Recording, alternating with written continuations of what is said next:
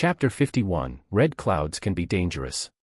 Less than a minute has passed, and through the Sharingan, Madara could spot Zuko's ship already preparing to turn back towards the Earth Kingdom. Looking towards another spot, he can clearly see Sokka's gobsmacked face. Gosh, he has almost as much of a punchable face as Jackie.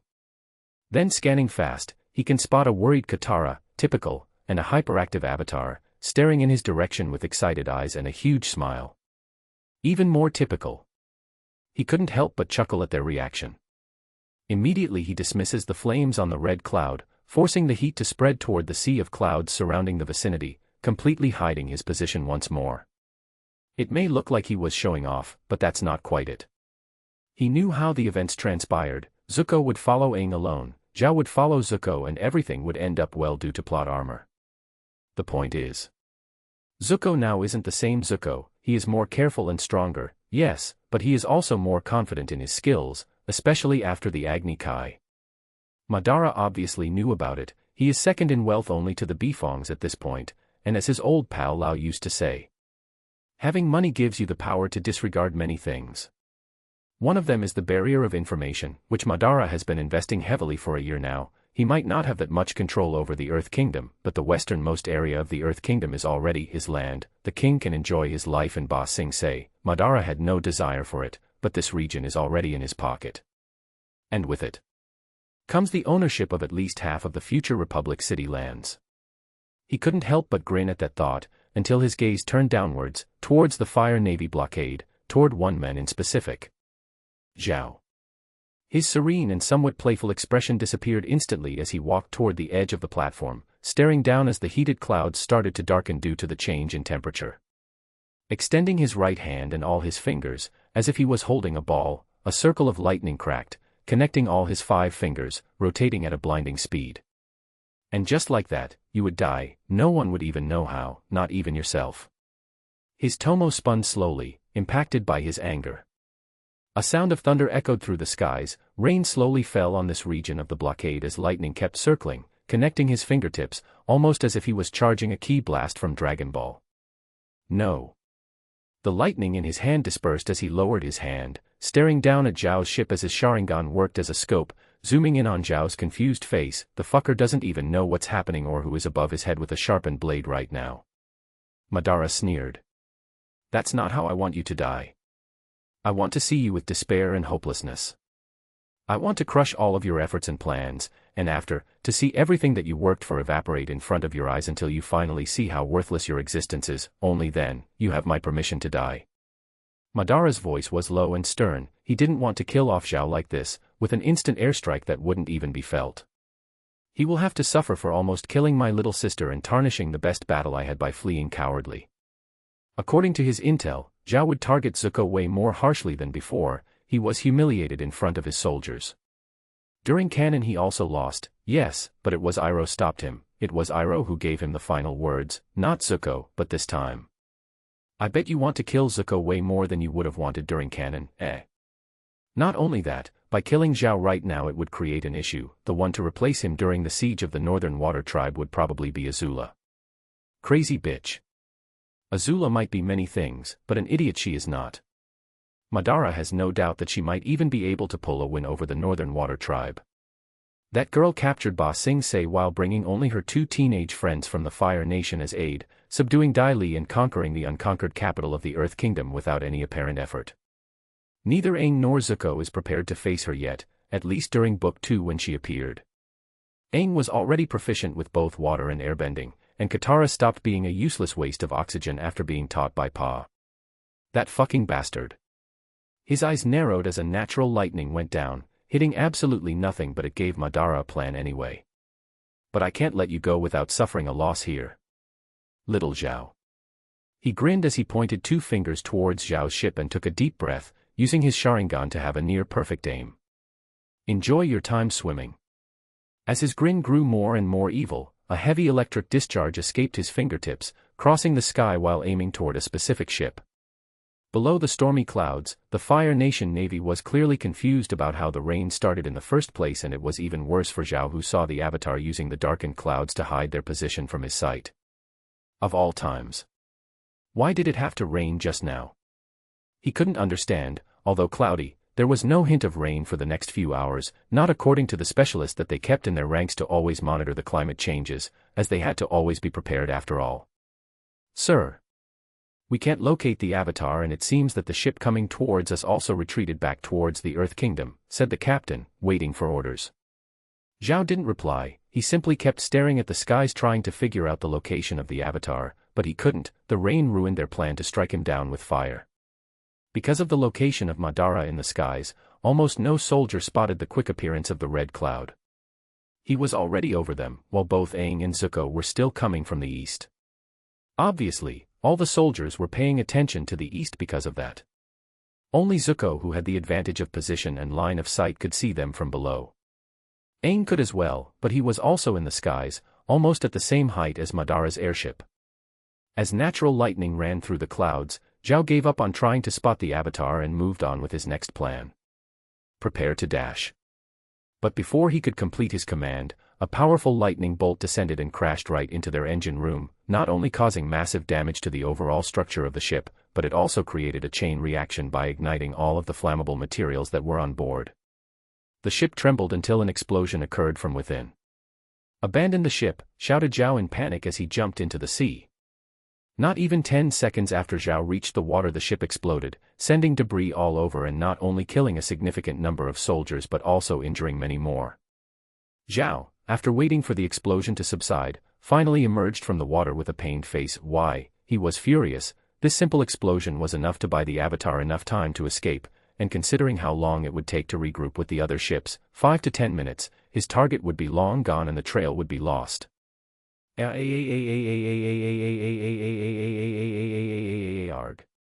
He shouted in fury, staring at the sky as if he was cursing the deity or spirit that cursed and ruined his plan. In one moment he had both the Avatar and the exiled prince in his reach, in the other, he didn't even have a ship. How cruel fate is.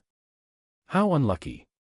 Sneered Zuko as he stared at the remains of the ship, almost commanding his men to turn back towards the Fire Nation waters once more to take advantage of the breach, but he managed to control himself. Iroh, on the other hand, was staring at the billowing smoke of the destroyed ship while caressing his grey beard with one hand and with the other folded behind his back. An odd glint could be seen in his eyes if one paid enough attention to it, but he remained silent.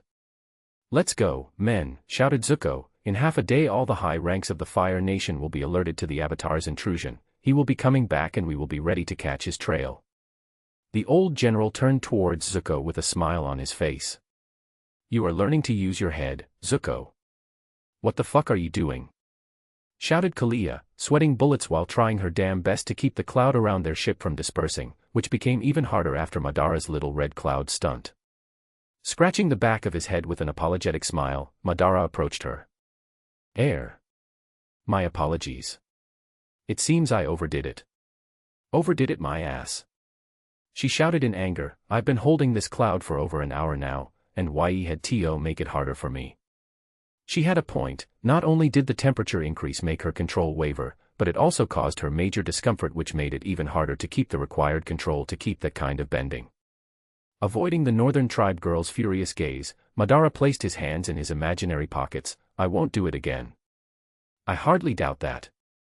Okay. "I won't do it again in these circumstances, come on." "We made a literal red cloud. We should be proud." Noticing that it would be better to wait until they reached an abandoned island before having that kind of talk, Madara tactically decided to walk inside in silence, avoiding any confrontation with his employee/lover. As he walked inside and sat on a lavish and comfortable sofa chair in the control room, Nari eyed him up and down and asked, "Why did you do that?" "Do what?"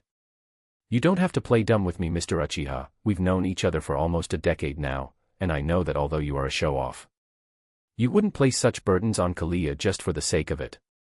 Madara stared at Nari for a few seconds and sighed. "You know, sometimes I miss the dumb old Jackie that didn't catch things that fast." Nari simply chuckled at that comment. "Well, if you want to know, there was someone I wanted to kill, someone I wanted to protect, and someone that I wanted to mark with a striking first impression." "Oh." Her eyebrows raised. After spending a few minutes explaining who Xiao was and why he was on Madara's hit list, how Zuko would be in danger if he decided to venture inside the Fire Nation like a hot-headed idiot, and how important it would be for their future to have a unique first impression on the Avatar, Nari only had one question. Why didn't you kill him? Not satisfying enough. Mr. Uchiha, I am not my husband. Sigh. Staring at the ceiling of the room, he couldn't help but feel helpless when it came to the wits of this woman. Two reasons. One is that although I can control lightning like no one else due to my eyes, it's still hard to have a perfect aim on such a small target at long distances. Lightning is a bit wild to aim properly. I don't think I could do so while being so far away. And the second? Him dying now would make most of my plans useless, and it would throw a variable in the equation, a very dangerous one at that. He didn't have to explain why he didn't just jump down and attack the Navy. It was obvious. This was a covert mission. The Fire Nation higher-ups were the last people on this planet that he wanted knowing that he left the resort. There's no doubt that they already figured out his identity and are bidding their time. The moment he leaves his metaphorical gold mine unprotected, they would launch an attack to take over it. They only haven't done so yet because the last 10 times they tried last year ended up in disaster for them, with not a single agent coming back alive to tell the tale. Noticing that Madara wouldn't explain any further, Nari didn't press him, simply returning to piloting the airship with a gentle smile on her lips. And where are we going from here? She asked, trying to change the subject. To a northern island of the Fire Nation. Oh. And what would such a remote place have that made you take such a risk in coming here? She asked, legit intrigued. There's a group of interesting warriors that live there, and they worship a couple of even more interesting beings. A smile appeared on Madara's face. Beings that I am looking forward to forming a good friendship with, at least one of them. Chapter 52, Sun Island. Flying through the blue skies, free from any pursuit thanks to the storm clouds of hours back, Sokka and Katara sat up in the saddle while Aang remained lounging on Appa's head. As time flies, the sky changes to a darker, sunset-filled evening. Appa becomes more and more visibly tired. It may seem that crossing the whole world while flying is a quick thing, but it's not. Just crossing from the southwestern coast of the Earth Kingdom to this place has taken almost a full day, and they barely reached the first few isles in the huge archipelago of the Fire Nation. Eventually, Momo bounces up and down in eager surprise, as Aang shouts excitedly, "There it is." Sokka and Katara pop up in the saddle as Aang continued to explain, "The island where Roku's dragon took me. Crescent Island is a volcanic isle. It's named that way due to its crescent moon shape. It is located in the easternmost part of the Fire Nation, and it houses the legendary shrine to Avatar Roku. There was a single huge smoking volcano that could be seen right in the middle of it, with lava gently pouring down from the top to the sea. As they descend to the isle, they spot a stone mountain that connects to an elegant, multi-story fire temple. Lava flows beneath the bridge and the air is thick with steam. Aang stands by Appa's head after they land at the base of the stone bridge. Katara stands by Aang's side while Sokka is stretching further away. "You did it, buddy. Nice flying," Aang says with a huge smile while rubbing against Appa's head. The bison bellowed in satisfaction, rolling to the side to wave his 3 legs into the air lazily, with his tongue out and preparing for a well-deserved rest. "You must be tired," says Katara while smiling sweetly and rubbing his belly. "Nah, I'm good," shouts Sokka from behind without paying attention to the duo.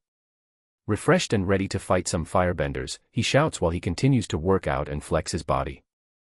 "I was talking to Appa," says Katara dryly, while propping her hands on her hip.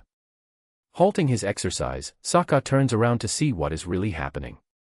"Well, and I was talking to Momo," he points to the lemur, clinging to a dead tree's branch. As they cross the bridge, Sokka's eyes narrow as he keeps scanning the place with his eyes. "I don't see any guards," he speaks. "The Fire Nation must have abandoned the temple when Avatar Roku died," answered Katara, not as worried as her brother. As they enter an enormous chamber with fire decor columns, the Avatar team is shocked to see a group of 5 elderly men, wearing red robes and tall red hats, that address them, "We are the Fire Sages, guardians of the Temple of the Avatar," speaks the one in the middle. Aang beams a smile, "Great. I am the Avatar." "We know," the man replies, and together with the other 4 sages, he takes a deep breath before releasing a blast of fire in the direction of the 3 kids. In the middle of a small rocky isle, far away from any civilization, a big airship can be seen. It stays within a ravine, protected from any boat's line of sight. Inside the black-colored airship, 2 people can be seen playing some cards. "And it seems that you lose again, Madara." "Blackjack," Nari speaks, with a gentle smile while Madara keeps frowning while looking at the table. You sure you don't cheat? He raises an eyebrow in dissatisfaction. This woman seems to have a sixth sense when it comes to card games, too. It's not even funny. I would never cheat, Madara, especially you, she said softly as she grabbed the cards and started to shuffle again. Another one. Nah, I am good, he shook his head. I am rather happy that you are on my side when it comes to gambling and whatnot. Having someone like you as a customer would dry our coffers. She giggles while hiding her mouth with the sleeve of her robes. Don't underestimate the clients. Some of them are rather smart and tried to count cards many times. Some succeeded many times.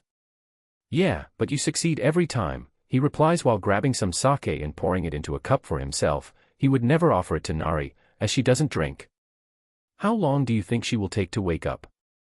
Ask Nari as she leans back, sipping her tea. I would say, 8 to 12 hours, that's how long she takes after we. Well. You know. He says while articulating with his free hand, which makes Nari giggle even more. Ah, and I am sure that the level of exhaustion is the same. She speaks sarcastically. How good it is to be young, she spoke with a motherly tone, which made Madara rather embarrassed, feeling like he was speaking about weird topics with his own mother.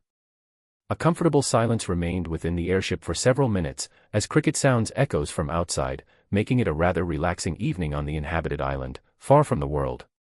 He might have reached there already. Speaks Madara as he lights up his kizaru, looking through the window. The Avatar. Where do you think he went? The Avatar Roku Temple, most likely, Madara answers without looking at her. It's winter solstice and such events are heavily linked to the spiritual presence in our world. If I was a clueless Avatar kid, in a world where everyone that I've ever known is long gone, I would seek counsel with the former Avatar, in this case. Roku. It's rather interesting to know that spirits are in fact real. Said Nari. Real. Scary, and dangerous. Replied Madara with a solemn tone. Why is that? Some spirits are good-natured, the Northern Water Tribe spirits are good, even Wan Shur Tong is nice if you know how to talk to them and have the patience, but some are not as much. I always thought that the spirits exist for the sake of balance and coexistence.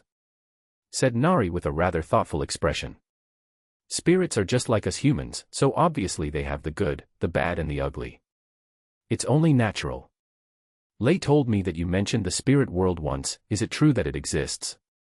Don't look at Nari as if she was just a dutiful wife and a master at her work. She is one of the most studious and intelligent people that Madara had ever met in his 2 lives. If she was 70 years old, I don't doubt for 1 second that she would be part of the White Lotus. Heh. It does exist, it's just rather complicated to enter there. Will you ever let us know about it? When the time comes, yes.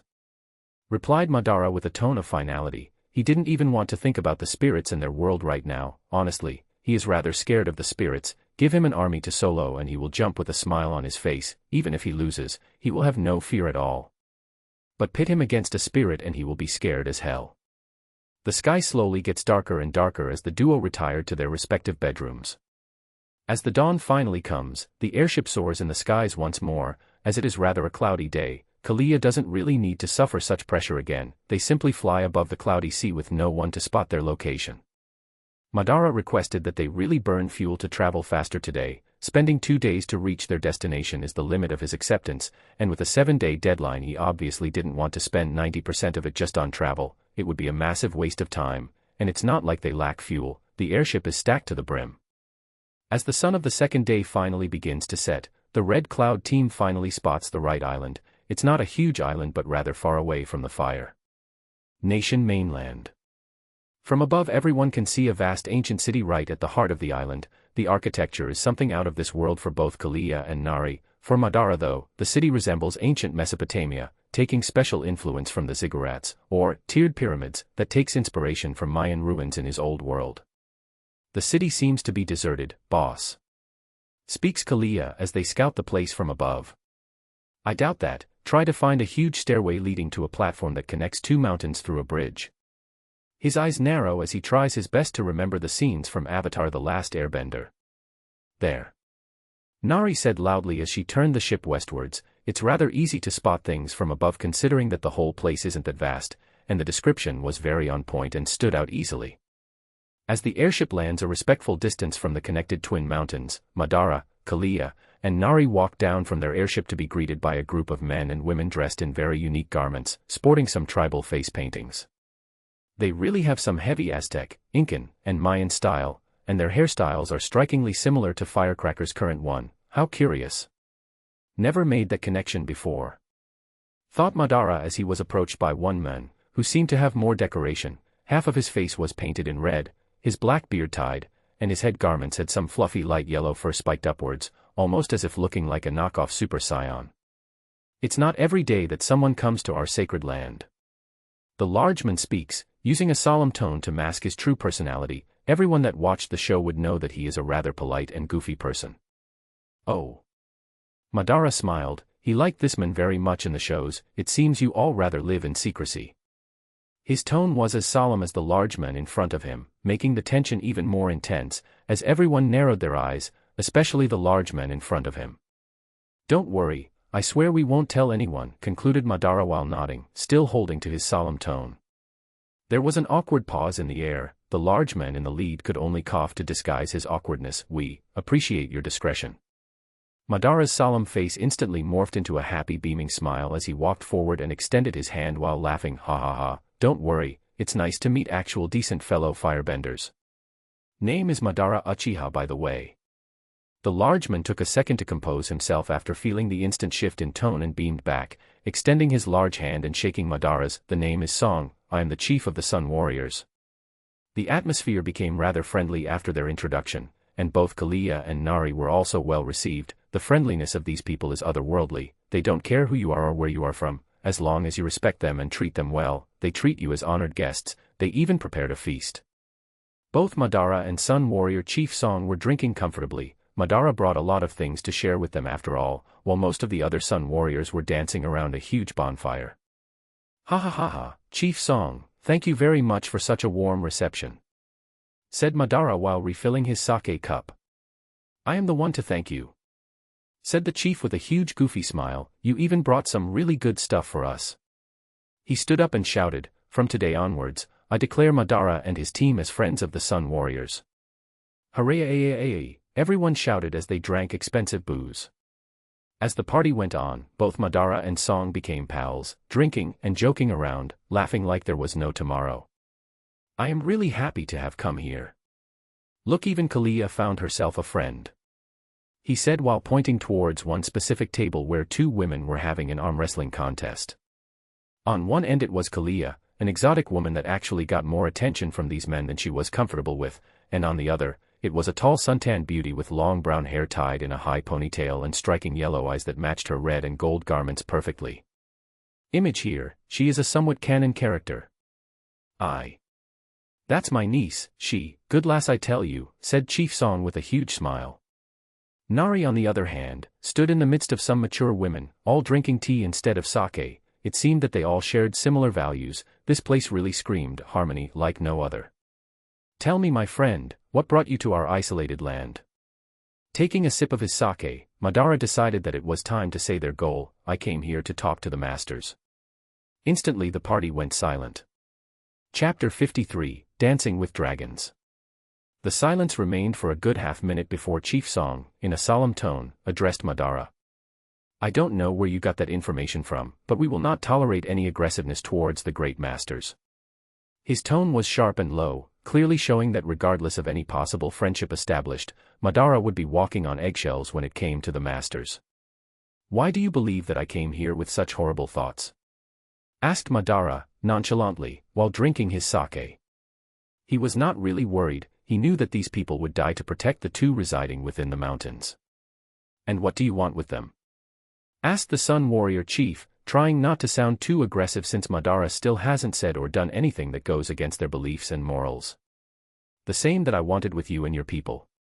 Friendship, replied Madara while shrugging. His words eased the tension quite a bit, but not entirely. Song still kept his solemn expression while inquiring, friendship with the masters? Do you believe that something like that is achieved just like that? Raising an eyebrow, Madara said, why not? They are not like the rest of us, or you. So what? We share the same world and share the same gift of firebending, regardless of what you think or say, they are very similar to us," concluded Madara with a confident grin. Those words struck not only Chief Song but every single Sun warrior that heard them. They never thought about it like that. Well, the masters were dragons that didn't communicate at all, they were treated more as superior beings than equals. But perhaps, that kind of mentality would actually allow you to befriend them, but it's not up to me to decide. The chief concluded, taking a deep breath and finally relaxing. The party eventually resumed, and with the tension finally removed, people went back to playing the drums, dancing with fire, drinking, eating, and even brawling. Well, Kalia did some of the brawlings and knocked a few Sun warriors on the ground cold. She trained with Madara after all. No way in hell would she lose in a brawl against people that focused solely on their bending. It's up to whom, then? The chief kept staring at Madara for a few long seconds before standing up. "Tomorrow at dawn, come to this very place with your lady friends. You shall have an audience with the masters, and your fate will be up to them to decide. I thank you for the gifts, we shall talk in the morning." As Song walked away towards his residence, many other Sun warriors decided to retire for the night as well, leaving only a few outcasts outside to keep drinking and laughing. "So, who are those masters you want to meet?" asked Kalia as she approached from the side. "I am curious as well, Mr. Uchiha," said Nari, appearing behind him as if she was a ghost. "Good lord, woman." Madara just kept his cool guy face and shrugged, not being bothered by the way the party ended or how the chief just left. "Why would I ruin the surprise?" he said, grinning afterward. "I really want to punch you really hard." The corner of Kalia's lips twitched, and a small vein popped on her forehead. Nari just chuckled. She was used to having Madara hold little secrets just for the sake of a dramatic reveal. Sadly, she had no idea that these little secrets were not little at all. If she had known so beforehand, she would have done her best to force him to speak and save herself from a near heart attack first thing in the morning. She, the niece of the Sun warrior chief, kept staring at the trio of outsiders from a distance with an amused smirk. It seems he already knows, but the two ladies don't. It will be a very entertaining morning tomorrow. Team Red could remain in the vicinity for nearly an hour after that, chatting, talking, and relaxing before retiring to their rooms inside the airship. They were offered a place to stay, but no fucking way Madara would pick a stone bed with hay mattresses over his expensive, luxurious, and incredibly soft bed. No sir. The darkness of the night eventually went away, with the first rays of the morning already spreading over the tip of the layered pyramids of the ancient city. In front of the twin mountains, every single Sun warrior was present, even Sun warriors that were not even at the feast the night prior. An outsider's meeting with the masters was a very rare occasion, the last one dating over 40 years ago. Most of them weren't even born yet. "How long do you think it will take for him to be eaten?" asked a tall and slim man. He had narrow eyes and sported a haircut similar to Zuko's currently, except that his ponytail was long and reached his back. The person whom he was talking to couldn't help but sigh. "You know, Hemgeo, no wonder people don't like you very much. You are always gossiping and creating discord between people," answered she, with her arms crossed as she observed the ceremony being prepared. The men frowned. "Bah, I just speak what everyone thinks. No way some outsider would become friends with the masters." Sure. Whatever you say," answered she while articulating her left wrist before walking away. This guy always pissed her off. "TCH. was the only thing she could hear from behind her as she approached the trio that finally decided to show up. "Better late than never, eh?" she asked with a grin. Madara raised an eyebrow at this girl's approach. Kalia told him about her last night, but they didn't interact at all, so he was a bit surprised by her forwardness, but decided to be carefree as always. "Well, a man needs his beauty sleep." She chuckled and walked towards Kalia. The two girls started talking about, who the fuck knows what they were talking about. All that Madara had in mind was the top of that stairway. Everything else faded into the background. After a few more minutes, Chief Song approached. "It's time for you to take the eternal flame and start your ascension." He spoke with a solemn air. Friendly or not, this was a sacred ritual for him and his people. After nodding, Madara was led alone towards a huge fire that resided inside a finely crafted wall on the base of a nearby mountain. The place was surrounded by many Sun warriors in meditative positions. After grabbing a portion of the flame and inspecting it as he walked back towards the stairway, Madara couldn't spot any difference from a regular fire. Perhaps the Sharingan could give him clues, but he won't activate it here and scare these people. They might jump on him and he would be forced to commit some more crimes. He'd rather avoid that. As he approached the large square at the bottom of the stairs, Sun Warriors were already using their firebending to create rings of fire surrounding the place, just like they did in the show. Madara approached the chief.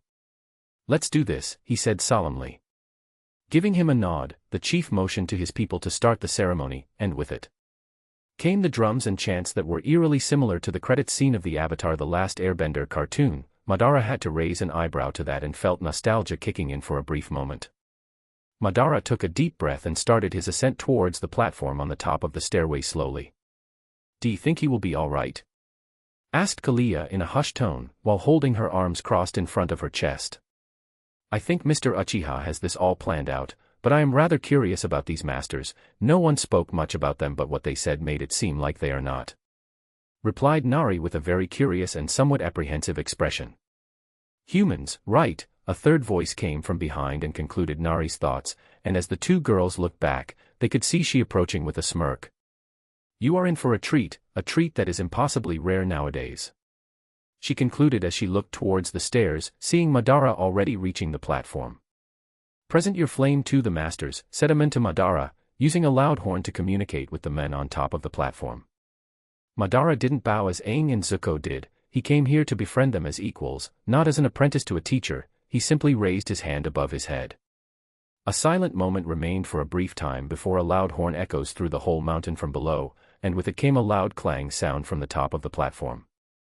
Standing there with one hand raised high holding a flame, he used his other hand to pull his gunbai from his back, holding it upside down in a reverse grip, with its tip in contact with the ground. A huge maniacal grin appeared on his lips and his eyes instantly glowed bright red, his three tomo spinning slowly, demonstrating his excitement, as he shouted, "Come."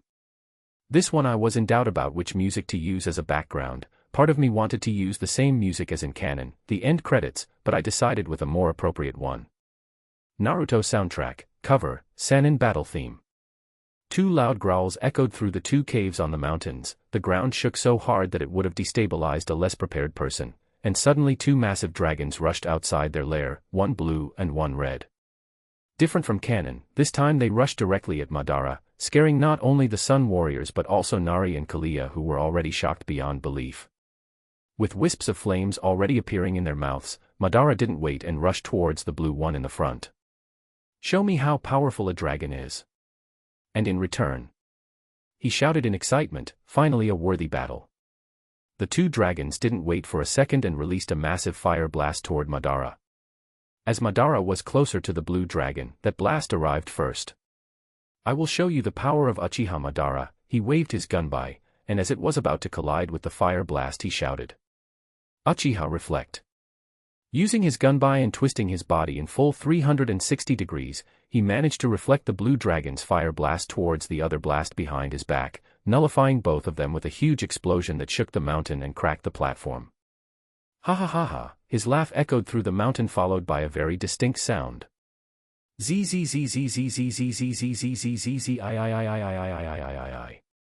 Abandoning the flame in his left hand and throwing a kunai tied to a wire, he managed to hook it on the horn of the blue dragon, that in turn took flight and carried Madara with him. While being carried by wire midair, Madara didn't have much time to think as he saw a massive open red maw about to swallow him whole. Using firebending to launch himself from the wire, Madara managed to dodge the maw and landed himself on the top of the red dragon's head. Watching this, the blue dragon got pissed and he flapped his powerful wings, and turned mid-flight, aiming at Madara even if the price was hitting his fellow dragon.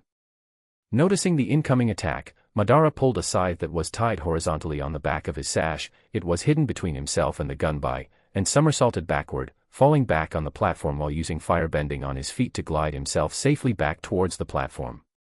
He watched with glee as the two massive dragons collided, forcing the red one to fall on the bridge before sliding down toward the base of the mountain. Looking up, Madara's Sharingan shone intensely as he stared at the huge blue dragon, shaking his head because of the pain. "Yeah. I like you the most." Down on the square below the platform, it was pure chaos. The fight caught them off guard and made everyone already panic, but when they saw the massive red dragon about to fall on top of their heads, they all screamed in horror and started to evacuate. "God damn it, Madara. shouted Kalia while running away, trying to dodge that massive beast fall. I have to agree with you on this, damn you, Madara, said Nari while running, huffing with a narrowed and displeased gaze. What the fuck is wrong with your friend? Shouted she, running right beside them with a scared expression. On the top of the platform, the battle was still ongoing between the blue dragon and Madara. Every time the beast tried to strike, Madara dodged with ease, a beast that size, with such predictable attack patterns, and with no possibility of sneak attacks. Was easy for him to dodge. He even used his scythe as a hook to hold onto the dragon's horn again, which made the dragon crazy in anger. Coming up with a plan, the blue dragon soared upwards like a reverse comet. Madara kept holding onto his scythe as if his life depended on it. Well, it kinda did. After they reached high in the sky, the dragon maneuvered himself in a way that launched Madara upwards alone after unhooking the scythe from his horn. As Madara was launched even higher, he could see the colossal multicolored fire wave coming towards him. You never learn, do you? He shouted while putting the gunby in front of himself. Reflect.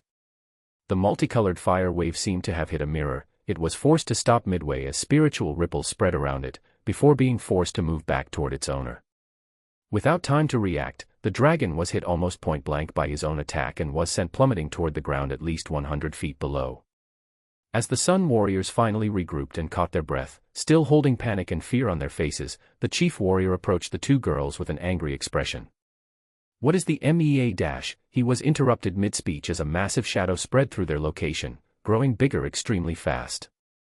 Looking up, everyone went pale as they saw the blue dragon falling at their exact spot, while Madara followed by using his firebending on his feet to propel himself faster toward the beast. Fuck you, Madara. Chapter 54, How to Tame Your Dragon.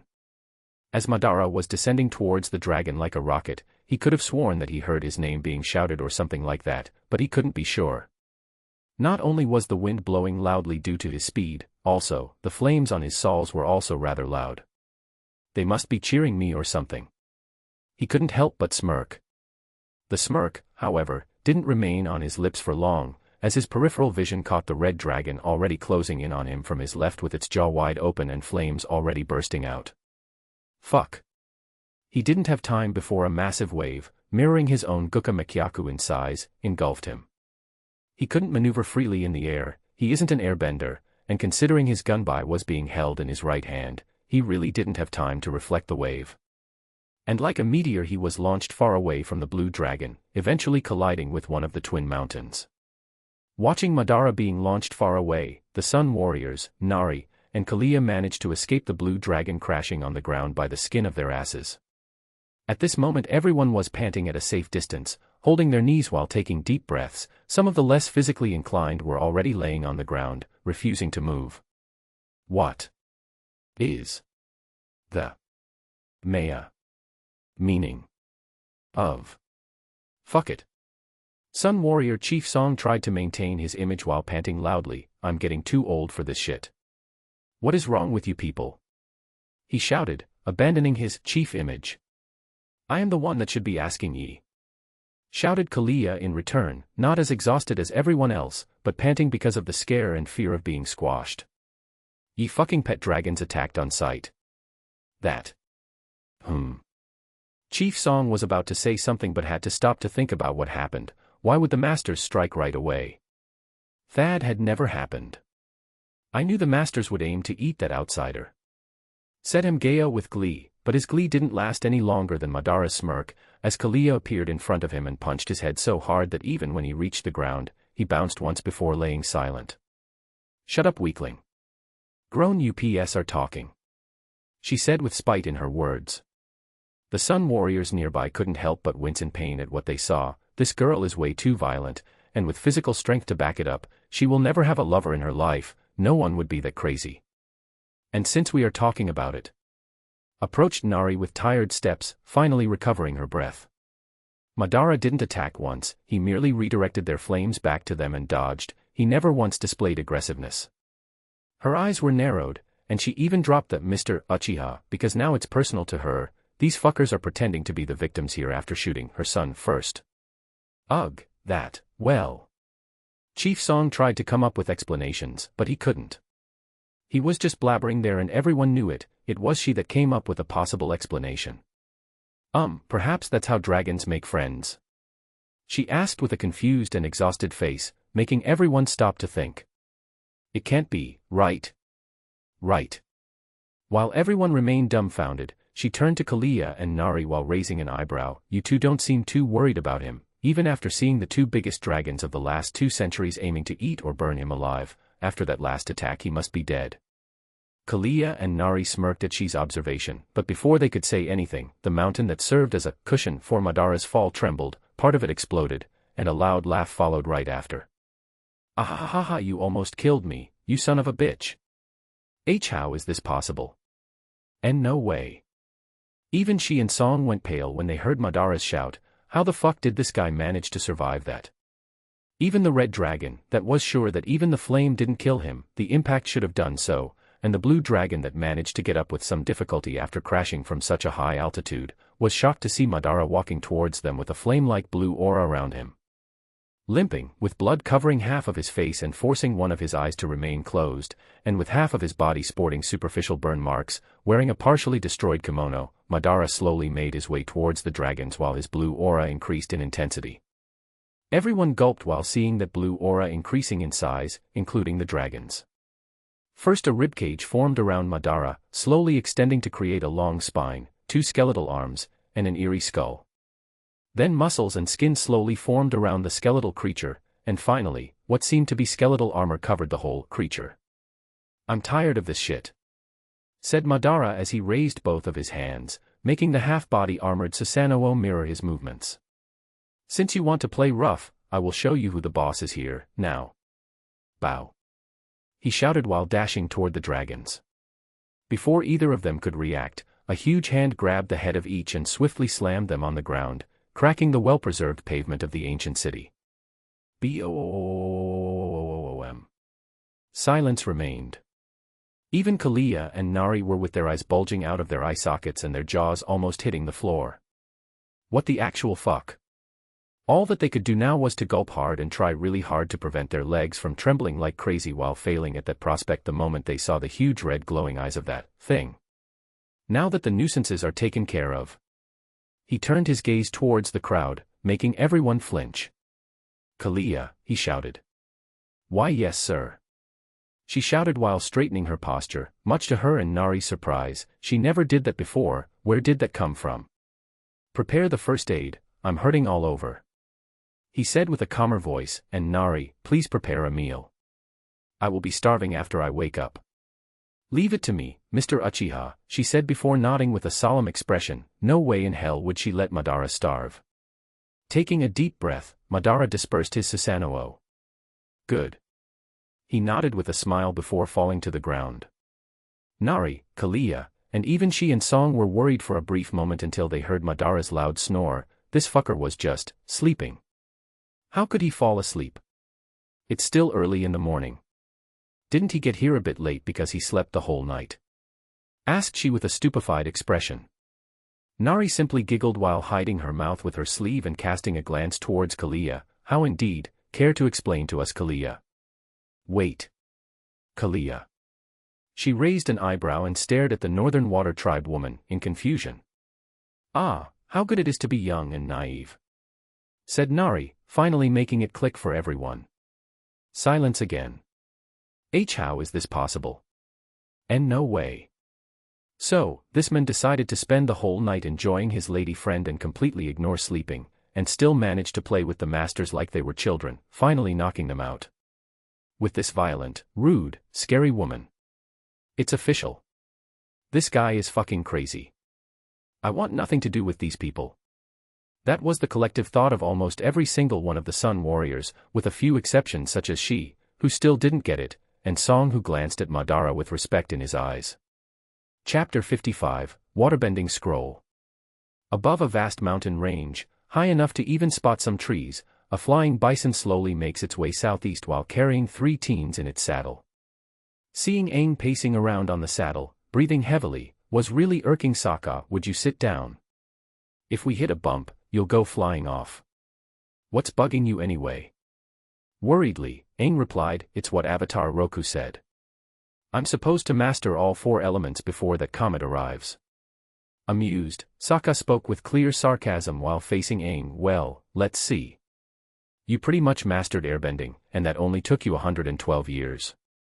I'm pretty sure you can master 3 more elements by next summer. Frightened, Aang was losing his cool. I haven't even started on waterbending, and we're still weeks away from the North Pole. What I am gonna do? Katara gently held Aang's arm, speaking with a soothing tone. Calm down, it's going to be okay. If you want, I can try to teach you some of what I know. That surprisingly was enough to make Aang smile. You'd do that? Nodding and looking over the side of Appa's saddle, the girl continued, we'll need to find a good source of water first. Feeling the need to input his sarcasm in this lovely scene, Sokka grinned and commented, maybe we can find a puddle for you to splash in. Water splashes high after Appa jumps into a river, turning soaking wet and almost knocking poor Momo off the rock he was standing on, then turns over and just floats on his back. Sokka's eyebrows trembled while he stood there, soaked and holding a big stick with a large gathering of leaves at the end. Why did I have to suggest that? Don't worry, Sokka, Appa likes you very much, he won't create a ruckus, I promise. Aang said with a huge beaming smile. Katara on the other hand could only grin at her brother's misfortune. Go on, go clean Appa while I teach Aang. Uncle. Someone's changing our course. Shouted an angry, prideful Fire Prince, clearly afraid of a possible mutiny in his crew. Oh. Actually. I assure you, it is a matter of utmost importance, Prince Zuko, says the old general while scratching his beard. Zuko had a hopeful expression on his face when he heard the serious tone of his legendary uncle. He rarely talks like that. Did you manage to get the Avatar's trail? Iroh's eyes narrowed, even more urgent. It seems I dash. He stopped talking to rub his forehead in stress, which made Zuko rather afraid. Iroh was never that serious and distressed. But then the old man continued. I have lost my lotus tile. Lotus tile. For my Pai Sho game, of course. Most people think that the lotus is insignificant, but it is essential for the unusual strategy that I employ. He concluded with a serious, stern expression. You gotta be kidding me. Said Zuko in utter disbelief. No, unfortunately, I am not. I indeed lost the lotus tile. Iroh nodded sagely. You've changed our course for a stupid lotus tile. Shouted Zuko in anger. Madara as a teacher or not, Iroh knew how to push his buttons like no one else. It's like the old man had a manual on how to piss off Zuko, always in his robes. I see. You, like most people, underestimate its value. Just give me 10 minutes to check with the merchants at the nearest port. Iroh said excitedly. Hopefully. They will have the lotus tile in stock and I can get on with my life. Zuko was literally breathing fire at the ceiling in anger. I'm lucky to have such an understanding nephew. Arf. The room is filled with smoke from Zuko's outburst, clouding the view of everyone as he storms out, shouting in anger. Sokka was amused while watching his sister trying to teach Aang how to waterbend. He considers it trying because Aang was doing it even better than his sister does. Even after years of practice, Katara's mastery over water is nowhere close to the 10 minutes of training that the Avatar just went through. Well, he is the Avatar, but it's still funny, and I will never let her forget this. He couldn't help but chuckle. What are you laughing at? Shouted an angry teenage girl. Then things escalated to the point that Katara even felt bad in the end and apologized to Aang for her temper, but completely ignored apologizing to her brother. Screw this guy. As they kinda washed away their supplies during their extremely brief waterbending lesson, they had to find a nearby trading port so they could spend their massive fortune of 3 copper pieces. Madara would have snorted at that from the other side of the world if he wasn't busy at the moment. Peasants. Cross that, 2 copper pieces. Aang had to buy a stupid whistle, and now they are almost out of the money that King Bumi gave them back in Omashu. Guess being the Avatar isn't that profitable after all. Well, Aang lives on grass, so there's that. As the group was led by some weird guy with a clearly evil appearance towards a shop owned by the most obvious pirate in the Avatar world, Katara decided to follow their high-risk trading style and hijacked a pristine waterbending scroll, which led them to their current situation. An angry shout echoed, "My cabbages! Everywhere someone ruins my beloved cabbages. This place is worse than Omashu." Aang decided to use the tactical retreat maneuver, carrying both Sokka and Katara with him and leaving the pirates behind, eating dirt, quite literally at that. After landing near the river, they set up their tent and made Appa comfortable. As Aang was putting his glider away, he commented, "I used to kind of look up to pirates, but those guys are terrible." Katara answered mischievously, "Oh, I know, that's why I took this," she said while pulling the waterbending scroll from her tunic. "No way." Aang was surprised. "Isn't it great?" Katara was excited. "No wonder they tried to hack us up, you stole their waterbending scroll." Sokka was enlightened. "Well, I do prefer to think of it as high-risk trading." Aang laughed out loud, "Good one, Katara." As they continued to discuss how stupid Katara's idea was, while Sokka was doubling on that considering that they could have ended up dead if it wasn't for Aang's flight, they ended up deciding to agree to disagree, with Sokka walking away and Katara and Aang moving towards the river and unfolding the scrolls. "Look at these moves. It's almost a complete move set of waterbending," shouted Katara excited. She has never seen such complex postures and movements before, being the only waterbender in her tribe. Aang was equally excited, "Right. And look, it seems that it has a signature," he pointed to the bottom right of the scroll.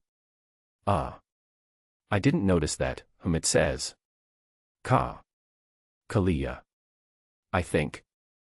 I mean, it does sound like a water tribe name."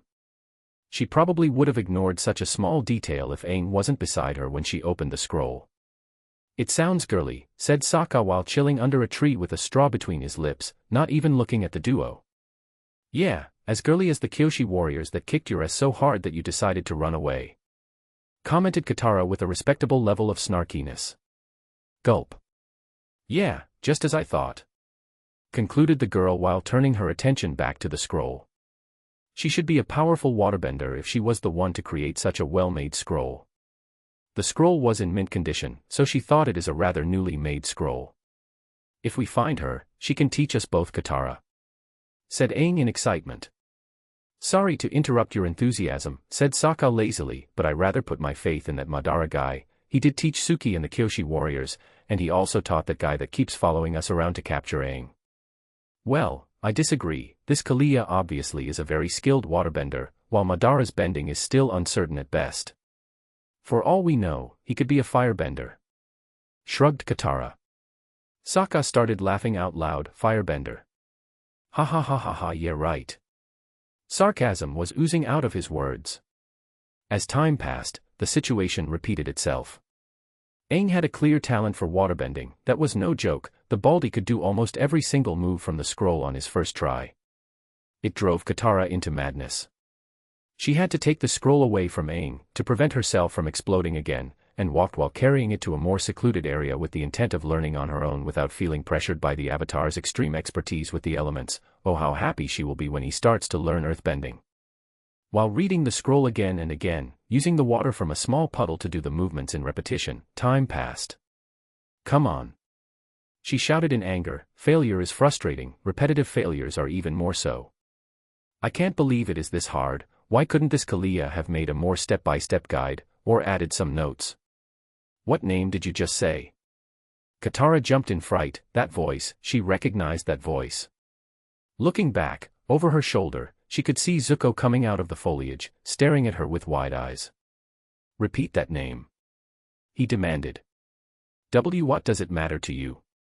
Loud voices came from behind the bushes. "We got one of them." She recognized those voices as well. "Pirates. Tell me the name," shouted Zuko, expelling some flames from his fists. He wasn't kidding. "Kekalia," answered an extremely confused Katara, even more confused after she saw Zuko's eyes trembling after he had confirmation of the name. "There you are. And you got the scroll too, great," said the pirate captain, still carrying his green iguana parrot on his shoulder. Taking a deep breath, Zuko stared at the scroll for a second before turning toward the pirates, and his uncle who was right behind them. "Well, gentlemen." He assumed a combat stance. "It seems that the deal is off." Chapter 56, Between Autumn Leaves. "Grab the girl," shouted the pirate captain right before receiving the most painful kick to the face that he ever got. Zuko moved like a shadow, with fast and precise strikes always aiming to incapacitate in a single strike. A punch to the throat here, an elbow to the liver there.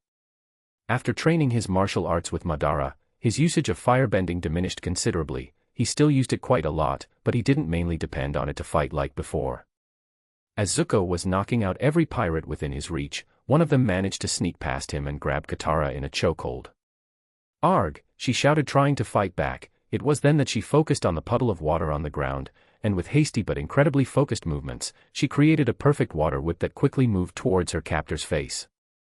The man was startled. He didn't know she was a waterbender and was caught completely off guard and was also forced to let go of her. Taking advantage of that, Katara kept using the same water whip again and again, striking different parts of the pirate's body and dropping him to the ground like a rag doll. Iroh, on the other hand, was just chilling, doing minimal movements to take care of the very few pirates that aimed at him instead of his nephew. The old general saw the girl finally using her bending in combat and couldn't help but smile. He then saw her running away in haste after a victory, with the scroll in hands, and couldn't help but shake his head wryly, focusing back on his nephew's fight, though an item left on the ground caught his attention. Zuko, who was kicking ass, seemingly in the zone, finally stopped when he realized that every potential threat was laying cold on the ground. Looking around, he asked with a raised eyebrow, "Where's the girl with the scroll?" Scratching his beard, Iroh answered, "She ran away. After winning her battle beautifully, may I add, she decided to escape." A thick vein popped on Zuko's forehead. "And you in all of your wisdom didn't think of stopping her?" The old general laughed awkwardly. "Don't be like that, Prince Zuko. I am old, and..." He placed his hand on his round, bloated belly. Not in the best of shape to chase down young people. As he was patting his belly, he noticed a weird thing in one of his inner pockets, and after checking inside, he couldn't help but shout excitedly. "Prince Zuko! What? Did you get her trail?" "No, even better than that." "The Avatar's trail then?" Hope could be seen in the young prince's eyes. "No, even better than that, look." He shouted as he pulled an item from his inner pocket, "My lotus tile. It was in my pocket all along," he said with a huge beaming smile. Zuko's eyebrows trembled, and heavy breaths that had wisps of flame came out of his mouth. Warga. He couldn't handle it. Moving in fast speed, he grabbed the damn tile and tossed it towards the jungle with all his strength. Iroh just stood there, with a shocked expression that became tearful. My lotus tile." As the duo of Fire Nation royals went back to their ship, Zuko was so pissed that he ended up burning parts of the jungle with his firebending. Seeing their prince in such anger, one of the ship's soldiers couldn't help but ask Iroh, "Why is the prince so angry today, General?" Iroh just coughed and scratched his beard. "Yes, he has a habit of doing this." "Well, he seems to be in a bad mood. Let's go eat something, shall we?" He grinned awkwardly. The rest of the day went practically silent inside the Fire Nation ship, with only the guards exchanging some banter and jokes as they finally set sail again. Knock knock knock. "Come in," said a calmer Zuko as he sat in a meditative position while facing a wall of his bedroom that had his twin scimitars mounted on the wall right above a fancy black kimono with red clouds which also was on display. "Prince Zuko, here's your dinner," said Iroh while carrying a tray with a healthy meal and some juice to his nephew. "Thank you, uncle," he said as he stood up and went to eat. "You are not mad at me anymore?" asked Iroh, a bit curious. "I was never mad at you. Some of your actions indeed drive me crazy. But. With a loud sigh, Zuko explained, "Teacher once told me that you usually use your antics to teach me something, even though I fail to understand what that thing is other than driving me mad." Iroh couldn't help but chuckle. A warm smile appeared on his face as he heard Zuko's explanation. It was the best idea to take Zuko there back then. "But you don't seem very worried about their escape," added the general. "Well, I am pissed, but not that worried. I got this," said Zuko as he presented a finely crafted waterbending necklace. The girl dropped it, probably during battle, and didn't pay attention to it. "Oh." Iroh was impressed as he also saw the item on the ground as Katara left, but also confused. "When did you get that?" Zuko smirked. "When you were crying about your damned lotus tile. Sorry about that anyway." His last words were filled with sarcasm. Cough. "It's no big deal, Prince Zuko." After rummaging through his pockets, Iroh brought out another lotus tile, and with a huge beaming smile he said, "I got another one in the port, just in case." Another vein popped on Zuko's forehead, and this time Iroh was quick enough to hide the tile. Why can't I win once? Anyway, said Iroh, trying to diminish his nephew's anger a bit. What do you plan on doing with that necklace? Taking a deep breath to calm himself, at least a bit, Zuko explained, there are some good mercenaries around the Earth Kingdom that worked for the Fire Nation years back. One of them is notorious for having a domesticated Xiao that can track scents. I see. Very smart, Prince Zuko. We will track that mercenary so they can help you find the owner of that necklace. Precisely, and considering how close that girl always is with the Avatar, I will capture him and reclaim the scroll at the same time, said Zuko with a smile. Very impressive planning. I am curious what that waterbending scroll has that got you all worked up and instantly turned on those pirates. I heard the girl saying that the owner of the scroll is named Kalia. Kalia, eh? Like Mr. Uchiha's subordinate. Exactly, I can't allow people to steal things from teacher, it would be a great dishonor as his disciple, said Zuko with conviction. Iroh couldn't help but smile happily at that. Good, that's very good. Dawn finally graces the land of the Earth Kingdom, and inside a red maple tree forest, a flying lemur could be seen chasing a bug. In his pursuit, he lands on the ground to see a neatly stacked pile of lychee nuts. When he runs towards it, Momo is pulled into the air by a cage trap, joining two other caged animals. Where's Momo? Aang asked his traveling companions after hearing Momo's screeches from afar. Deciding to check it out, the trio moved through the forest until they spotted three animals in their cage traps, hanging by ropes on tree limbs. Hang on, Momo. Aang shouted and used his airbending to fly to the top of the tree, jumping from trunk to get higher. Once he found the trap's mechanisms, he quickly undid them and carefully lowers Momo to the ground where Katara and Sokka are waiting. Seeing the sad expression of the other two trapped animals, Aang couldn't resist and gave them a reassuring smile. All right, you two. After the hog monkeys run away and Aang slides back down from the tree, everyone gathered around the traps to examine them. These are Fire Nation traps, says Sokka while narrowing his eyes. You can tell from the metalwork. We'd better pack up camp and get moving. As they gathered their things and began to pack them into Appa's saddle, Sokka interfered. Ah! No flying this time, he said. Aang was confused. What? Why wouldn't we fly? After taking a sleeping pack from Aang's hands, Sokka explained. Think about it. Somehow Zuko and the Fire Nation keep finding us. It's because they spot Appa, he's just too noticeable. What?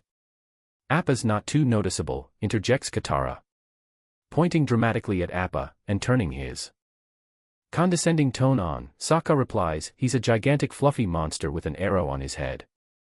It's kinda hard to miss him. The bison in question yawns as Aang pats his head. Don't worry buddy, Sokka's just jealous cause he doesn't have an arrow. Their banter continues, with Sokka finally naming himself leader while Katara defended Aang's right to be the leader since he is the Avatar, but proving her wrong. Aang just kept playing with Momo and making funny faces to Appa, not paying attention whatsoever, which makes her reluctantly accept Sokka's leadership, for now. After walking through a bush, Sokka spotted a Fire Nation campsite with a lot of soldiers. Most of them were seated or crouched near the fire with bowls in hand, and a couple of them sat close to the tents, which had the Fire Nation emblem on the door flap. A soldier with an eye patch over his left eye noticed the group and got up. Run, yelled Sokka as they tried to escape, but another firebender blocked them off by setting the bushes behind them on fire. We're cut off. Narrowing his eyes towards the firebender, Sokka spoke in a somber tone, if you let us pass, we promise to not hurt you. What are you doing? Katara whispers. Bluffing. Sokka whispers back. You promise not to hurt us? Ask the eye-patch soldier condescendingly before a whooshing sound is heard and the soldier is knocked out by an unseen tranquilizer dart on his back.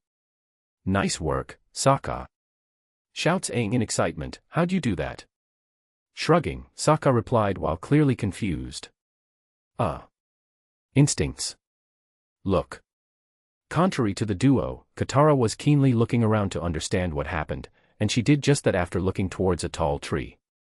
On top of a branch of said tree, a young man with tan skin and dark brown hair, tossed down his blowpipe and unleashed his two hook swords. He jumped down, taking down two soldiers on landing, and ran forward, taking down two more.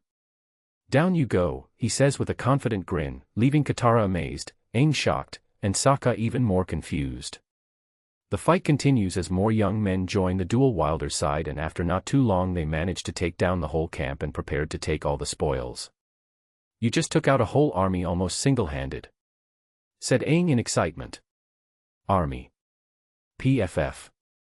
There's only like 20 guys," Sokka said disdainfully. "My name is Jet, and these are my freedom fighters. Sneers, Longshot, Smellerbee, the Duke, and Pipsqueak." Aang laughs as he looks at the tiny one. "Ha ha ha. Pipsqueak, that's a funny name. You think that my name is funny?" The largest man in the area responds instead, towering over all of them like a tall tree. He kept staring menacingly at Aang, who, against all their expectations, just laughed louder and said, "It's hilarious." Everyone started laughing out loud, well, everyone except Sokka, who was a bit confused about this whole ordeal. The two groups eventually became harmonic with one another, and Jet invites them to their hideout after looting the camp. Once they arrive by a tall tree, the group climbs up while using ropes until they reach a complex of treehouses, hidden between the red tree leaves of the forest, a perfect place to hide and rather cozy too. After the group went to the main building, everyone took a seat, while Aang in all his wisdom decided to take a seat on one extremely clean and pristine chair that was left on a higher spot than the rest. "No. Don't sit there," said Jet with a serious gaze. Why? I mean, it's just a chair," said Aang, clearly confused, but respected their wish regardless. Seeing the bald kid moving away from the chair, every freedom fighter calmed down, and Jet, who can clearly see the team avatar's confused visages, explains. "That's a seat of honor for our honorary member." There's no one else here, or are they away?" asked Aang. Shaking his head, Jet explains, "He isn't one of us in presence, but he is one of us in spirit and heart." "And who is he?" asked Katara. "There are many names that he is known by, we don't know his real name, but around here he is known by Ghost." Chapter 57, Rite of Conquest. Inside a luxurious room, surrounded by the warm golden lights of the few lamps scattered around, a young man with long wild hair, dressed in comfy silky yukata robes, slowly woke up. Placing his hand on his forehead, his eyelids slowly opened to reveal sharp black eyes. Part of him, a tiny one, wanted to get up, the other, was quite enjoying the comfiest bed ever. But I can't. Even inside his own head he sounded sad about waking up. "I feel that if I sleep for 5 more minutes I will have to deal with some nasty migraine." Letting out a sigh, he used his full willpower to sit up and slowly stand up, wandering around the room like a lost zombie. First, he went to the restroom to properly wash his face and do his things, and, after some time, he could be seen walking out while drying his hair using a towel and wearing a fresh silky yukata robe. Looking outside the window of his room he could clearly see the dark starry skies. "What the hell? Wasn't it sunset when I fell asleep?" Raising one of his eyebrows and adjusting his kimono Itachi style, he walked by his cabinet, grabbed a gourd of sake by the ribbons around its neck with his one free hand, and walked outside. The moment that he walked outside he was assaulted by a delicious smell that instantly brought back some of his previous life's memories. This smell. Sniffing while looking around, and spotting a gathering of people not that far away, he decided to move towards them while using his teeth to uncork the gourd and take a long gulp. "I!" shouted a very recognizable woman, and then he grabbed the damn cell bar with one of his hands and melted it. "I didn't know if I should have been aroused or scared, but I sure was both." "Ha ha ha ha ha. Really?" asked another, younger, female with excitement in her eyes. "The outside world sounds so exciting." "It really is." A somber male voice came from behind, incredibly close to her ear, without being detected before. The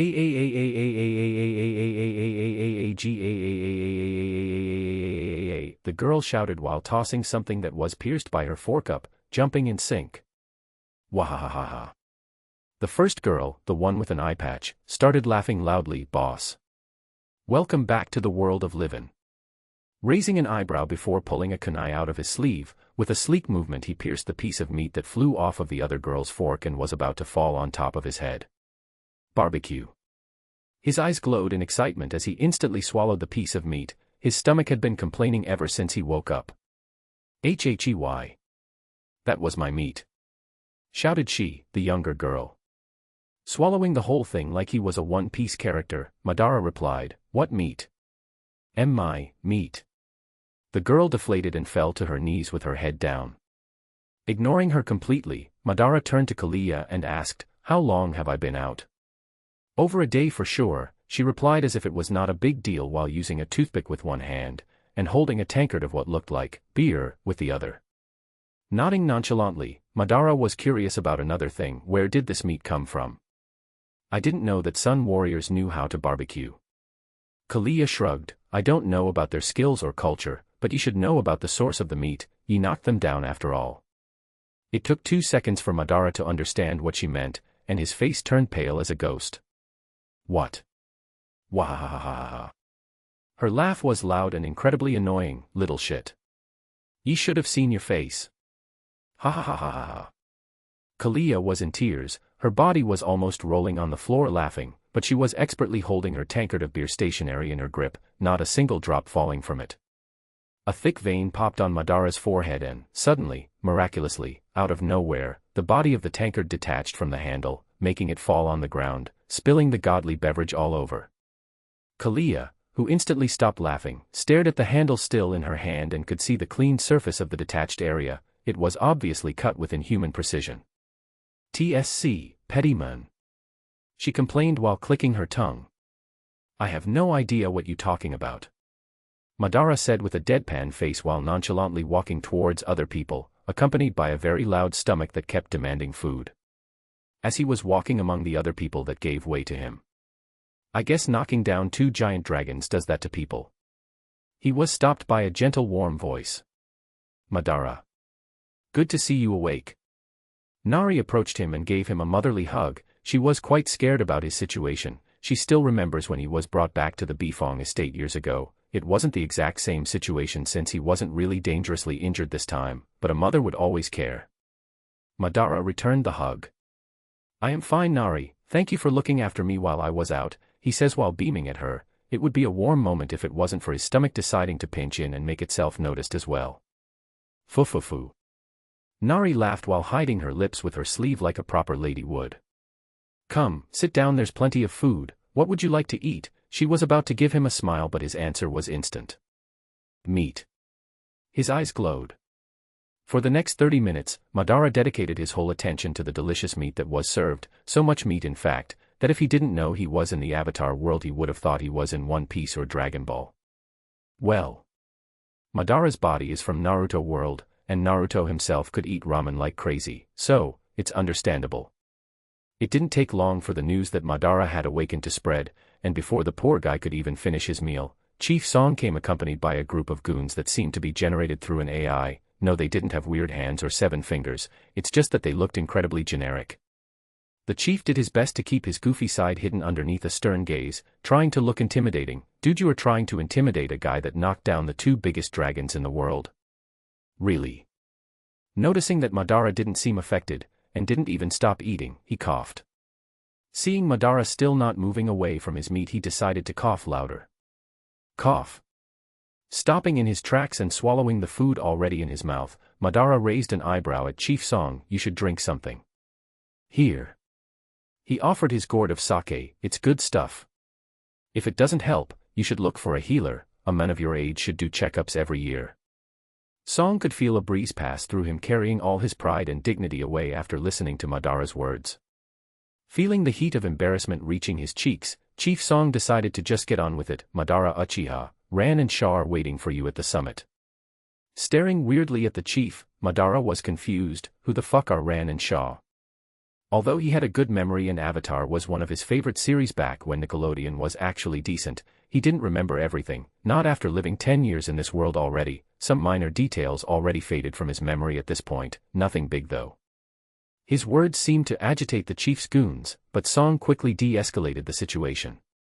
"They are the masters, our ancestors named them as Ran, meaning burn and ignite, and Xiao, or Xiao in actual Chinese, meaning burn and blaze. Combined they mean combustion, flaming, and kindle," Chief Song said with pride, puffing his chest out. "So, you named them using 2 words that mean fire, that together also mean fire?" Madara asked with a Saitama face and deadpan voice. Well. Now that Song stopped to think about it, those names didn't sound that awesome anymore. Wow, so creative.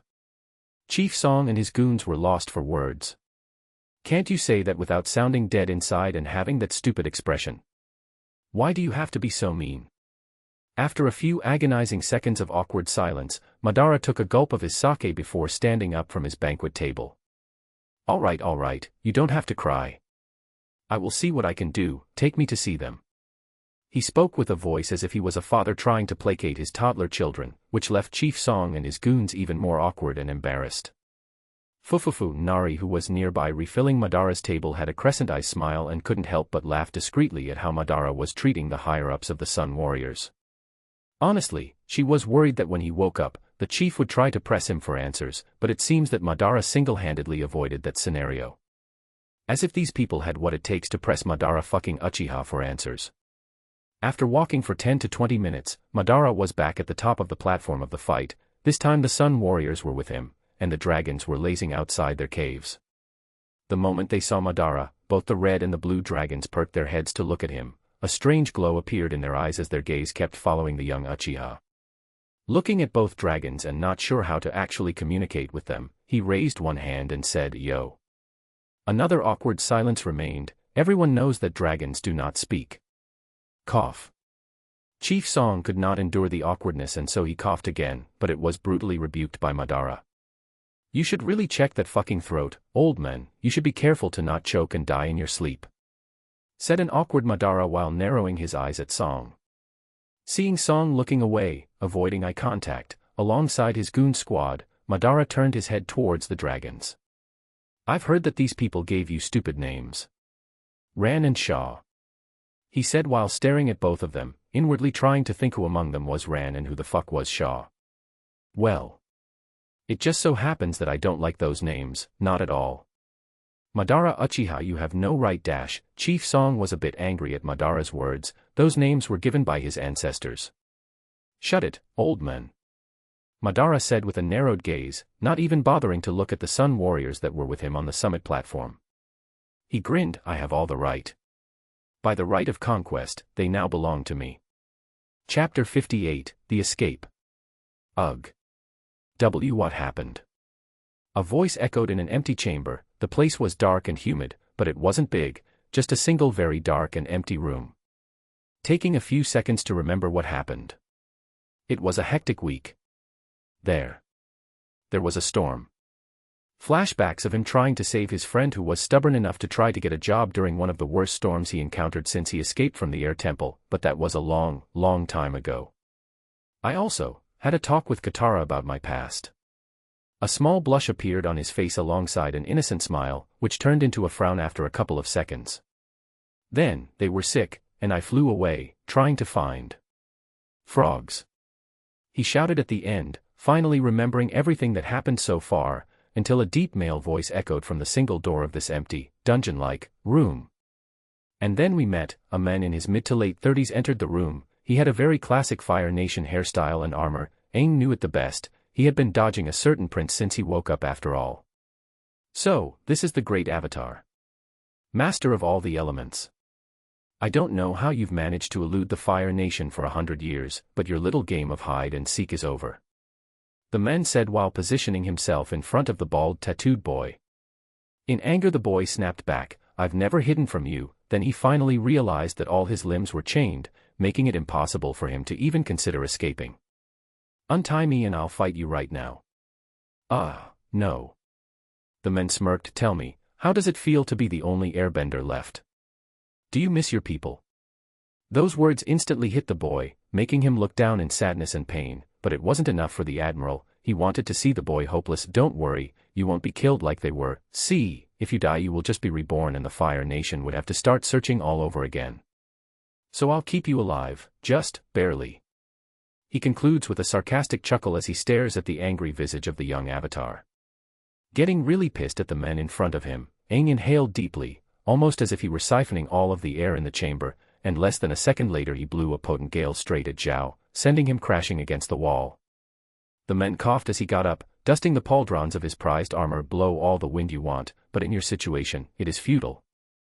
There is no escaping this fortress, and no one is coming to rescue you," the man concluded before exiting the room, slamming the door behind him. For the next hour or so, Aang tried everything he could to set himself free. He spent all his energy using his mouth to blow wind and forcing his body to rock back and forth, in hopes of loosening his chains, but again, they were chains, not ropes, and they were tied to metal plates, not wooden stakes. Plus, his wind was useless here and he knew it, but wouldn't accept it. To make things worse, the frogs he captured to help Katara and Sokka with their disease started to leap out of his shirt. "What? No. Don't leave, frogs. My friends are sick and they need you. Please go back to being frozen." Aang started struggling again as the frogs hopped away towards the door, croaking. He could even hear the guards completely confused on the other side of the door after the frogs managed to wiggle their way under the door, escaping towards whatever was beyond this room. Suddenly he hears some very creepy and worrisome sounds of violence coming through the door. These stop abruptly and are replaced by the sounds of the lock turning. With a noisy creak, the door slowly opens to reveal what looks like a man, quite a bit taller than himself, but again he is quite young, dressed in all black with a creepy blue mask covering his face. He brandishes two curved swords and runs towards Aang, who screams in fear. But contrary to his worry, the person freed him instead of striking a finishing blow, which made him look at his savior in wonder. "Who are you? What's going on? Are you here to rescue me?" If there was one thing that Aang was very positive about himself, it's that he would never shut up, even in the scariest of circumstances. Seeing the masked person motioning for him to follow, he beamed a huge toothy smile. "I will take that as a yes then," but not before reminding his savior, "Wait. My friends need to suck on those frogs," just to be ignored and pulled away in a hurry towards the end of the hallway. What happened next made Aang doubt himself a little. The masked entity completely demolished anyone that appeared in his line of sight. There was no killing, thank the spirits, but he was brutal when knocking down those Fire Nation soldiers, so much so that Aang raised an eyebrow. "Did they do anything like hunt down your family and now you are out for revenge or something?" That made the masked person trip and fall on the ground and snap his head toward the bald kid, and Aang could have sworn that he saw the mask give a very weird deadpan expression. "What?" The masked man shook his head in exasperation and kept pulling the boy, heading towards the exit. "Well, at least I got my vintage air glider back." There was not a single word spoken. Wherever the masked person went, soldiers would be knocked out, and there was no mercy other than keeping them alive. Eventually, they reached the closed front gate and were surrounded, but Aang couldn't sense a single ounce of worry on his savior. He couldn't see his expression, but body language didn't lie. The person was just chill about the 30 or 40 soldiers surrounding them and possibly 100 more aiming bows at them. Suddenly his thoughts were interrupted when two blades crossed in front of his neck, forcing him to gulp in fear and whisper to his savior, What are you doing?" Without a response, they just moved closer to the gate until that very same Fire Nation man who visited him in his temporary room shouted, "Open the gate." "Admiral, what are you doing?" asked a confused person beside him. "Let them out, now." As the duo slowly walked backward towards the jungle, away from the Fire Nation fortress, one of the officers, the same one that questioned the admiral just now, couldn't hold back. "How could you let them go?" he shouted in frustration. Xiao on the other hand just smirked. A situation like this requires precision. The masked blue spirit continued backing away from the fortress while Xiao now looked from the top of the main gate. "Do you have a clear shot?" he asked in a hushed tone to a hidden Yuan archer who was silently aiming and gave a simple nod. "Knock out the thief. I'll deliver him to the Fire Lord along with the Avatar."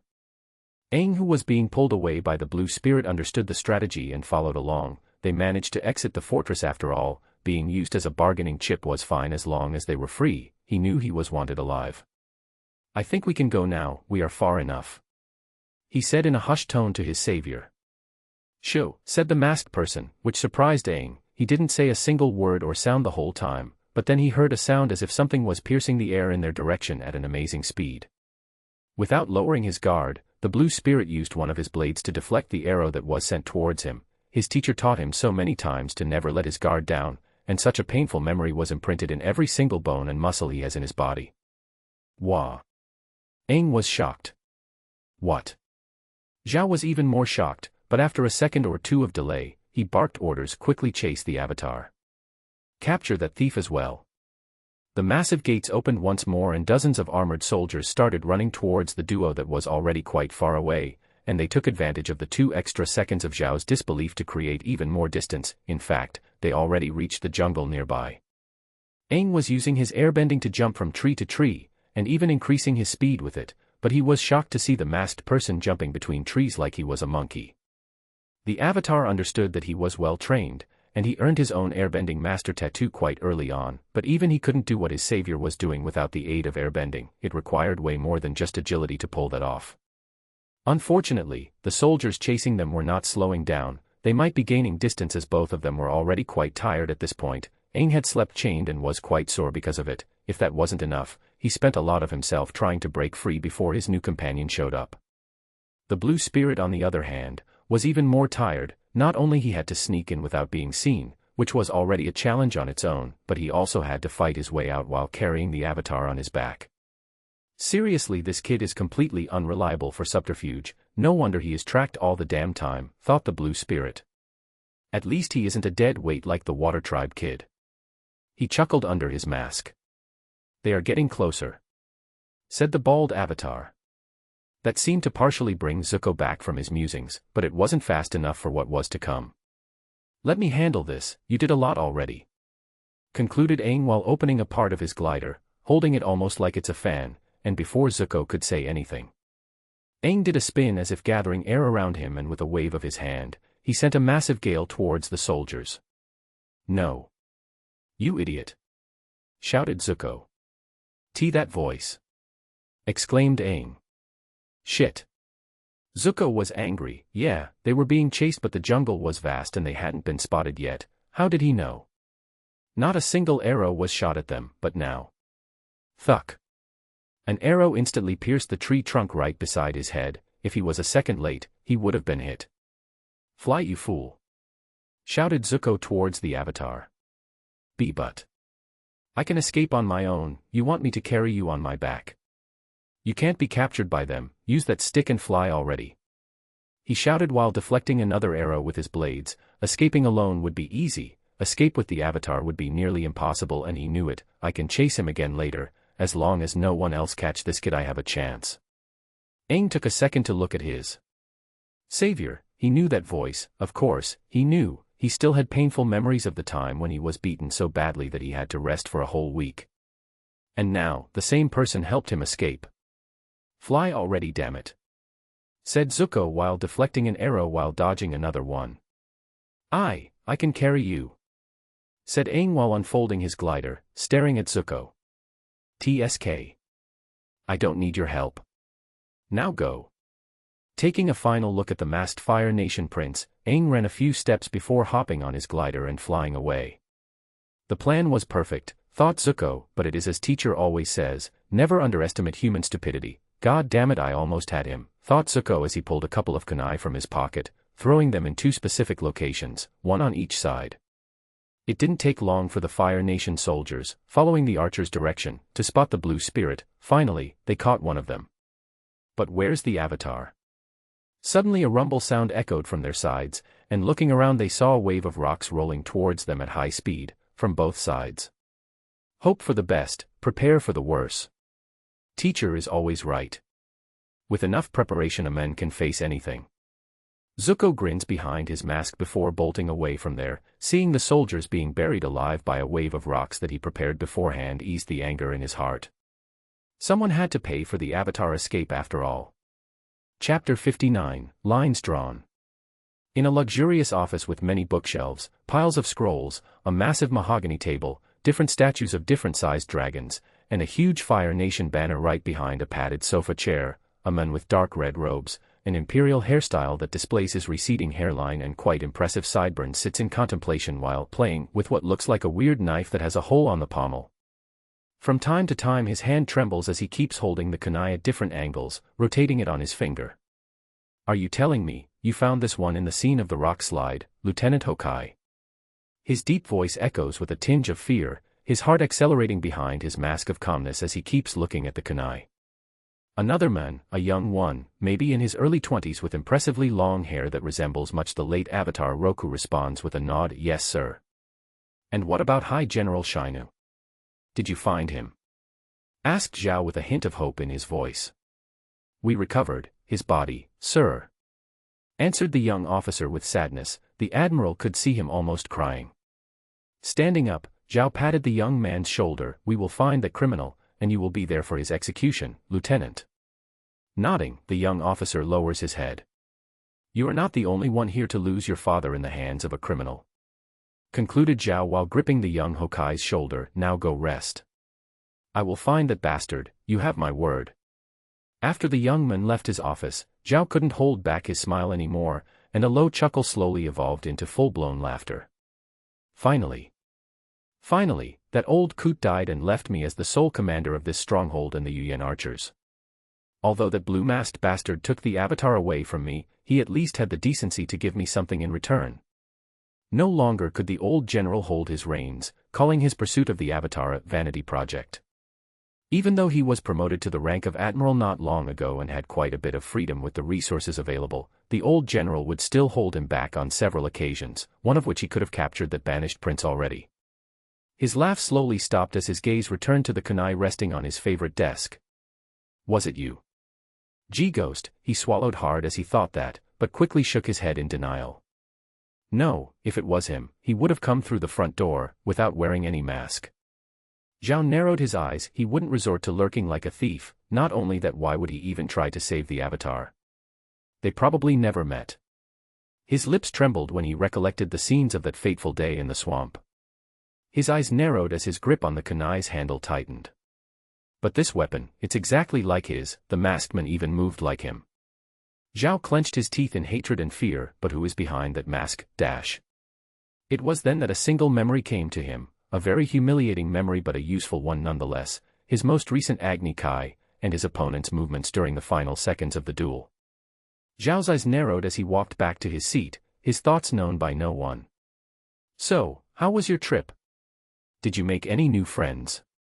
Asked a tan teen male with a frog in his mouth. The trio are sitting around a bundle of sticks with a blue tent behind them, surrounded by trees and rocks while facing a decently sized lake. Aang rolls over, the image of his most recent rescue still recent in his mind. Perhaps. I like to believe that I did. He concludes with an innocent smile, staring at the fluffy clouds above. This is tasty. Interrupted Sokka, but a few seconds later, the frozen frog came back to life and started moving and croaking while partially inside his mouth, making the teen instantly spit it out and rub his tongue on his sleeve. Yuuff. Ha ha ha ha ha ha ha. Both Aang and Katara started laughing at him. It was a good day for Team Avatar. Where have you been, Prince Zuko? You missed the music night. Lieutenant G sang a stirring love song. Said Iroh with his ever-present smile, welcoming his nephew as the young prince walked inside his ship. I'm going to bed, uncle. No disturbances. Replied Zuko as he ignored everything and everyone else and walked straight into his room. The old general couldn't do much, so he merely rubbed his head and began to blow his horn for another round of song between crewmates. It's still quite early after all. After closing the door, Zuko sat on his mat and took a deep breath while staring at the ceiling. What am I doing? He asked, absently minded to no one. Honestly, everything that happened was quite alien to him. To think that I would have to actually free the Avatar from the clutches of the Fire Nation. He sneered, is that some sort of sick joke? He shook his head and held his forehead with his palm. And why, just why? Do I not feel anything bad about the Avatar escaping me in the end? Why I am feeling relief instead of anger? He was very confused. Wasn't his goal to capture the Avatar? Didn't he claim to his teacher that he would never betray the Fire Nation even if he became his disciple? Then, what the hell did he just do? Wasn't that betrayal? Mother, you have no idea how much I need you right now. Where are you? Asked the banished prince as he lowered his head and tears fell from his eyes. All right, pack your things, girls. We are going home. Shouted a quite energetic young man with a long spiky black mane and luxurious red and black palace robes. Aye, boss. Shouted a hot, water tribe woman with an eye patch as she carried a whole sack of provisions back to their prized airship. Mr. Uchiha. Asked another woman, this one more mature, with long black, green, and gold robes that accentuated her bright yellow eyes and long brown hair. Will you really bring her with us? She asked while pointing to another girl, this one sporting a long high ponytail and red robes with plenty of gold ornaments. The girl in question was already carrying her own backpack while saying her goodbyes to the rest of the Sun Warriors. The chief in particular was crying like a baby while hugging her, shouting all kinds of things while also demanding that she visit at least once a year. Madara shrugged, why not? I mean, Kalia could use another friend, and we barely have any benders in our ranks back at the resort. She would be very useful to us. Narrowing her eyes, Nari replied, is that so? There's nothing to do with her cheap demands. Coughing, Madara avoided her gaze. I don't know what you are talking about, Nari. She only requested a humble amount of money each month to help us, but we are also giving her a place to stay and she always wanted to explore the world. We are doing her a favor here. Yeah, sure. She said with narrowed eyes before grinning, turning around, and walking inside the airship.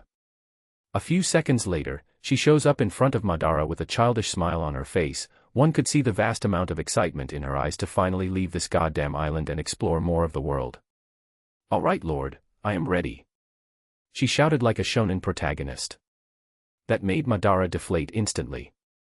Can we drop the whole title thing? He was a very greedy man, yes. He was also very proud and confident in himself, but the title that they kept calling him made him feel helpless. He knew nothing about how to rule. He didn't fit the said title. How could we? You've earned it with blood and sweat, Dragon Lord Madara. She said while bowing a full 90 degrees. Letting out a final wry chuckle, Madara simply made she hurry up and enter the airship before he walked up to the top of the balloon part and sat there, no different from that time when he met Team Avatar. It didn't take long for the engines to turn on and the airship to finally lift off the ground. While enjoying the wind blowing while relaxing on top of the vehicle, Madara and everyone else could hear a loud roar coming from the Twin Mountains, quickly approaching their location. Nari, the ever-perfect pilot, held the airship in a single spot waiting. Look at you, Madara said while grinning at the massive blue dragon flying in circles around the airship, before stopping and facing the Uchiha, almost touching him with his snout. Extending his hand, Madara patted the side of the large blue dragon's nostril. Don't worry, buddy, I will come back to get you. It's just that I can't really bring a dragon with me back to the Earth Kingdom right now. I don't even have a place for you to sleep right now. But I swear that in less than a year I will be back, and when we meet again, you will be coming with me. Roar. The massive blue dragon seemed to have understood what Madara said, but sadness could be seen in his massive yellow eyes. Don't worry about it, it's just a year. Tell you what, when I come back, you and I will wreak some havoc and burn things until you are satisfied. What do you think? Madara said with a pyromaniacal gleam in his eyes. A gleam that the dragon also shared and expressed with an even more excited roar. Good. Now, go back and chill. By the way, if a young teen with a half-burned face shows up with his bald friend in the future, make sure you and Ryuka scare the shit out of them before showing them your flames, okay? Just don't hurt them, especially the teen with the half-burned face. Asked Madara with a weird smirk on his face. The dragon even nodded. And Madara could have sworn that he saw the dragon smirking as well. Now go back, Saryu, and keep improving your strength. Next time we meet I will test your improvements. Shouted Madara as the dragon started flying back to his mountain, just to meet with the red dragon, who also came to say their goodbyes and flew together back to their home. Who would have thought that the red one was a female, and the blue one was a male? With the stupid names of Ran and Xiao, I thought both were males. Madara took a deep breath as the airship started moving further and further from the Sun Warrior Island. This trip back home will be the last peaceful days for a while. After that, his eyes narrowed. We are heading back to the Northern Water Tribe. Chapter 60, Lines Crossed. Four people could be seen sitting inside an opulent room. The room exudes an air of imperial grandeur, with a deep appreciation for tradition.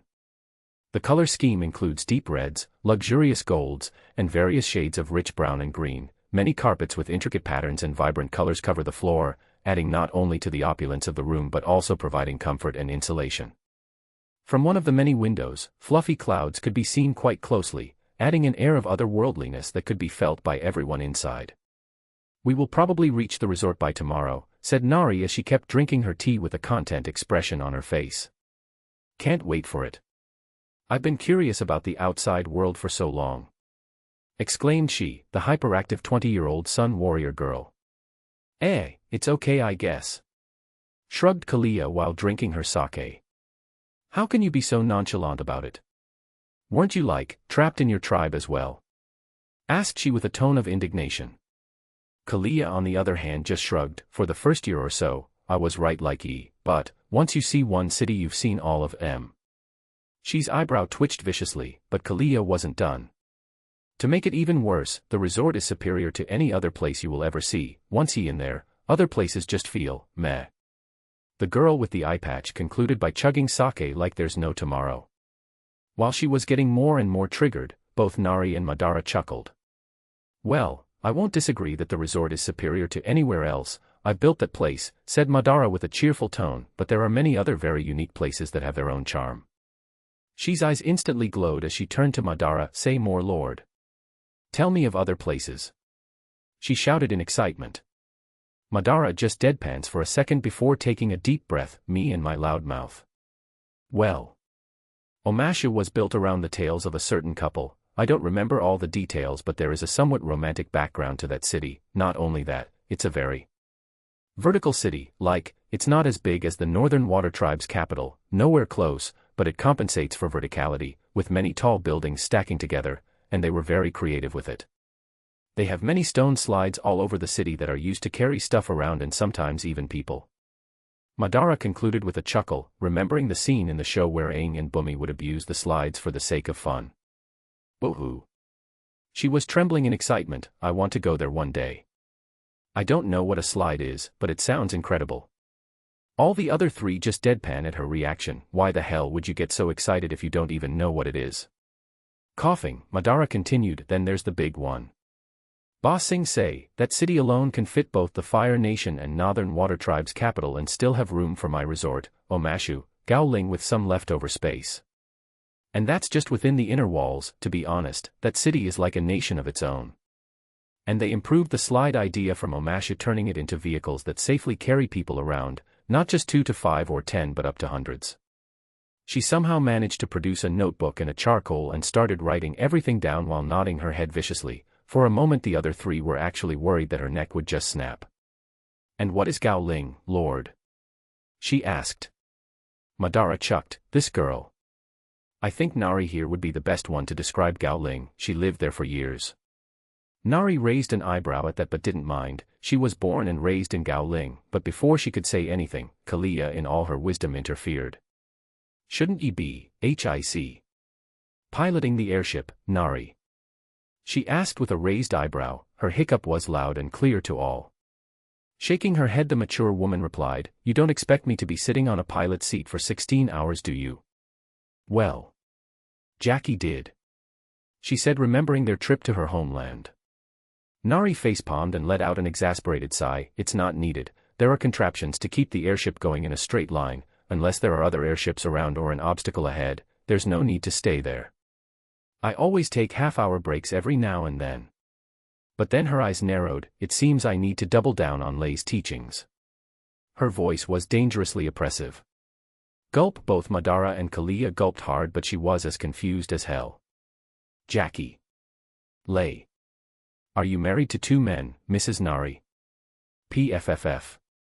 Bah ha ha ha ha ha ha ha ha ha ha ha. Both Madara and Kalia couldn't hold themselves. Even Nari was holding back her own laughter as well. Like I would be able to endure the stupidity of more than one man in my life, she said with a joking tone until she stared at Madara, who raised his eyebrows. I take offense to that. He spoke. You are more like a son to me, Madara. You know what, do you want a second Jackie in your life? Ugh. Madara and Kalia stared at each other. No, I think we are good with just one. Nari shrugged. So am I. She raised her hand to speak, like a good kid. Oh, I have a question. She shouted excitedly. Sure, go ahead. Why do you have 2 names, Lord? Could it be that your parents couldn't decide which name you should have and gave you both of them? She asked, but not a hint of sarcasm was there. She was completely clueless. The other 3 chuckled, but it was Nari who answered. Madara was still catching his breath after his laughter and Kalia was dead drunk. Uchiha is his family name. Family name? What does that mean? She asked while looking towards the resident Uchiha. Some families, powerful families that have somewhat of a strong legacy to leave behind, can adopt family names, although it's curious that neither the chief of the Northern Water Tribe, the Earth King or the Fire Lord have family names. I mean, it is a hereditary position, and it's a hell of a legacy. One would think. Madara said. Nari, the ever-knowledgeable woman, cleared his doubts. They don't need it, their position is stronger than any name. Family names are a symbol of nobility, not royalty. That and to earn a family name one must be acknowledged by an already noble family. It's not just a thing of wanting it, the point is, they become equals after nomination, but it would be an equal to nominate the Fire Lord, Earth King, and Water Chief. No one, not in a social status at least. By the way, Nari, do you want a family name? Madara wanted to ask this for a while now. Lei and Nari are so close to him, he wanted to at least elevate their social status. He could, so why wouldn't he? Nari had a motherly smile on her face as she looked towards her son. There's no need for that, Madara. But there's no need for you to reject either. He spoke. But dash. No buts, it literally costs me nothing other than acknowledging and nominating you, and I already acknowledged both you and Jackie years ago. Why don't you just accept? Even Jackie was excited about it back then. We don't want to bring you any burden. You nominating us means that you will be responsible for our family for several years. If any of us do something bad, you are the one that they will aim at. So what? Who do you think I am? He said with a narrow gaze and deep voice. Nari couldn't help but hug Madara tightly. She really, really wanted, but never asked. Madara already offered in the past, but she didn't want to accept and burden him with their issues for the next decade. She always knew he was strong, a very strong man, but still just a man. He bleeds and could even be killed, but after seeing him ragdolling two humongous dragons the other day to the point of taming both of them, she couldn't help but agree in her heart. He was not just a man, he is Madara Uchiha, a name that would bring even the toughest of people to tremble in the near future. And what name have you and my husband come up with? She asked with tears of happiness in her eyes. Madara grinned as he gave her a folded piece of cloth with a spiral green dragon in the clouds. Wulong. The night eventually fell and they landed safely on a deserted island already in the Earth Kingdom's waters, quite close to the resort actually, but Nari was tired and no one had the heart to ask her to stay up just to arrive a little earlier. It's only a 5-hour flight from now on. Unfortunately, the next day's event made them regret that decision. As the airship moved forwards, from a distance, everyone could see some smoke coming out of the horizon, not a lot, but not a little either. Isn't that location? Said Kalia in shock. Nari also was not only shocked but incredibly worried. Madara was first shocked for several seconds before he frowned and grinded his teeth. The Sharingan already activated and his once carefree, friendly, and funny personality went on a complete shift. Those bugs. His voice was low, but his rage and anger could be felt. He understood the tactics. With the Avatar alive and kicking, they wanted to keep Madara in his lands. The worst thing for the Fire Nation would be to have Madara joining Aang at this point. Would they do it personally? No, they would not send their own soldiers to do the dirty job. That's what mercenaries are for anyway. What they wanted to do was keep Madara busy and always worried about his gold mine and his people. Would Madara think it was them? Yes, but they are not the only ones trying to bring down his ownership over the western part of the Earth Kingdom. The Daily was very much against Madara, already considering him a threat, and they made their move under the name of the Earth King. So obviously, both parties joined together in this since their goals aligned. Who cares about the war when there's a rare opportunity to solve the immediate threat that is already on their doorstep anyway? They know that removing Madara from this world was a long shot, but reducing his already huge influence would already be a start. What was the worst that could happen? In their eyes, Madara would retaliate and destroy those mercenaries for good. Both parties believed that Madara would never act directly against them as it would be counterproductive to his own interests, considering that it was all done under the rug. If Madara acted against it he would be seen as a criminal. Poor bastards couldn't even realize that Madara Uchiha didn't play politics. In less than a second, Madara suddenly disappeared from his position. The other three could only see an open door that led to the balcony. Hey, he isn't thinking. She was a bit scared of Madara's visage. Nari, lower our altitude and go full speed, the time to be stealthy is over.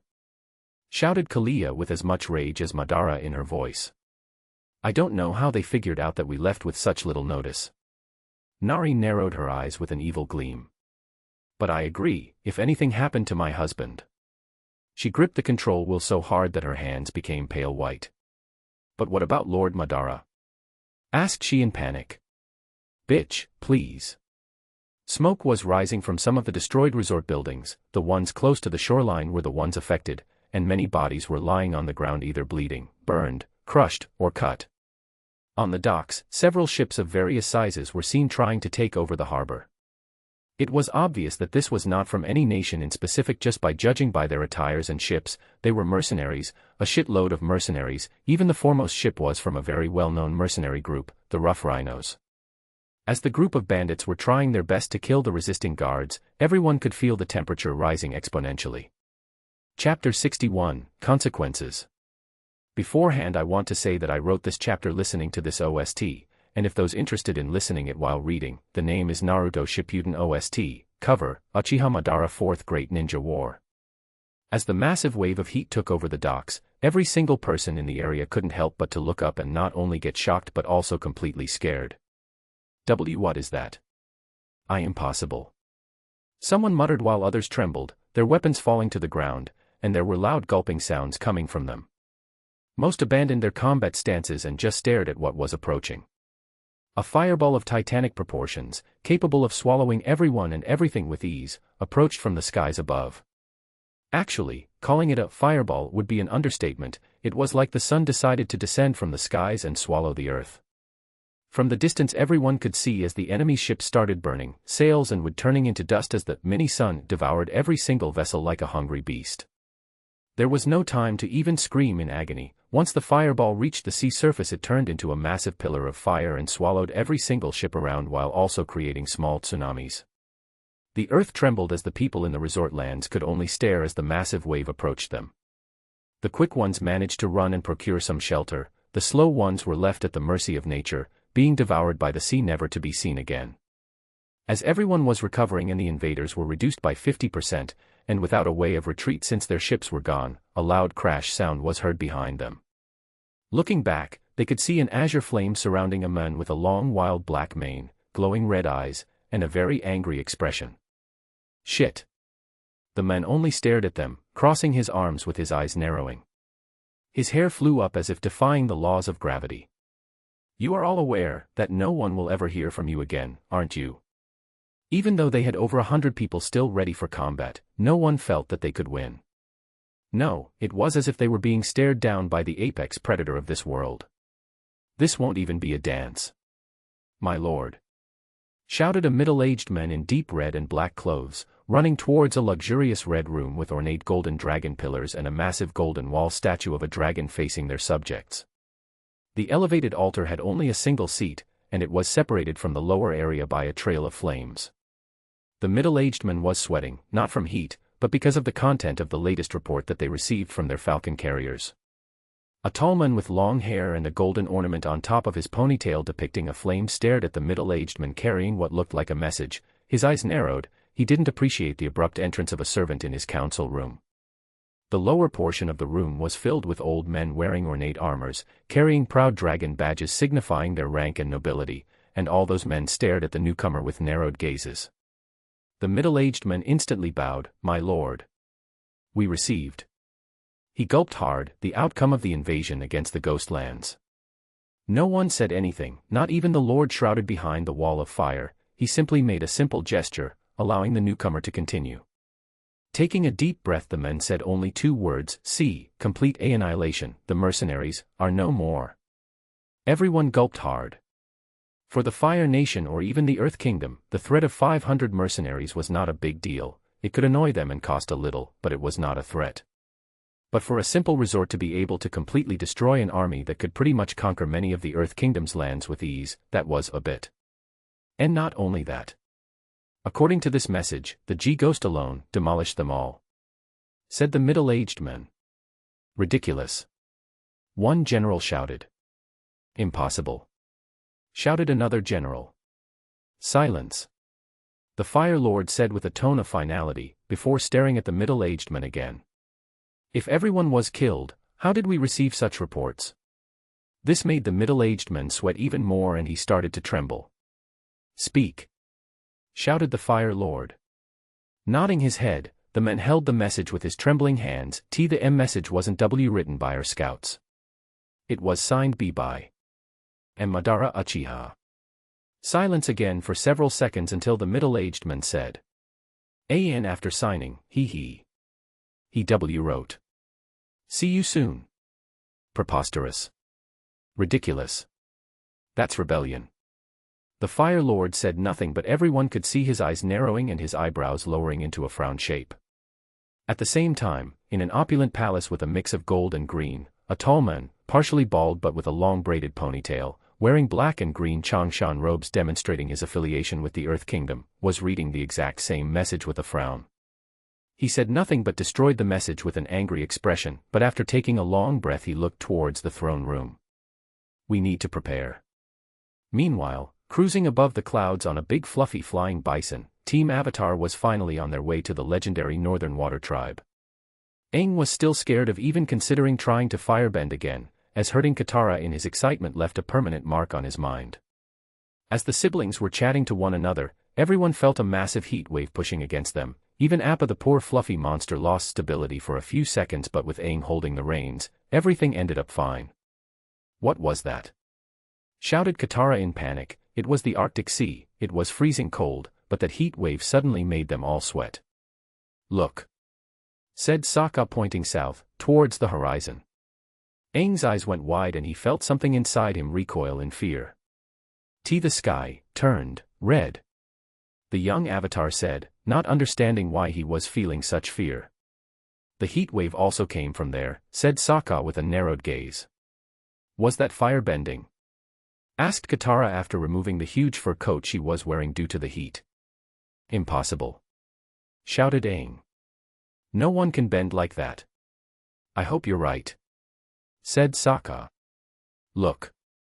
That's a huge wave," Katara shouted while pointing at the horizon, after seeing the aftermath of whatever caused the catastrophe. Aang shrugged. "Well, at least we are flying." Sokka immediately hugged Appa. "Have I ever told you how much I love you, Appa?" This made both Aang and Katara chuckle. Unfortunately for the Fire Nation fleet below, the situation wasn't as carefree as it was for Team Avatar. Not only were they closer to the shore, but they also were not flying. "Prepare for impact," shouted one of the officers as the massive wave swallowed them. Admiral Xiao, being cold-hearted as always, commanded the firebenders to go towards the deck and use their fire to dispel as much of the water wave as they could. Even Iroh, that was a guest on the ship, was there to help. Hell, even Zuko, who was pretending to be a regular firebending soldier, did as well. Everyone was feeling the power of the impact. "That direction," Zuko said behind his helmet. "Yes.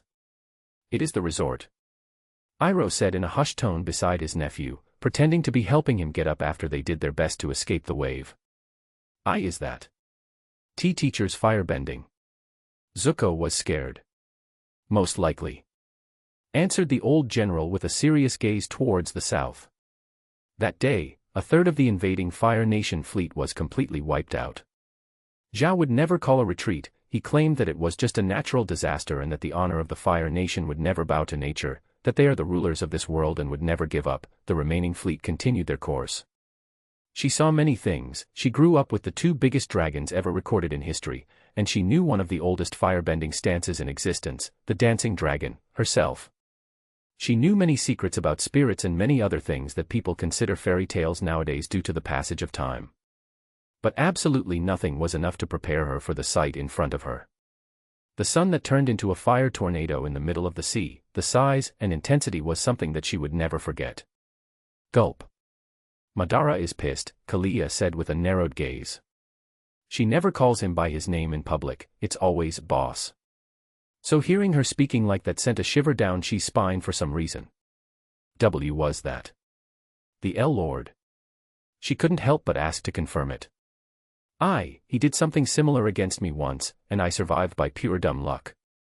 Even Kalia gulped hard at the sight, but this time I don't think he held back like he did back then. Even Nari's hands trembled as she did her damn best to keep the ship stable after receiving that shockwave of heat that almost ruined everything. She instantly recalled what Madara said not long ago. "So what? Who do you think I am?" and couldn't help but smile a bit, regardless of fear. There's no one that wasn't scared shitless of what Madara Uchiha just did. Well, almost no one. In the streets of the resort, surrounded by piles of corpses, a man with long flowing dark brown hair was standing straight, staring at the tower of fire that seemed to link the sea and the sky. He was holding some random raider by the neck, like a chicken. His robes were all destroyed and he was only wearing black pants, white socks, and black kung fu shoes. His back had a massive tattoo of an angry green dragon surrounded by clouds. The dude was fucking ripped, and his body was covered in burn marks and cuts with blood still being leaked, but he didn't seem to care. He had a smirk on his face as his eyes seemed to glow at the sight of fire. You are back. Chapter 62, Responsibility. Smoke billowing from the horizon, a sign of destruction and carnage left by the most recent disaster, or even tragedy, on the northernmost part of the western side of the Earth Kingdom. Honestly, if it wasn't for the airship that arrived 10 minutes later, half of the resort would have been swallowed by the flames. Kalia, proving her worth as one of, if not the strongest known waterbender in the world, used her bending to bring a controlled wave from the ocean, cleansing every fire in the vicinity. One would think that with such a turnaround situation where Madara fell from the skies and destroyed hundreds of mercenaries, he would be welcomed with cheer and happiness, or even fear due to his unprecedented level of power. But no, reality is not that simple. It's not about who wins, or about how spectacular the action is. That is an animation gimmick. All that could be felt was sadness. The current resort had around 250 to 300 employees, 1/3 of them being guards and scouts, and of that 1/3, half perished in this tragedy. The mercenaries didn't just want to rob, although they had gold in their eyes, they were following orders that if followed would leave no one left alive to tell the tale. They killed without remorse. On the contrary, they did it while smiling and laughing, thinking of the huge payload they would secure from the unofficial richest firebender in the world. 42 dead guards, 27 dead civilians, in which 10 were children. This was a tragedy, and Madara was not happy even after destroying them one by one. The sun was setting and inside a traditional Japanese office, a young man with long wild black hair could be seen, flipping papers and reading documents while holding his forehead. The door slowly opened to reveal a tall man with black Qingshan robes. His hair was tied with a green hairband into a low ponytail. He had some bandages on his face, but he was overall completely fine. Mr. Uchiha, the man said, revealing his presence. How many, Jackie? Asked the young man, who didn't even look up, still buried in the reports he was reading. With a long sigh, Jackie shook his head. 31 wished to terminate their contract, saying that it isn't safe for them and their families to remain here. 7 families are now without any income because their husbands or fathers were among the casualties. Jackie was even more depressed than Madara. Different from his boss, Lei actually interacted with everyone and always tried to help them in everything he could. Madara might not know the name of every single employee under his name, but Jackie knew. He would even go out to drink and eat with them from time to time. And now many of his friends were dead, while some would be leaving for good. This was a tragedy, Jackie. It wasn't your fault, Mr. Uchiha. Lei tried to help his friend, but Madara wasn't listening. Wasn't, really? Madara asked with a sarcastic tone in his voice. If it wasn't for the fact that I am the owner of this place, this shitstorm would never have happened. They wanted to hurt me, and now my people paid the ultimate price for my folly. Lei stared at his boss for a few seconds. Mr. Uchiha, we live in a time of war. Something like this was bound to happen, sooner or later. The war has been on hold since the failed siege of Ba Sing Se. Jackie, this wasn't an act or consequence of war, this was personal, and you know it. While it is partially true, yours isn't the only lands that have been invaded, and while I agree that it was personal, you destroyed the mercenaries, and the name of Rough Rhinos will never be heard ever again, you made sure of it. And how does that bring back what we lost? Asked Madara with his Sharingan active, staring at his friend and employee. It doesn't, nothing does, so there's no point in pulling yourself down like that. With a dry chuckle, Madara replied, you say that, but would you really behave like that if Nari or your future child were among the deceased? Lei's eyes went wide and he even took a step back. You don't know, right? Madara stared at his friend. You would not be this nonchalant if they were involved, and Nari would be aiming towards the Fire Lord if you were gone as well, and you know it. I am not nonchalant. Lei narrowed his eyes and even raised his voice by a little bit. They were friends of mine, Madara. It was incredibly uncharacteristic of Lei to use his first name directly, so much that even Madara had to stop for a second and stare at the Jackie Chan clone in front of him with wide eyes. Friends that I will never see again, and I have to deal with more friends also wanting to leave this place now. You are not the only one dissatisfied with this situation, but you need to remember, you can't calculate everything. Even if you know what will happen, you will not be able to calculate every detail about it. Life is unpredictable and we need to live with it. They remained in silence for some time, staring at one another until Madara couldn't help but lower his gaze. Jackie was right, one can't calculate everything, and not everything that falls under calculations will go as expected. Hell, even fucking Aizen was screwed with his plans. Who is he to want to be flawless? He was just a hobo that had decent survival skills in a modern society. Noticing his boss lowering his gaze, Lei's stiff expression relaxed. He even offered his friend a smile. The point is, life is filled with bad moments like these. You can either learn from them or be destroyed by them, and believe me, Mr. Uchiha, neither me nor the girls will allow for the latter to happen, so pick yourself up. There are people waiting for you, so don't make us wait too long. Without saying another word, Lei approached the desk, placed the reports about the people who wished to leave the resort on Madara's desk, turned around and left, sparing his friend only a single final look over his shoulder before closing the shoji door. Hours went by as Madara kept reading everything, saying to himself that he was doing it because it was his responsibility, but in truth he was fleeing from his responsibilities. He was scared of walking out of his place and staring at his people in the eye. What should he say to them? It was easy years ago when he earned their trust with his promises of wealth and delivered it, but now? How can he overcome their grief? How can he redeem himself? To make matters worse, his recent intel claimed that the Avatar was seen flying northwards on their flying bison. Madara knew that the siege of the Northern Water Tribe was imminent, yet. I can't leave my people like this. After such a tragedy they need their leader more than anything. Especially after being attacked precisely because of my absence. Funerals needed to be prepared, rites needed to be had, yet he vouched to himself that he wouldn't let you die due to Xiao's stupidity. On one hand he had his own goal, call it a vanity project even, prevent you from dying due to him considering her like himself. On the other hand his people needed him and he had a responsibility towards them. Heavy is the crown. He mumbled to himself, clenching both his teeth and fists. Many would say that he was just their employer, not their ruler, and that would be true in modern society, but in this era, he was no different from a feudal lord, and his employees were no different from subjects. He didn't have long to think about these things, because suddenly he heard the door sliding open again. This time instead of Lei's heavy steps he heard soft gentle steps instead. Mr. Uchiha, said Nari with a composed expression but a warm smile. There was pain in her eyes but she knew her son needed strength, but that's not why she came here. A ship has been spotted getting closer to the docks. Madara frowned. More mercenaries. Smoke came out of his mouth, threatening to burn everything and everyone. No, not mercenaries, they appear to be a merchant ship. What would a damn merchant ship be doing here at a time like this? Madara growled and stood up, pulling his haori over his shoulders imitating certain admirals from a certain pirate world, and walked out. He was going to find out. Standing in front of the docks, watching a fancy merchant ship finally docking properly. Madara's eyes narrowed. There's no banner, and they should have seen me and the remaining of my guards here before docking, so they are either idiots who considers themselves strong, or not enemies. The ship also looks way too expensive to be sent here for battle purposes. As the ship stopped, a tall man dressed in green robes walked out while carrying an expensive-looking scroll, and went straight to Madara. Who are you and what do you want in my land? Madara asked with narrowed eyes. The man simply smiled once he saw Madara, which confused him. Do we know each other, mate? He even raised an eyebrow while staring at the dude. We came here bringing you a message, the man said while extending his hand towards Madara so he could grab the scroll and read it himself.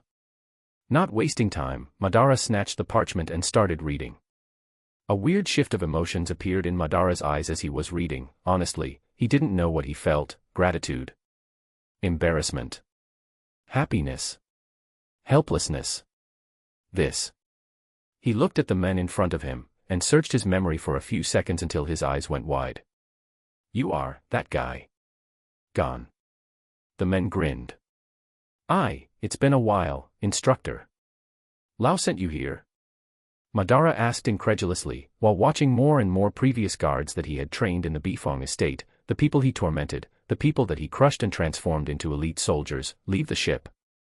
Gon just shrugged, and cheekily replied, well, our contracts ended, and Master Bifong said that it would be better for our careers to be sent here now that the Earth Kingdom entered in a partnership with them. At least you would give us a stable job. Madara couldn't even understand what was happening and saw Gon chuckling. This prick will feel pain again for sure. But yes. Lao Bifong sent us here, but it wasn't just us. Gon said while stepping away, giving Madara the view of 5 people who he hadn't seen in a long while. It's been a while, Madara. A cheeky female voice reached his ears. Who would have thought that you saying that you were a firebender back then was no joke at all? Madara couldn't even reply as he stared at 5 mature women, wearing heavy green robes and samurai armor, carrying katanas on their waists alongside war fans. Kira. Chapter 63, Decisions Made. What? How? Why? Madara didn't even know where to start his questions, which made the girls chuckle in response. Well. Long story short, we went to fight in Ba Sing Se years ago. We lost some sisters but ended up victorious, but... Kira's eyes became a bit sad. In the end, we all judged that we did our part, and decided to leave it to the next generation of Kyoshi warriors. Suki has been doing great from what I've heard. The mature woman chuckled at the memory of that little bratty girl becoming a fierce Kyoshi leader like herself in the past. We decided to retire in Ba Sing Se, and we did for a while. She sighed, but Ba Sing Se, it's not the place we expected it to be. Her eyes narrowed and a shadow was cast over her face. We would have just accepted it and lived with it, but then we received a generous offer from Lao Bifong a month ago. Now imagine my surprise in knowing that the little brat Madara Uchiha became one of the most feared men in the world. The most feared men, Madara couldn't help but to correct her with a smirk. Oh. But what about the Avatar? She asked with a smirk of her own. Avatar who? Madara just shrugged. The Kyoshi warriors and former Bifong guards couldn't help but laugh. Madara was right. If what they heard was right, the current Avatar is still a kid who is more worried about having fun than fighting for balance. Madara on the other hand. Who needs the Avatar anyway? Said one of the guards jokingly, making the others chuckle and agree. Even Madara chuckled, relieving a bit of his grief and sadness. I wish I could offer you a warm welcome, with a festival and feast, but as you can see, things over here aren't in a festive mood. It's complicated. I'm sure Lao informed you all considering what he wrote to me. Yes, he did, Gon replied. He was aware of the attack and sent us as a support unit for you, but it seems we arrived late. Gon's shoulders dropped with a bit of melancholy. They could feel and see the atmosphere of this place. Death. If they arrived a day earlier. Many of the guards and even the Kyoshi warriors narrowed their eyes at that thought. How many could have been saved? I can't believe that Lao would send you all to help me, especially after the whole thing with Toph.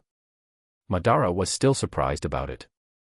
He considers you a friend, he gave you that sirship. How hard is it to offer a regular ship and some foot soldiers like ourselves? You know about the airship? Madara's eyes went wide. Well. It was hidden for years, but eventually came to light. Won't that bring trouble to Lao? Shrugging, the soldier just replied, he is wealthy enough to not have to worry about that kind of stuff. The person who sold it to him is toasted though. I am talking about his wife. Oh. Yeah, she tore him a new hole. Oof. Well, he kinda deserve it. The soldiers all laughed. Doing the math, Lei approached Madara saying, Mr. Uchiha, it seems that Lao sent us around 100 soldiers and 5 Kyoshi warriors. Lei, is that you? Shouted Gon while hugging the local Jackie Chan. Hey Gon. Glad to see you alive and kickin'. You fucker, you haven't aged a day. Gon stared at this man that was clearly older than him, but looked now that they were the same age. Lei chuckled. As the day went by, the new soldiers helped with the work needed to repair the affected zone. They didn't even ask for instructions from Madara, and went directly to the workers and builders responsible for the repairs. Madara trained them to be independent and a self-sufficient group, which means they grew accustomed to have the initiative to act as they saw fit instead of waiting for orders that may come with a pricey delay. He couldn't help but chuckle at the irony of it all. He trained the Kyoshi just to get some startup help in this world, and trained the Bifong soldiers just because he was paid to do so. Nothing was done for selflessness, every act had a purpose, but they said that no good deed goes unpunished. But Madara couldn't help but stare at the large number of men working together, while enjoying his kizaru from his balcony. A smile appeared on his lips as he watched his proud little kingdom. The resort won't sleep tonight, everyone is working, and the next day, not a single soul complained about it. The next day started with a very complicated morning. He talked with all the people that wished to leave his lands and simply approved, and even gave them some supplies for their journey south towards Hotari, a Fire Nation town that the Avatar and his group just left a few days prior after enjoying the Fire Day festival. It was the closest safe colony for them, and the road wasn't dangerous, it was just a long walk, a few days long walk. One would ask, why would Madara help people wanting to leave his lands, and the reason is pretty simple. First, Madara, kinda, owned Hotari and many other colonies, not directly but at this point, his influence on the colonies were so strong that most governors reported to him and were under his wallet. Second, he used this as an opportunity to send a few loyal men disguised as former workers to go towards other colonies and keep an eye on their rulers. He can't afford to have turncoats at this point. After seeing them off, Madara went straight to the funeral rites. He ditched completely the speech about the Fire Lord and his family, and all their glory and bullshit like that. He avoided anything related to the Fire Nation rulers and military as a whole, but kept certain Fire Nation customs since all his people are technically from the Fire Nation. The bodies were cremated, but instead of being covered in a Fire Nation flag while the fire engulfed them from below, it was a simple silky red cloth, no banner, no sigil, no brand. It respected their origin but didn't put them under their rule, and everyone understood the silent message. Madara wasn't happy, and Lei, Kalia, Nari and the employees weren't happy either. They were not dumb. No matter how much a mercenary band was bold, they would never attack a colony, even if it was under the request of the Earth King himself. To be so bold and directly attack the colony, they were either under a suicide attack, which is very unlikely because there would be no point, or they received the green light to act, kill, pillage and destroy from someone that gave them insurances. After that, Madara gathered the Kyoshi warriors and his new group of elite soldiers. "We have to leave again," Madara said with a somber tone. He had made his decision. Being a fence-sitter was never his thing, and he would rather try and fail than never try at all. His previous life was already filled with doubts and insecurities. In this life he wanted to change that. "Do you think it's wise, Madara?" asked Nari while sitting on her zabuton cushion. "The employees won't like it. They will consider you abandoning them in their mourning period. It goes against the conduct of a governor and you will be disrespecting their customs." The former Bifong guards and Kyoshi warriors didn't care much. It wasn't their customs, and honestly neither did his own team, but they knew how important it was for a leader to lead by example, especially in trying times. For a few seconds they could see reluctance in Madara's eyes, but it went away fairly quickly as he asserted himself. "If my intelligence is correct, a Fire Nation fleet should be heading towards the Northern Water Tribe as we speak." As he finished, Nari's, Lei's and even his own eyes went towards Kalia, who displayed a shocked and worried expression. "Boss, are you sure about that?" the pirate girl asked. "Yes, and they have the numbers and..." He narrowed his eyes and stared at Kalia. "They have knowledge of the two friends your people keep behind the palace." As if struck by lightning, Kalia instantly stood up. "Don't tell me they are planning to get rid of them. I would love to say that no one is that stupid, but I know of one admiral that actually is." Madara interrupted her with a somber tone. "And how will you deal with the aftermath?" asked Kira, the former Kyoshi leader. "If you do that, you will be dropping all pretenses with the Fire Nation, and from what I've seen and heard today, that's the only reason why they went through the cumbersome task to gather mercenaries instead of attacking directly." She wasn't knowledgeable of this place or the circumstances in details, but she was smart and cunning. One doesn't go to war, fight, kill and survive to tell the tale without learning a few things, and if there's one thing she knows, it's how ruthless the Fire Nation was to their enemies. "She is right," Nari agreed. "If you do this, there will be no turning back. They will send their fleet here without second thoughts, and even if you kill most of them and keep killing, they won't stop until you are out of the game. You can't risk everything like this." Madara couldn't help but chuckling. "You are right." Everyone was quite relieved after hearing that, unfortunately. But there it is, there's always a but with Madara. As they looked at him, they saw his eyes turning red and glowing crimson, with 3 comma-shaped marks around his pupils. For the Kyoshi warriors and the elite guards it was a shock. They never heard of that kind of ability ever. How would they find out, if there's no witnesses left? That. Are you planning on exterminating every single soldier that wears the Fire Nation armor? Madara asked with a grin. "Why not? They wanted to exterminate my people. I shall erase theirs from existence." The room was silent for a few seconds, stares being shared and thoughts being formulated inside their heads. "How will you do it?" Kalia was the one to ask. She was from the Northern Water Tribe. no way in hell would she live to see it fall, regardless of what happened in the past. Wrong question. Madara stood up and looked at his people. How will we do it? And to answer that, he looked up, drawing everyone's attention to the stormy skies, covered in dark clouds that threatened to drown the land under heavy rain. Ironically, it wasn't even noon yet. The moon is on our side tonight, don't you think, Kalia? It was decided then and there, Madara would take only 20 people with him. His whole team, Nari, Lei, Kalia, the 5 Kyoshi warriors under the leadership of Nari, and Gon would lead a 10-man team on their assault.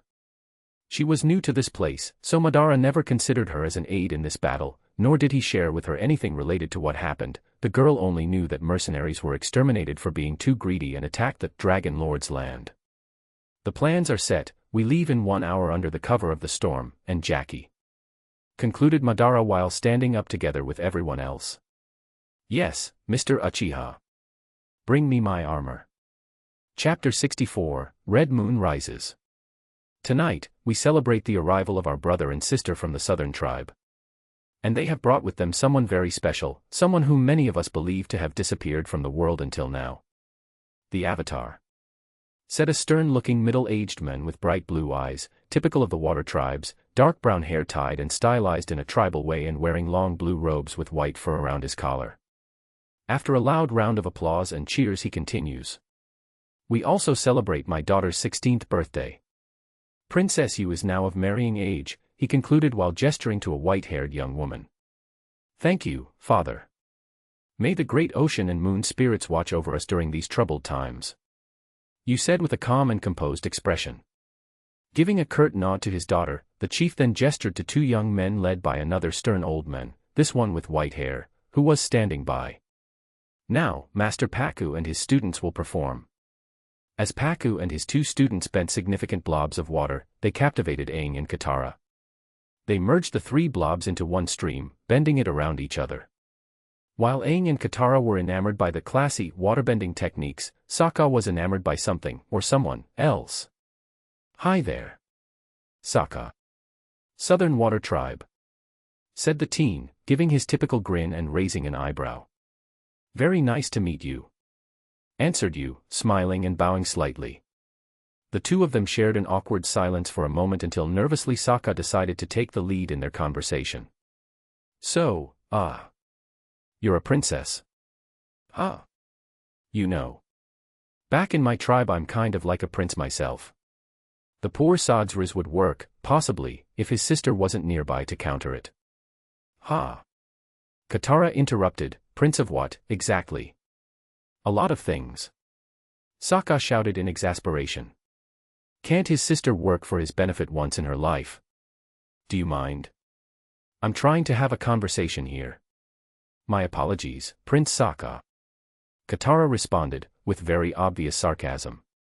As Sokka tried and failed to level up his riz and speech skill tree to score a northern princess while being sabotaged by his own sister, Chief Arnook and Pakku were having a talk. Master Pakku, meet your newest student, the Avatar, Arnook said, with Aang bowing to the master. Just because you're destined to save the world, don't expect any special treatment, Pakku said. His memory of Madara and Kalia were still vivid in his mind, as well as Madara's illusion that made him have nightmares for weeks. Comparing him, the Avatar feels unpolished, and that's being polite. The boy in front of him didn't seem to have what it takes to end the war. Hell, he was more excited about the sight of the city and the food than talking to him, but again, he had been wrong before. My friend and I can't wait to start training with you. After we relax for a couple of days, replied the Avatar with a big grin. A couple of days, he says. The old master frowned.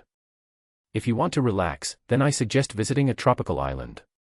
If not, I'll see you both at sunrise. Good night. The next day at dawn, Aang and Katara finally made it to the place where Chief Arnook told the Avatar to meet Pakku. I've waited for this my whole life, said Katara excitedly. I finally get to learn from a real waterbending master. Aang nodded with his huge toothy smile as they turned to Pakku, who was busy bending a stream of water. Good morning, Master Pakku.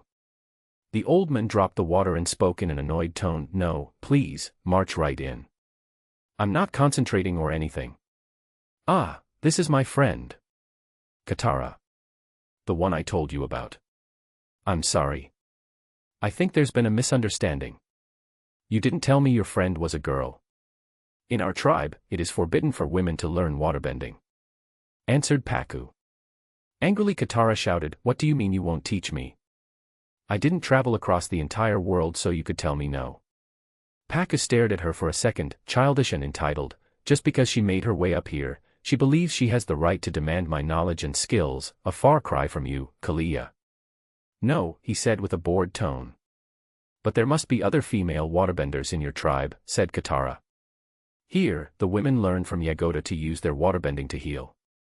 I'm sure she would be happy to take you as her student, despite your bad attitude. I don't want to heal, I want to fight. I can see that. But our tribe has customs, rules.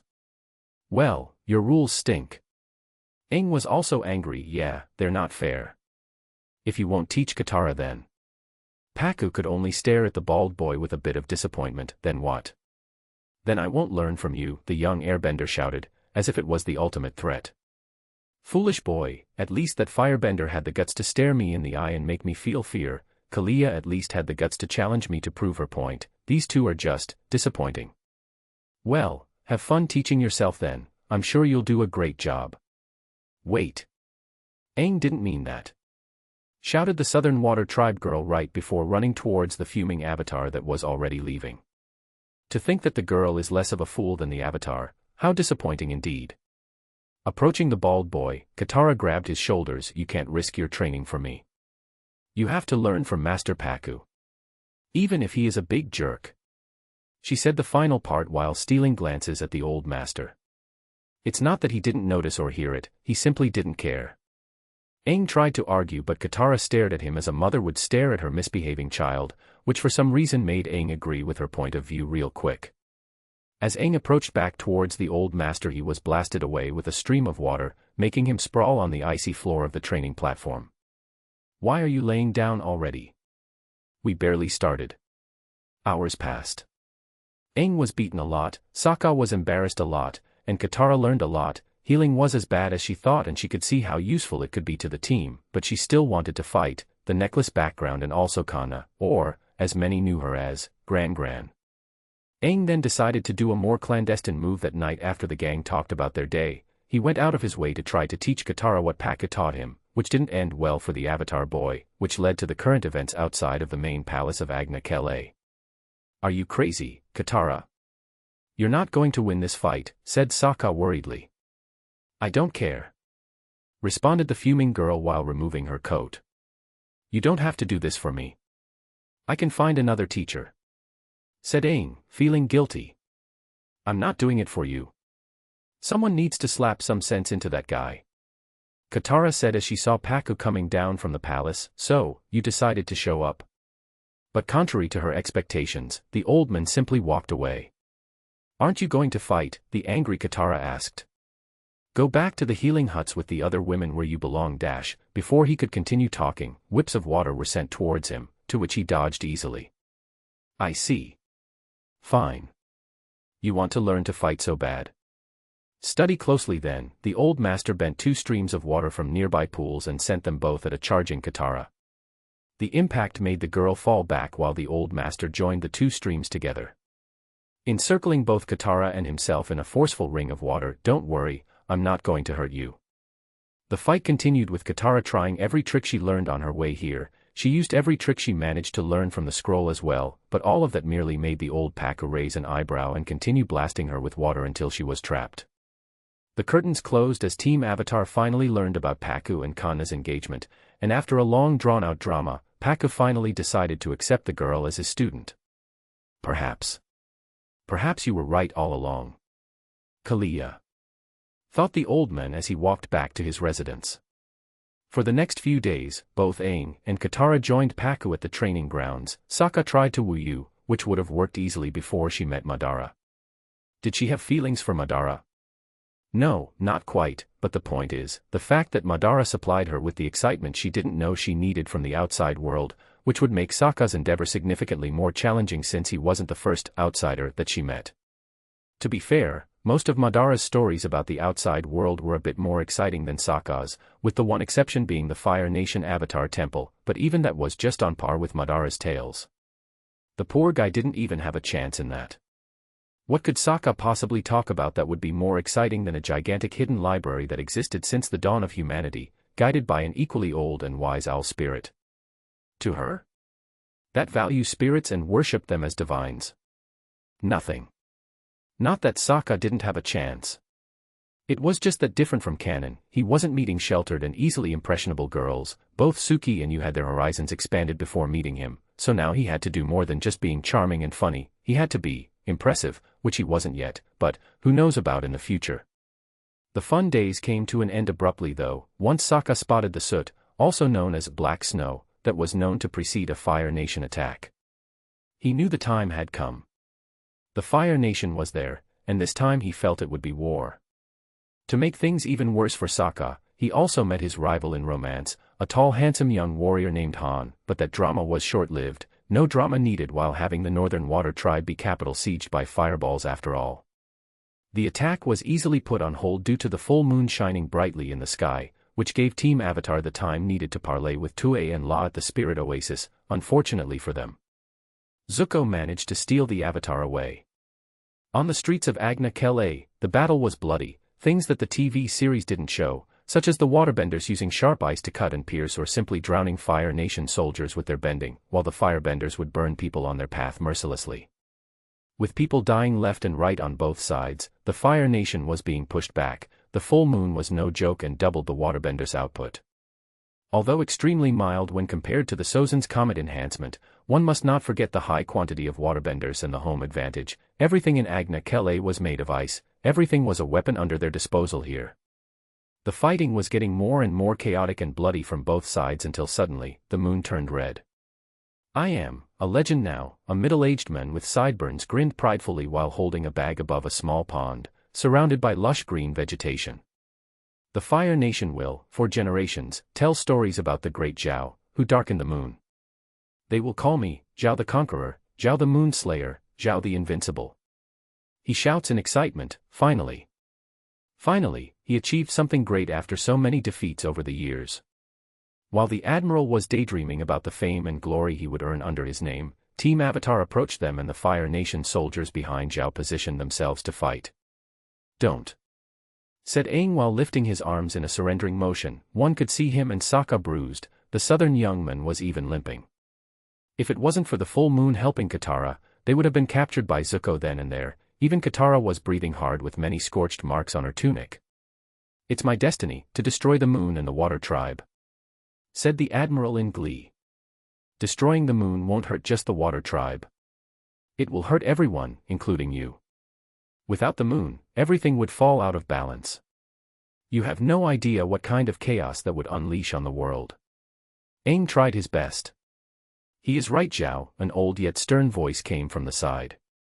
General Iroh, why am I not surprised to discover your treachery? Xiao responded while looking towards the hooded newcomer. I'm no traitor, Xiao. The Fire Nation needs the moon too, we all depend on the balance, said the old general with a serious expression, taking his firebending stance. Whatever you do to that spirit I'll unleash on you tenfold. Let it go. Now. Xiao even recoiled a bit in fear while looking at Iroh. He never saw the old general this serious before. That look in Iroh's eyes was telling him that the old general would aim for the kill the moment he attacked the spirit. The Admiral's hands trembled, he was frustrated. Everything seemed to be working against him. He failed his mission in the swamp several years ago, he failed to capture the Avatar with the best archers in the world, he failed to capture the prince to gain the Fire Lord's favor. Even when he got promoted, the one spark of victory he had in the last decade of his life, he didn't feel like he achieved anything. No, he wanted to show that he was superior, he was worthy, his name should be a legend. I will show them all. The slight pause already showed a difference from canon. Xiao didn't crouch down to release the spirit, no, under the red moonlight time seemed to slow down as his right hand ignited in flames, aiming for the bag held by his left hand. Aang, Katara, Yu, Iroh, Sokka, everyone's eyes went wide at the sheer craziness of Xiao's move. They all wanted to move and stop it, but it was too sudden. Even Iroh, who was somewhat prepared, knew that even if he blasted his fire towards Xiao now it would be too late. They could only watch Xiao's crazy smile in horror, as the Admiral's flames slowly drew closer to the moon spirit. As the flames drew closer, A black shadow seemed to rush in front of Xiao, inches before the flames consumed the almighty spirit fish. A loud clank sound echoed throughout the oasis, drawing everyone's attention to the weirdly shaped fan, upside down and halfway sunk into the earth, leaving a trail on the pristine grass, while a man with a wild, long black hair, black clothes underneath crimson armor and red eyes that seemed to reflect the red moon above stood on top of the fan, with one foot on top of the tip of the handle while the other was on the lower part of the fan, in a Sasori-style stance. On his right hand a bloodied scythe could be seen, while his left hand held the bag carrying the moon spirit. And a severed arm. It's been a while. Little Xiao, we finally meet again. What followed was a scream of pain and agony. Chapter 65, Distress. The music I was listening while writing this was Naruto Shippuden OST, Emergence of Talents, one of my all-time favorites, so I totally recommend. Holding a bloody severed arm, Madara kept staring at Xiao straight in the eyes. Part of him was feeling the thrill of revenge, while the other was incredibly disappointed. The foe of years past is a threat no more. One of the firebender soldiers recovered faster than the others and charged towards Madara, who didn't even bat an eye and just said, "Jackie." From above, a man with long hair tied into a low ponytail appeared, doing an axe kick that instantly hit the back of the neck of the poor soldier. A loud crack sound could be heard as the soldier fell on the floor, gone. He scanned the scared faces of everyone in the vicinity, as a loud sound came from above. Looking up, everyone saw a large black-colored airship hovering dangerously close to the city's buildings, drifting through the air while making the hair and clothes of everyone fly up with the wind that the turbines generated. Tossing the scythe on the ground, with his long mane flowing wildly with the wind, Madara turned to the nearby living Fire Nation soldier. He appeared in front of the poor fella like a ghost and simply pointed the index finger of his free hand against the chest area of the soldier's armor, then spoke softly with an emotionless tone. "Since you are all here lined up properly, let me test my newest move." Lightning crackled around his hand as he took a soft breath and stared deep into the soldier's eyes. Chain lightning. Static instantly built up as the crackling of lightning used the poor soldier to suddenly jump from him towards the next one, then the next one, and then the one after that. With uncanny and inhuman control, the lightning avoided any friendly fire and targeted only the 8 standing soldiers that accompanied Xiao to this place. Madara also made sure to avoid Xiao with this killer move. Team Avatar and you were horrified to see a small team of elite firebenders instantly drop to the ground, spasming, after a single second. Iroh on the other hand was impressed. He instantly guessed how Madara managed to do such a move, using each target as a lightning rod, guiding the lightning through their hearts and then using their own chi to supply the jump to the next target. In his eyes, Madara's creativity was on par with his own, but instead waterbending as a base to create a technique, Madara decided to employ earthbending instead, turning anyone in the vicinity as a possible lightning generator.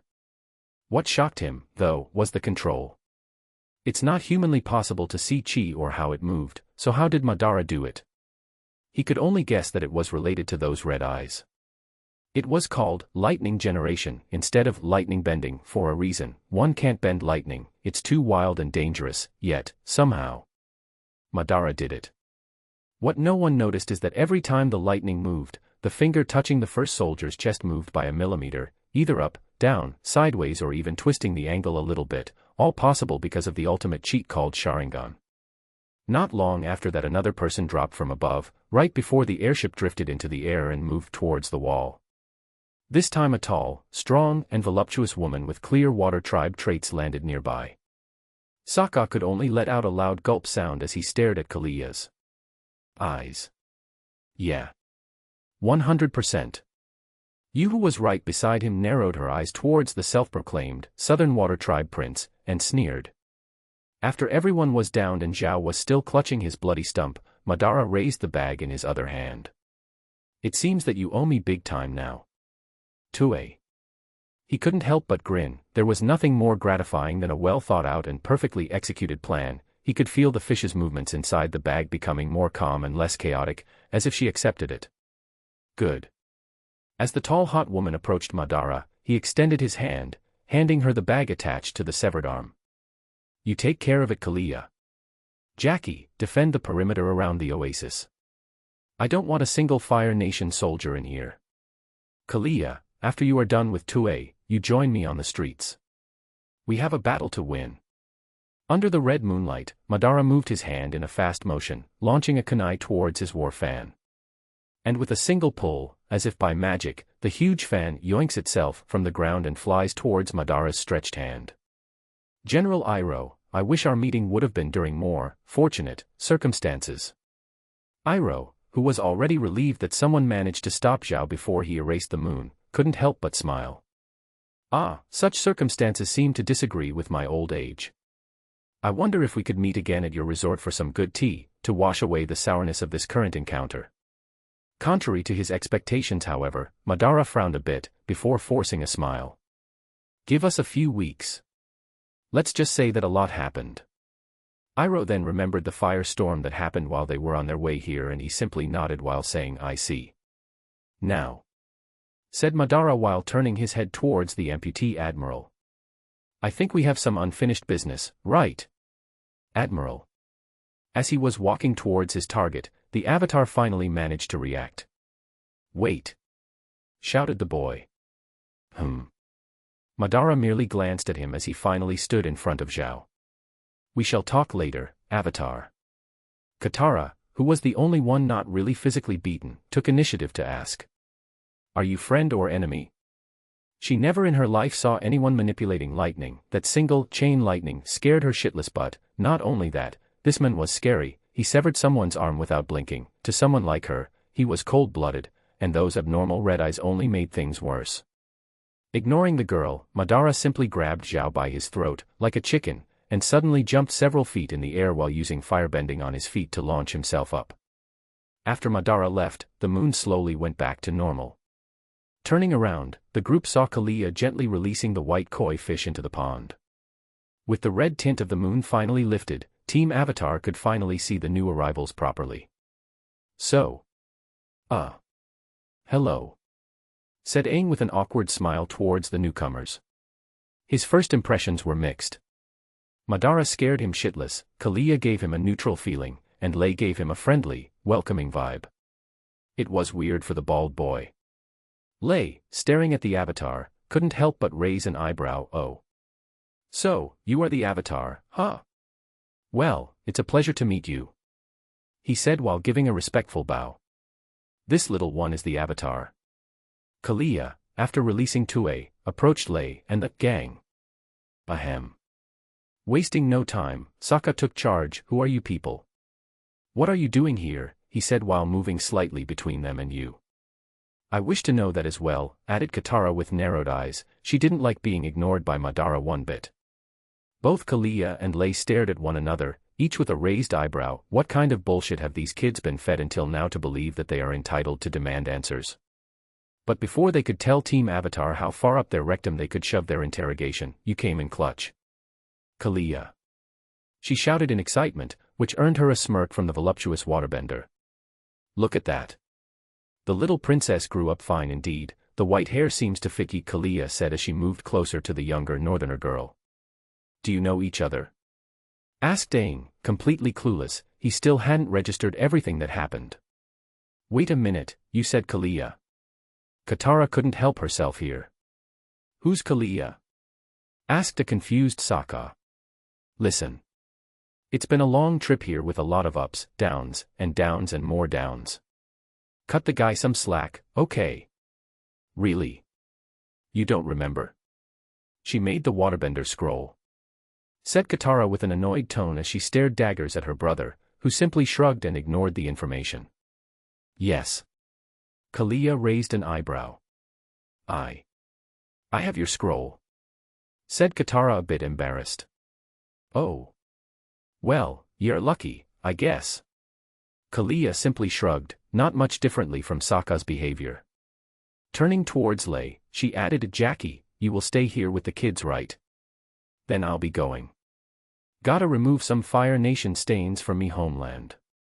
After that, she ran towards the water surrounding the oasis, and after turning the water into a small maelstrom, she launched herself up, following Madara's speed. An awkward silence remained. So, have you ever tried to ride an otter penguin? Aang could only be Aang. And poor Jackie could only raise an eyebrow as he stared at the weird avatar boy in front of him. What? No, nothing, forget about it. Ah, Mr. Lei, it's been a while. How have you been? An old, but quite happy voice came from the side, but said voice made Team Avatar react, quickly assuming defensive stances, ready for a fight. Ah. Mr. Iroh, said Lei with a huge smile as he turned towards the old general. It's been a while, sadly some things happened, but luckily we arrived in time. Wait. So, you two are on the same side?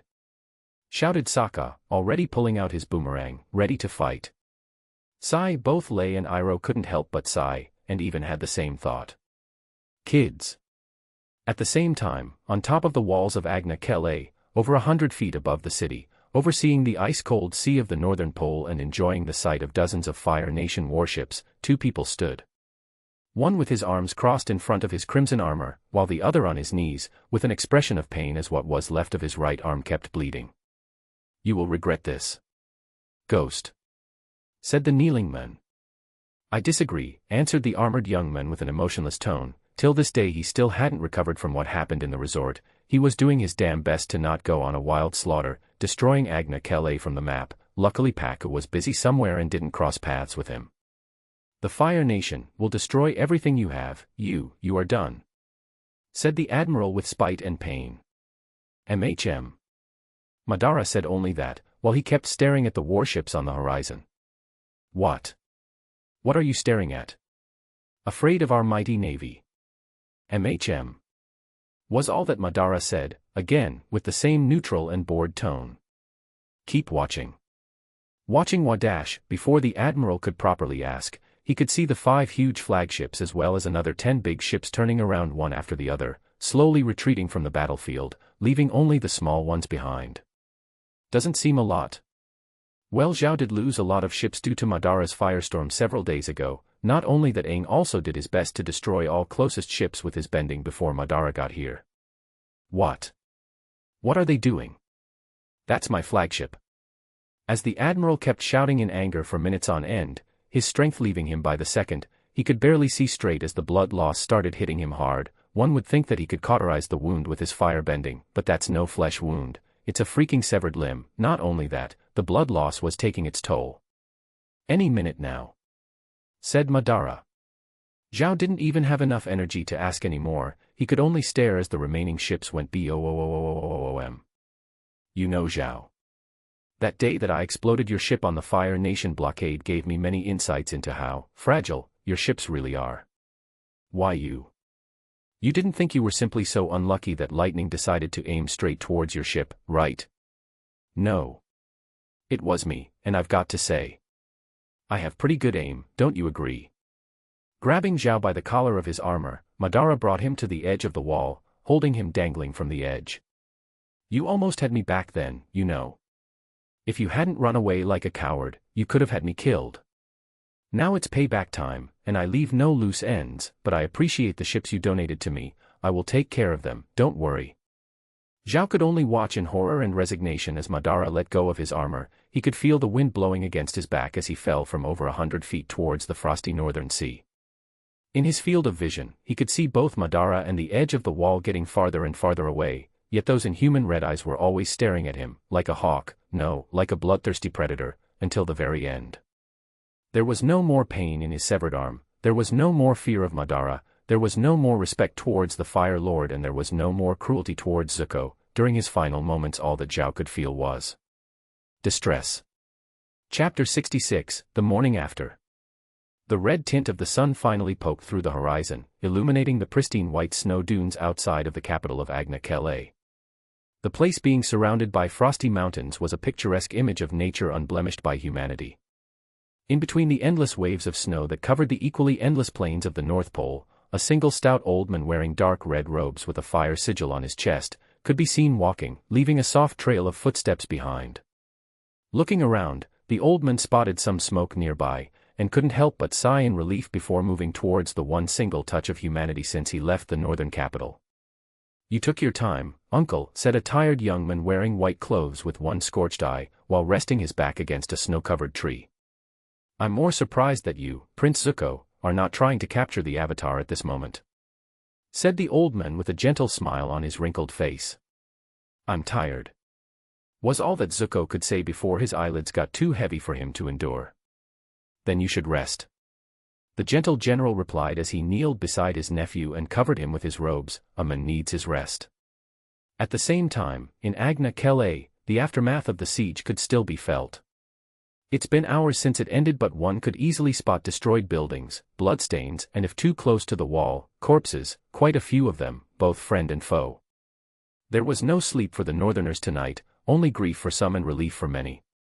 While a few of them felt both simultaneously, such as Chief Arnook, who went pale after discovering the reason why the moon turned red during the previous night. To think that I would be here, thanking a firebender for the safety of not only our nation but also the safety of the natural balance of this world, the middle-aged chief said while looking at Madara's black eyes. It shocked him dearly when he saw it. I wouldn't allow my companion to live with the burden of her homeland's destruction just because of my personal bias, replied Madara with a neutral but rather respectful tone. Both of them were sitting on one of the palace's balconies, observing the city being rebuilt while having a one-on-one talk. We appreciate your help. Regardless of my own personal bias, said the chief with a wry chuckle in response, I honestly thought that the Avatar alone would be enough to save us from destruction. He concluded with a rather depressed tone. Madara couldn't help but shake his head. The Avatar is a boy still wet behind his ears, but I believe that he will rise to the challenge when needed. Without a doubt he would have protected your city, but I also believe he is still too green to achieve that without significant losses. To be honest with you, the night I became chief, I dreamed about our city being covered in flames under a moonless sky, said the chief with some distress in his voice. In the same dream I saw my own daughter leaving us, forever embracing a long sleep. Turning his head towards Madara, the chief continued, to be honest, when you used that illusion, said Madara. Yes. Illusion, on us during that council meeting, I thought you were the reason for said fate. We are spiritually attuned people, and I always took that dream as a vision of sorts, of an inevitable future. Chuckling at the old chief, Madara responded, the only inevitability is that we all die one day, the rich, the poor, the strong and the weak, but how we die is not up to fate and can always be changed. I never liked the idea of prophecies, they make me feel like my life isn't my own. Now it was Arnook's turn to chuckle. Yes, I agree with you on that. I am glad that I didn't lose my daughter last night. I wouldn't even consider it a victory if I did. Your daughter is strong, and she is talented as well. She was blessed by the moon spirit, and if properly trained, she could become the strongest waterbender in the world. Madara then coughed and leaned towards Arnook. Don't tell Kalia that I said that. The middle-aged chief couldn't help but burst into a joyous laugh. Ha ha ha ha ha ha ha. Even Madara couldn't keep his stoic face for long and started chuckling as well. After calming down from the laugh, the chief said, unfortunately, our rules suck, said Madara, instantly. Arnook raised an eyebrow. You don't have much respect for culture, do you? He wasn't angry. He knew Madara disliked their views. He was with Kalia after all. He would have been surprised if Madara actually agreed with them. You are not the only ones with stupid culture, Madara said. Oh. The Kyoshi Island, we've been there, and they are the polar opposite of you. They have one of the best martial arts that they train in, but they only teach women. Men are forbidden from learning it. Really? They must really respect Avatar Kyoshi. Madara just shrugged. Doesn't matter. They are a tiny island nation that barely survives on fishing. They have no allies and they are fully dependent on a dozen or so Kyoshi warriors, the females who learned how to fight, to defend themselves. They are easy prey because they ignore the potential of men. We are stronger than that. We have hundreds of waterbenders and many masters among our ranks. Arnook tried to argue. Yet none of that would have mattered if neither me or the Avatar were here, and you know it. Madara couldn't help but sigh, those old people following their old ways. Listen, I don't expect you to change anything because I said this or that, but understand this, we are living during one of the biggest recorded wars ever, 100 years. Do you really want your people to suffer just because of old traditions? That's up to you. I am not here to tell you how to rule your nation. Last night. That was just part of the Navy under one admiral. What if the Fire Lord really sets his eyes on you and your people? Do you think he will spare the women just because they don't fight? I remember the Southern Water Tribe having to deal with something similar in the past. That managed to shut Arnook up really fast. The old chief couldn't even think of a comeback. Well, you think about my words, I need to get back to my lands. said Madara as he stood up, ready to walk inside to call for his team. So soon?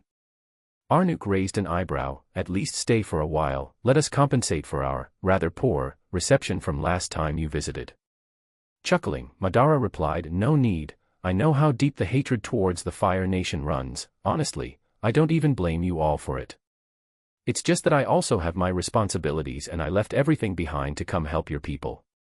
I am not a homeless kid wandering the world anymore. I have to take care of my people now. Oh, the woes of growing up, said Arnook with a smirk while shaking his head. Well. Madara shrugged as he spotted Kalia in the courtyard beating the shit out of both Aang and Katara in a waterbending lesson. His eyes lingered on certain places of her body before he smirked, it's not that bad. As noon approached, Kalia finally decided to stop the beating. I mean teaching. Ye kids can't take even that. Ye need to double your training, she said while placing her hands on her hips, displaying a savage smirk. Please, just a minute. The poor bald boy, sprawled on the icy floor like a starfish, was having a tough time. He was never a big physical guy, his stamina was rather dreadful. That wasn't in the scroll, said an equally beaten Katara, sitting down while leaning back on the fountain behind her. Of course not. That's only the novice moves. Ye think I would have made an advanced bending scroll and left it for grabs? Are ye an idiot or something? Kalia couldn't understand the lines of thoughts of these kids. Did they expect everything to be easy in life? At a distance, observing the training, stood Yu. While holding something to her chest with both hands, the white-haired northern princess couldn't help but express her desire to be out there, on the training field, learning how to fight as well. Last night was a wake-up call for her. If she was strong, if she was skilled, she wouldn't need someone else to come and save the day. No, she could do it herself. She was blessed by the moon spirit, but when the moon spirit needed her the most, where was she? Hiding behind the avatar, powerless and scared. Never again. As she stood there, sharpening her resolve, ready to change her life, she noticed two people approaching the training yard. One was tall and handsome with long hair tied into a ponytail, wearing traditional Earth Kingdom robes in black, with green and gold accents, carrying a big metal barrel on his shoulder with a single arm around it while smiling as he walked, as if the weight wasn't a big deal. Following him was someone that made her frown a little bit. Sokka. So, you learned how to fight from Madara as well? Asked the hyper Sokka while following Lei around like a baby duckling following his mama duck. Against my will, but yes. I did, but now I am grateful for it, answered the ever-polite Lei, with a smile. Do you know if Madara offers a, quick course? For someone like me? Raising an eyebrow, Lei could only stare at the teen water tribe boy. That's not how it works, no improvement happens in a short amount of time. How long did you train then? Over 4 years of daily practice and workouts, with a few, extraordinary expectations, of course. Answered Lei while avoiding eye contact. He still remembers what his wife did to him not long ago. 4 years. We don't have that long. Sokka was basically grabbing the skin of his own face and pulling downwards in frustration. Lei only shrugged, should have started sooner then, the early bird gets the worm. As they approached Kalia, Lei's smile crumbled a bit. He and the northern girl still argued back and forth every goddamn day. Honestly, being trapped by his wife at least relieved him from facing Kalia for a while. He was rather grateful. Sigh. I am missing the peace already. You Jackie, said Kalia with a teasing smirk that made him want to punch her, you know. The usual. Kalia, he said with narrowed eyes. Hello beautiful, said Sokka, swaggering his steps towards the voluptuous waterbender. Sokka. Southern Water Tribe, I can't help but feel amazed by your strength and skill. You must be the strongest waterbender in the world. Sokka liked to believe that he learned a lot about how to woo girls from his travels. He even made a list. Rule number 1, never discourage them of anything. Rule number 2, always compliment their skills, they are fond of their achievements. Rule number 3, never undermine them in any way, shape or form. Suki made sure to engrave that lesson on his bones. Rule number 4, listen more and talk less. So far that's all he had, but it was working if you and the other girls he met during their travels across the Earth Kingdom were any proof of it. Kalia was totally his type, age difference aside she was the hottest girl he had ever seen, and she is from a water tribe, they have a lot in common. Unfortunately. All he got was awkward silence before both Kalia and Lei each raised an eyebrow, and Wahahahahahahahahahaha. Kalia couldn't help it, bursting out laughing loudly like a crazy person, holding her stomach and bending forward almost losing her footing, even tears could be seen in her eyes. Ha ha ha ha ha ha ha ha ha ha ha ha. See that, Jackie? Ha ha ha ha. The pipsqueak is flirtin' with me. Ha ha ha ha ha ha. Now, it's not hard for a girl to completely obliterate a guy's self-esteem, regardless of which universe, but, talking about size aside, the one thing universally accepted as a metaphorical kick in the nuts to any dude is when the girl laughs at their attempt. Even Lei couldn't help but chuckle. He, you say that, but you and Madara started having an affair when he was around Sokka's age. Wait. Thought Sokka, already sweating bullets. I know, but look at him, his arms are like twigs, a boy like that can't handle me, no offense kid. For an instant. A second, a brief moment. Everyone could have sworn to have heard a loud cracking sound. It was really, really weird. Chapter 67, Road to Earth Kingdom. Wait, so this is what you all travel in? Asked Sokka, a slight tone of depression could be noticed in his voice as he stared at the contents inside the airship, which was docked in a spacious location known as Kana Square within the heart of the capital. Inside the airship were the most luxurious things that Team Avatar had ever seen. And they were friends of King Bumi and Chief Arnook, so that tells how fancy this thing is. Yeah, the boy had a harsh moment a few minutes ago, but he bounced back up. Well, there's plenty of women in the world, I will find someone eventually. It's not like Katara has found her husband already. Fufufu, I didn't expect the Avatar and his companions to be so young. Said Nari, rubbing Aang's bald head while Lei was busy securing the large barrel of spirit water inside the ship. Hey, we are not kids, okay? Said Katara with a trembling eyebrow. She was pissed. Ever since this group arrived, they had been treated like kids, and she would much rather they be treated the way they were before. Meh, that's how it works, little lady, said Kalia as she walked inside the airship while eating a sea jerky kebab. Such a nostalgic taste made her happy. We are not kids. Shouted Katara. Well, tell that to our Avatar over there, said Sokka, sarcastically, while pointing towards Aang with his thumb. The poor Avatar boy was melting because of Nari's head pats like a lazy tiger seal. Ugh. Katara made angry noises and walked out of the airship, frustrated. Then a loud clap could be heard, making the remaining members of Team Avatar turn towards the doorway of the airship. All right kids, time to get out. We are leaving, said Madara with a smirk, having heard everything.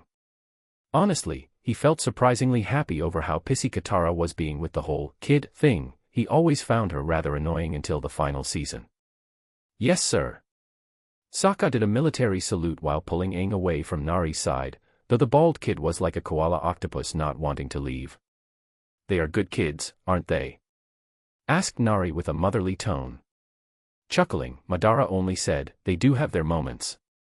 Time slowly passed as the siege of the Northern Water Tribe came to a close. Madara left the North Pole the day after, and went back to his resort to manage things there. He had a talk with the spirits afterwards and was taught the most optimal way to use the spirit water, but sadly, his mental state wasn't nearly good enough to try it right now. He needed time to unwind. Time to relax and heal all the negativity inside of him due to the attack they suffered that day at the Uchiha resort. On the shores of what looked like a pink forest, there was a small yet luxurious hut, housing several workers who could be seen doing their job, which was taking care of their two newest arrivals. This is what I've been missing. Who knew that? Floating on a piece of driftwood for 3 weeks with no food or water, and sea vultures waiting to pluck out your liver, could make one so tense. Said Iroh with a beaming, optimistic smile, before looking towards a clearly unhappy Zuko as he walked towards him, so that they could both sit on the ground they missed so much. What is bothering you today, Prince Zuko? Ah. I see, the old man's tone became a bit grave.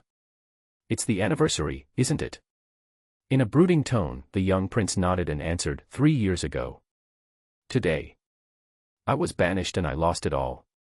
He looked up towards the sky, I want it back, and to be honest uncle. I don't care much about the Avatar right now. But I want my honor and my throne. I want my father to not think that I am worthless. concluded Zuko with a regretful look towards the horizon. I'm sure he doesn't. Why would he banish you if he didn't care? Said Iroh, trying his best to help his beloved nephew. Unfortunately. His words made Zuko get up and walk away, making Iroh grimace as he turned to one of the massagers. Ugh, that came out wrong, didn't it? As Zuko walked outside the massage hut, he could only sigh. They arrived not long ago, but he refused to let his presence be known to Madara. He stood at the outskirts of the resort, not wanting to show himself. But he knew. Madara was aware. Within his lands, nothing can be hidden from Madara's red eyes. It became a saying after years of people trying to infiltrate this place were met with swift ends, to never be heard of or seen again, and ever since. Whatever happened a month ago, the security of this place doubled, no. Tripled. He could see men walking around in unique dark-colored robes, each wearing a colorful navy blue and white haori on top, carrying curved sheathed swords known as katanas. The Shinsengumi. Zuko knew of them, he heard rumors. Now that winter was ending, many patrons finally returned here for a new round of gambling and relaxation, but Zuko, who had been here before, felt watched, all the time. Looking at the performers on the street, the food vendors, and the geisha that walked with glamorous and exotic kimonos and delicately painted faces, sometimes playing with paper fans while others sometimes played instruments called shamisen. Zuko couldn't figure out who was an agent, and who was simply a worker. Zuko wasn't wrong to feel that way. Ever since Madara returned, he decided to put together a real powerhouse to protect the resort. The former Bifong guards became the first generation of the resort's police force, or the Shinsengumi. While the former Kyoshi warriors started training new girls in several deadly arts including espionage and performances. The geisha on the streets were a mere branch of the true shadow that protected these lands. Many of the food vendors, the massagers, the artists, painters, sculptors, builders, and even some of the day-to-day clients that walked around the resort for their seasonal enjoyment were all part of the deadliest group of assassins. The Anawaban. Zuko didn't know about that organization, but he felt that someone was always watching. As he should, after training with Madara for so long. The teen just couldn't put his finger on who was the watcher. It's like teachers' lands have a culture of their own. Completely outside of the four nations. The banished prince couldn't help but feel proud of his own teacher. It must be related to his family. He stopped by the shores of the Suoku River, watching the high buildings of the main resort from a distance as his thoughts led him somewhere else. Family, huh? Mumbled the prince as he kept staring at nothing in specific. Almost perfect. One hair out of place. Said two elderly female voices as the vestiges of a well-executed lightning generation movement could still be seen on the deck of a luxurious Fire Nation royal ship. On the deck, a young woman could be seen, wearing imperial armor similar to Zuko's. Her dark hair was in a tightly pulled bun with bangs falling on both sides of her face. Although incredibly similar to Zuko, both in appearance and apparel, her armor and Zuko's had a keen difference. While Zuko's was black with red trimmings, this girl's armor was black with gold, a symbol of her royal status.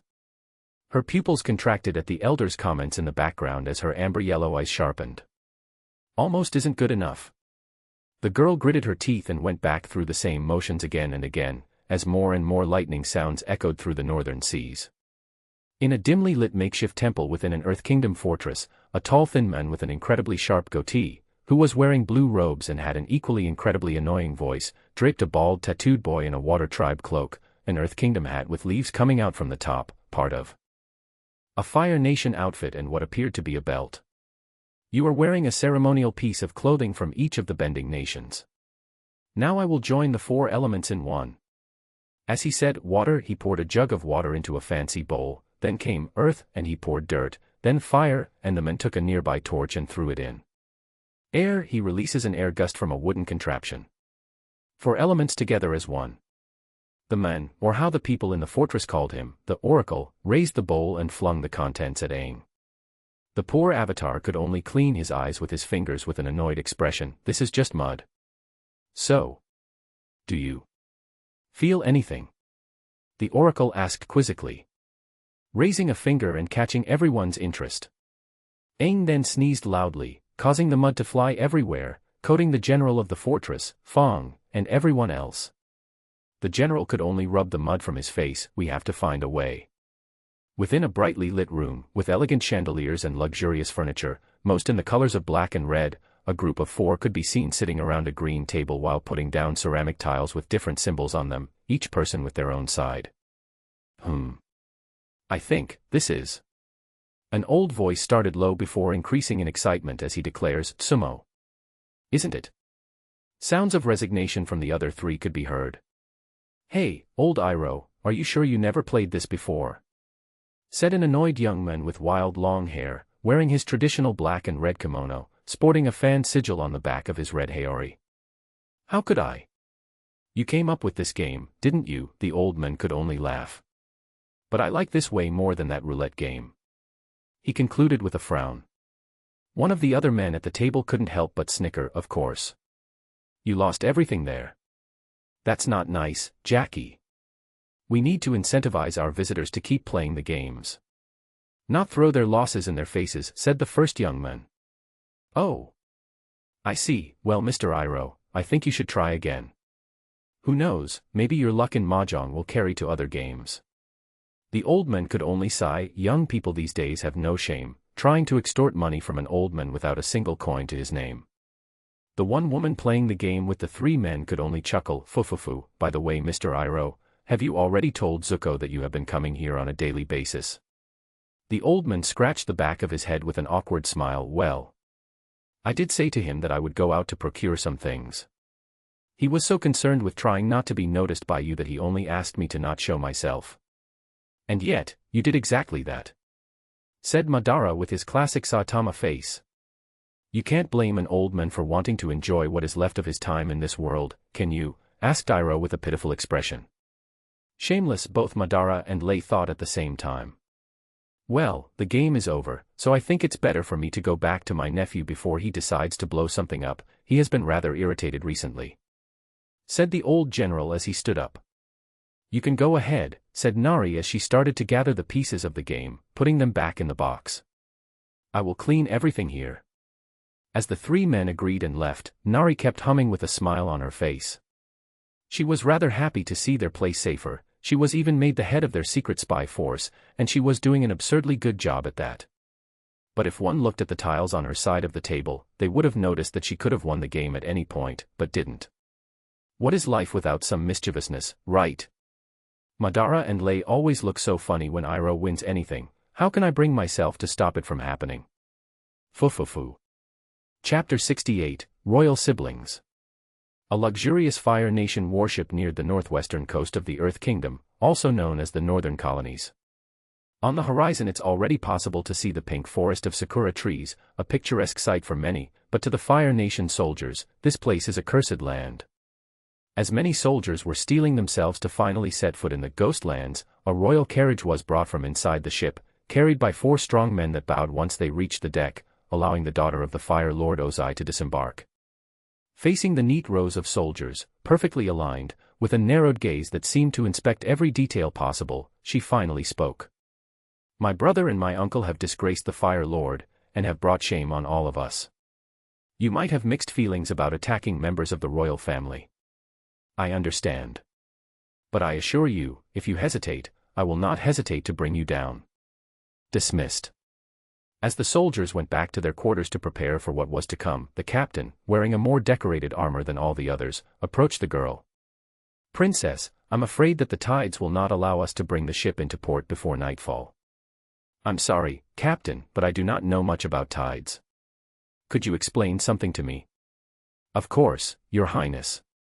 Do tides command this ship? I'm afraid I don't understand, Your Highness.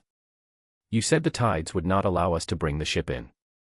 Her tone grew sharper, as did her eyes. Do the tides command this ship? No, Princess.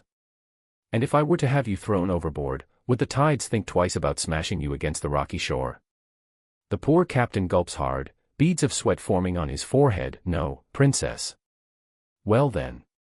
Azula runs her fingers through her bangs. Maybe you should worry less about the tides that have already made up their mind about killing you, and worry more about me, who is still mulling that possibility over. She frowned, and the captain could clearly see her displeasure. I'll pull us in. He says in a hurry, only waiting for her permission to leave. Yes you will, or you will have a private chat with the tides that you seem to respect above my orders. As the captain scrambled to go do what he was supposed to do, Azula didn't display a sneer or anything like that. That was beneath her. She simply stared at everyone expecting nothing but perfection. If one couldn't achieve that, she'd simply replace them for someone who could. The Fire Nation did not lack people. After entering their temporary shelter, a dark room, Iroh pulled out a small bag and placed it on the table, pouring all the content out with a childish glee in his aged eyes. "Look at these magnificent shells," he said as he picked up a conch. "I'll enjoy these keepsakes for years to come. We don't need any more useless things. You forget. We have to carry everything ourselves now," Zuko said as he followed Iroh inside of the building, with a frown on his face as he crossed his arms, tapping the floor with one foot as Iroh picked up his souvenirs, clearly displaying his discontent. Iroh raised a single finger and adopted his old and wise stance, clearly ready to teach some very important life lesson to his beloved nephew, when a voice echoed from the side. "Hello, brother, uncle." Turning to the side, Zuko's eyes went wide as anger sprouted inside his heart. Iroh, on the other hand, sharpened his gaze as he stared at the girl that was being attended by 4 different workers.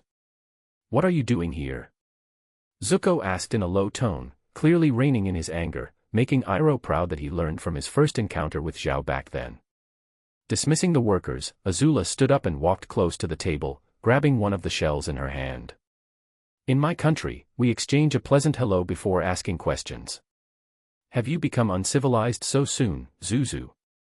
"Don't call me that." Zuko lost his temper. What a surprise. Even Iroh could only sigh. The prince had much to learn and he had decided to interfere before Azula made Zuko even worse. "To what do we owe this honor?" the old general asked, clearly upset with the whole situation. Must be a family trait. Both of you are so quick to get to the point." She broke the shell that she was holding with her fingertips, leaving Iroh angry, before continuing, "I've come with a message from home." Father changed his mind. Family is suddenly very important to him. He heard rumors of plans to overthrow him, treacherous plots. Family is the only thing you can really trust. Father. He regrets your banishment. He wants you home. A dead silence permeated the air for several seconds. "Did you hear me?" Azula raised an eyebrow, waiting for Zuko's response. "You should be happy. Excited. Grateful. I just gave you great news." "I'm sure your brother simply needs a moment," Iroh spoke from the side, with a thoughtful expression on his face. "Don't interrupt, uncle," Azula exclaimed furiously before turning to Zuko. "I still haven't heard my thank you. I'm not a messenger. I didn't have to come all this way. Father. He regrets. He wants me back." Zuko spoke with a lost expression on his face. "I can see that you need time to take this in. I'll come to call on you tomorrow. Good evening." Not giving a chance for the nephew-uncle duo to speak, she exited the place, leaving Zuko to ponder what had just been said. "It is unbelievable," said Zuko with the same lost expression. "It is unbelievable.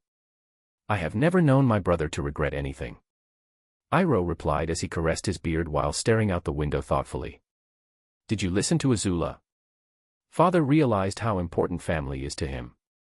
Zuko grew irritated. "He cares about me." Turning to Zuko and holding his arms out in a gesture, Iroh argued. "I care about you. And if Ozai wants you back, well, I think it may not be for the reasons you imagine. You don't know how my father feels about me. You don't know anything." Then a third voice echoed through the room. "Oops, it seems that I have interrupted some family bonding time," spoke a tall handsome man with black wild hair, wearing his classic yukata while smoking his kizaru with a smirk. "Teacher." Zuko's expression and mood brightened, but then he grew embarrassed. I didn't mean to hide myself from you, I just didn't want you to see me in my current state, the last time I visited. I had a crew and a ship, and now I have nothing." The banished prince finished his argument with a downcast expression, lowering his head in shame. "Who? I'm surprised that you actually believe that I wasn't aware of your presence here from day one," Madara says with a smirk, winking to Iroh in the background playfully. Zuko could only grow more embarrassed, but said nothing. Madara is the one that kept the conversation going. "I've heard your crazy sister decided to stop by for a spa session," said the Uchiha while exhaling some smoke from his mouth. "I'm saddened to miss such a touching reunion among siblings." "How did you dash?" Zuko was about to ask, but when he saw Madara raising an eyebrow, he just shut up. His sister just arrived and Madara already knew. That is a scary kind of information network right there.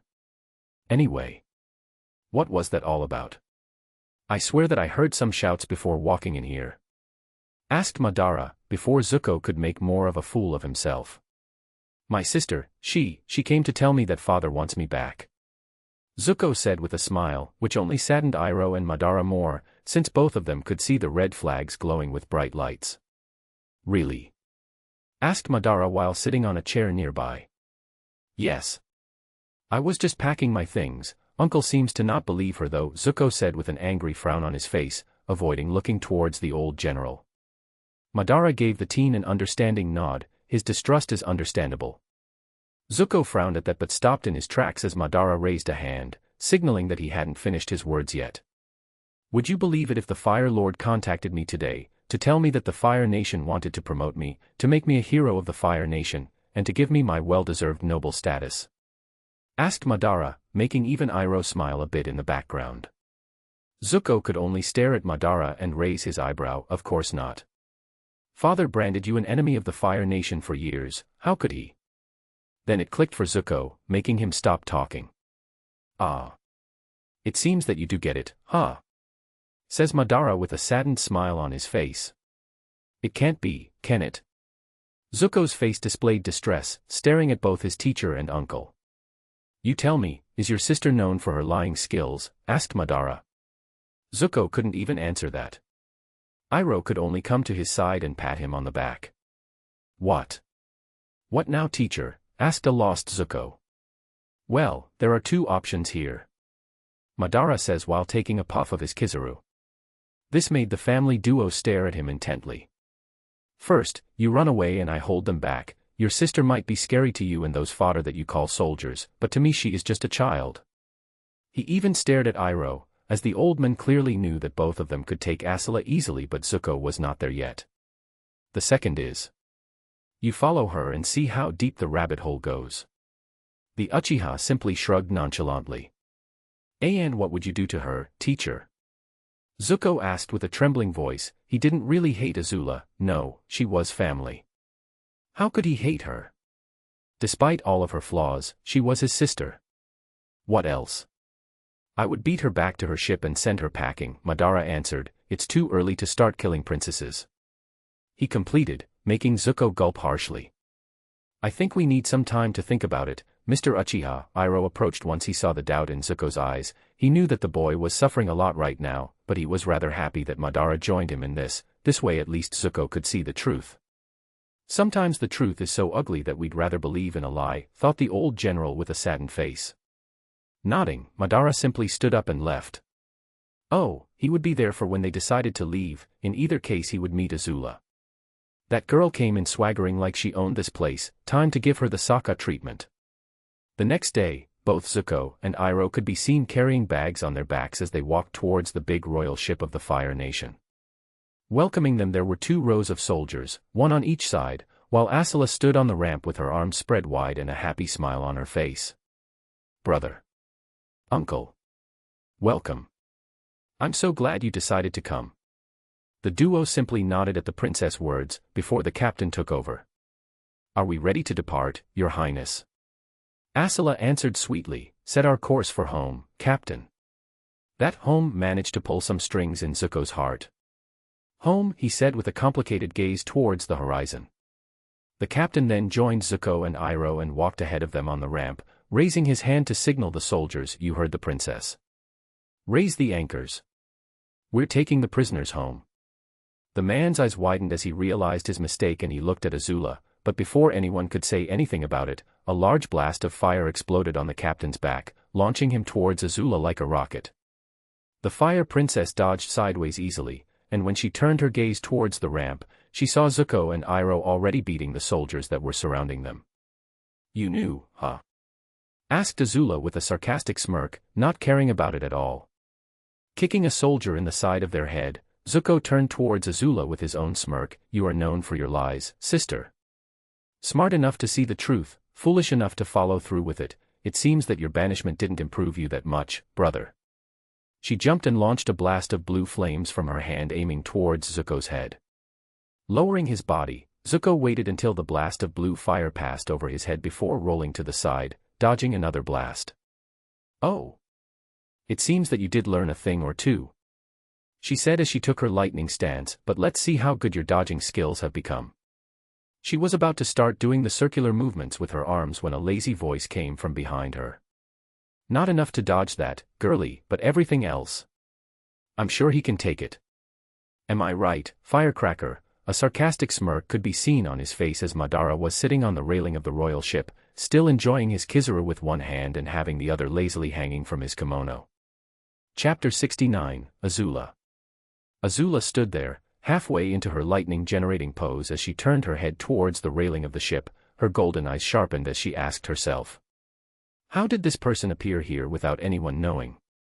Long black hair covering the right eye, fair skin, and considering where we are. You must be the so-called ghost, said the stoic princess, not displaying even a single emotion in her eyes. Oh, so you heard of me? Madara asked with a smirk. I've read about you. Debuted 8 years ago, stealing from small Fire Nation camps, with many soldiers dying by your hands, and 1 year later. Besieged by a battalion of 200 firebenders in the swamps near Gaoling, you killed more than half and escaped alive, earned the title of Greedy Ghost first, then Red-Eyed Ghost and many others. Labeled as the worst criminal of the Fire Nation until the news of the Avatar spread. She said with an emotionless tone as if she was reciting a written document by memory alone. You disappeared for many years to who knows where, then suddenly bought this land from the previous owner and now run a gambling resort with a net worth that makes nobles jealous. Impressive, said Madara while standing up from the railing and approaching the main deck. I thought the same. But looking at you right now. You don't seem like much, said Azula as she followed his steps towards the main deck. She knew this would be a showdown between both of them. Looking to the sides, Madara could see that all the soldiers were being beaten by Iroh and Zuko easily. Azula would be their only challenge here. With a snarky grin, Madara answered the Fire Princess, you also look like a bitter disappointment to me. That managed to finally break Azula's mask by a smidge, as her left eye twitched slightly before she reined her emotions and took her stance. In her eyes, Madara in front of her was also a prodigy if the documents she saw had any truth in them, and today she will prove herself to be the superior one. Seeing Madara with his nonchalant posture, she decided to strike first. She punched a massive pillar of blue flames towards Madara. The heat was abnormal and even Zuko could see that she was giving her all here. Madara kept his grin and simply leaned backwards in a near-inhuman angle, letting the column of flames pass right over him, but he made sure to extend the tip of his Kizaru towards the blue fire. This does taste better, said Madara after recovering his stance and taking a puff. It's minty, with a touch of delusions of grandeur, not bad. Azula's frown grew, the anger slowly distorting her beautiful visage, as she started blasting fire from all her limbs non-stop, while Madara simply dodged every single one of them with an easygoing smirk. The Uchiha didn't even try to approach her during the whole fight. Seeing the absurd acrobatic maneuvers that Madara was employing to dodge her fire, Azula couldn't help but frown even further. The corner of her mouth opened a little to display her clenched teeth. It seems that you only know how to dodge, taunted the teen princess while performing a fiery spinning kick aimed at Madara's torso, which he simply jumped over with ease. Nah, it's you that only knows how to miss. Gore. She doubled her output. She would hit this man and prove that she was the superior prodigy. Zuko's mouth was gaping at what he was watching. His monstrous sister was fighting with all her might against his teacher, to the point that even he himself wouldn't be able to endure the potency of those blue flames, but his teacher, he was treating the monster Azula like a child. Dodging another fire blast from Azula, Madara nodded. Good, adaptation, improvisation, but your weakness is not in your technique. I have no weakness, shouted Azula while blasting fire with her two fists simultaneously, aiming towards the flanks of her enemy. Once she saw Madara crouching to dodge both blasts, she grinned. Lightning started dancing on her fingers as she quickly did circular movements with her hands. Let's see you dodge this. Pointing two fingers towards her foe, a mighty lightning bolt erupted. For a fraction of a second the world seemed to go black and white, and before one could blink a loud explosion engulfed Madara's location. Watching from the sides, Zuko clenched his fist. Teacher. He mumbled, but a hand on his shoulder took his attention. Mr. Uchiha will be fine, we should escape while we have the chance, your teacher is giving us a precious opportunity, let's not waste it, said the wise old general. But. He looked between the explosion and his uncle before frowning. Fine, but if he is hurt, we come back, uncle. Of course. Said the smiling old general as he and his nephew sneakily jumped from the ship. Back at the deck of the ship, Azula grinned at the sight in front of her, the explosion that mixed both lightning and fire. As expected, you're not much, she said with a victorious grin. That was dangerous, huh? Her golden eyes went wide as Madara's voice came from behind her, the bored tone of his voice irked her like no other. Not taking any chances, she lifted her foot to do a high kick with her firebending. Her aim was for the kill with this kick, but the kick was easily blocked by Madara's own stretched leg, but what made her eye go wide was not Madara's sudden red eyes, no. It was the fact that no fire came out. She was a prodigy, she wouldn't commit such an amateurish mistake like forgetting to bend in a fight. Clenching her teeth harder, she went for another kick, spinning towards the other side, which Madara easily blocked with his knee, and once again, no fire. How? She couldn't help but ask, this should be impossible. Very presumptuous of you to think that fire and lightning are your allies when in my presence. What followed was what looked like a synchronized dance of kicks from both sides. Azula was becoming more and more shocked, her current inability to bend fire aside, every move she did Madara would replicate perfectly, even fighting techniques that were exclusive to her and her family. Kick meeting kick, Madara never once let go of his Kizaru or moved his relaxed hand that was still hanging from his kimono. He was enjoying this. Come on. Stop trying to hit me and hit me. He couldn't help but say with a healthy dose of snark. Azula was starting to breathe harder.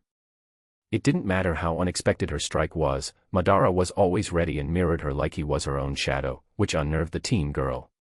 Over 10 minutes of pure martial combat already passed and Azula could feel her shins aching due to Madara's blocks. What annoyed her is that Madara never struck her, he only blocked and parried. How dare he take me lightly? Her own lapse of concentration worked against her as suddenly she felt the tip of his Kizaru pressing against her neck, while Madara's voice once again echoed from behind her. And you are dead, girlie. Beads of sweat covered Azula's forehead as she breathed haggardly. This was the most intense physical fight she ever had, and she used to train with her father. What are you? She asked with a narrowed gaze at her opponent while reining in her emotions, although her trembling eyes couldn't be hidden. Madara Uchiha. That doesn't explain anything. No, that explains everything. As the teen girl kept staring at the man, he slowly distanced himself from her with an ever-present smirk on his lips. She couldn't help but say. As I thought, once a criminal, always a criminal, a traitor shielding traitors. I resent that, I never betrayed anyone, and it was you who struck first and let them run away while being completely focused on me. Silence remained for a dozen or so seconds. She kept scanning the surroundings and noticed that Madara was right, Zuko and Iroh had long left. Then, Madara decided that he had enough. Well, that was an interesting impromptu lesson, good luck to you and your ventures. Said Madara while turning away, walking like he didn't even care about her trying to strike his back. Lesson. Azula raised her eyebrow, not understanding what he meant. Would you rather call it a defeat? Madara asked without even turning back, but she could feel his grin growing wider. Her fists clenched so hard that the skin on the back of her hands turned pale white. She wouldn't dignify him with an answer. You will answer for your crimes when I report you to the Fire Lord, she said with deep anger and frustration in her voice. Really? Said Madara while turning his head towards the girl. Then perhaps I should join the Avatar, huh? Her heart stopped for a fraction of a second right there. If that happened, things would go against her Lord Father's plans, and it would be her fault. What do you want? You and your people keep away from my land and my business, and I will keep my distance from the tattooed kid. We have a deal, she said after much inner struggle, as this was the first time in her whole life that she had to compromise. She was not enjoying this. Nodding sagely, Madara then concluded, now, I would be grateful if you told Daddy Dearest that it seems that many mercenaries and even Earth Kingdom nobles do not respect his rule, since they dared to attack this place not long ago. I already sent him a letter a while ago, but it would be great if his favorite child could help my case. She was about to retort when Madara interrupted her, again. I shall take my leave first, good luck with the repairs, they might take a while, he sarcastically spoke as he jumped on top of the railing and leaned backwards, simply falling from the boat. Those words seemed to bring Azula back to the present situation, making her look towards her vessel and see flames consuming many parts of the deck, and most had already spread towards the interior. The few soldiers that were not knocked out were just watching her with incredulous eyes. She didn't like that one bit.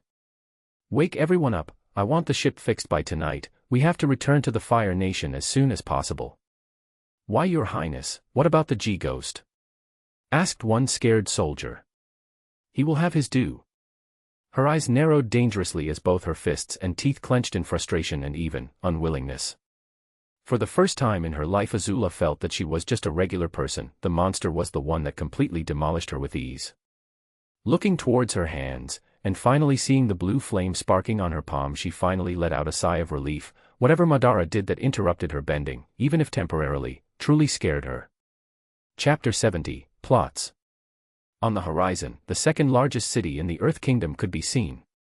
Built on top of a tall mountain peak, part of the Kolaw mountain range in the southwestern Earth Kingdom, it rises high out of a deep chasm and was created by earthbenders several centuries ago. Being considered the second most defensible city fortress in the known world, it was shocking to see smoke coming out of several sectors of its area. Omashu now sports huge Fire Nation flags on each side of its walls. Inside the city, the famous Omashu delivery system now lays bare and empty, with no earthbender to work on the lifts and slides anymore. The city looks bleak and broken, especially during the current night time, with the clouds fully covering the moonlight.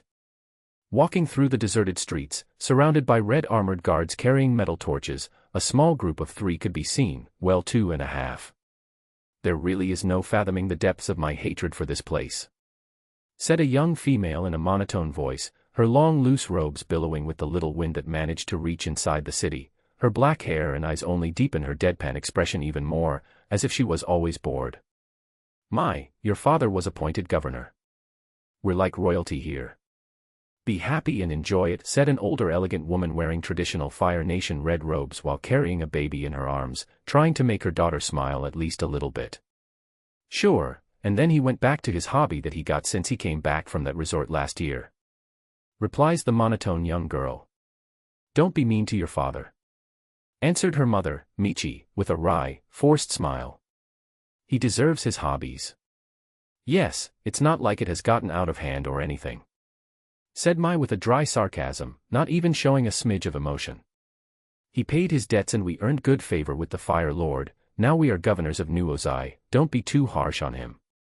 It's still disturbing to see your 40-something-year-old father yelling to the world, declaring that a man more than half of his age is his lifelong rival." The older woman tripped a little bit, her smile getting more forced. "Nothing wrong with a little competition, look where it led us. We rule this city now. Sure, let's call an old man collecting anything related to a former criminal, and writing conspiracy theories about their origin and goals. A little competition."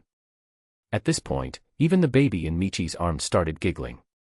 "Be as it may, as long as he is responsible with money and not burning it in gambling, your father is entitled to do whatever he wants," concluded Michi with a tone of finality.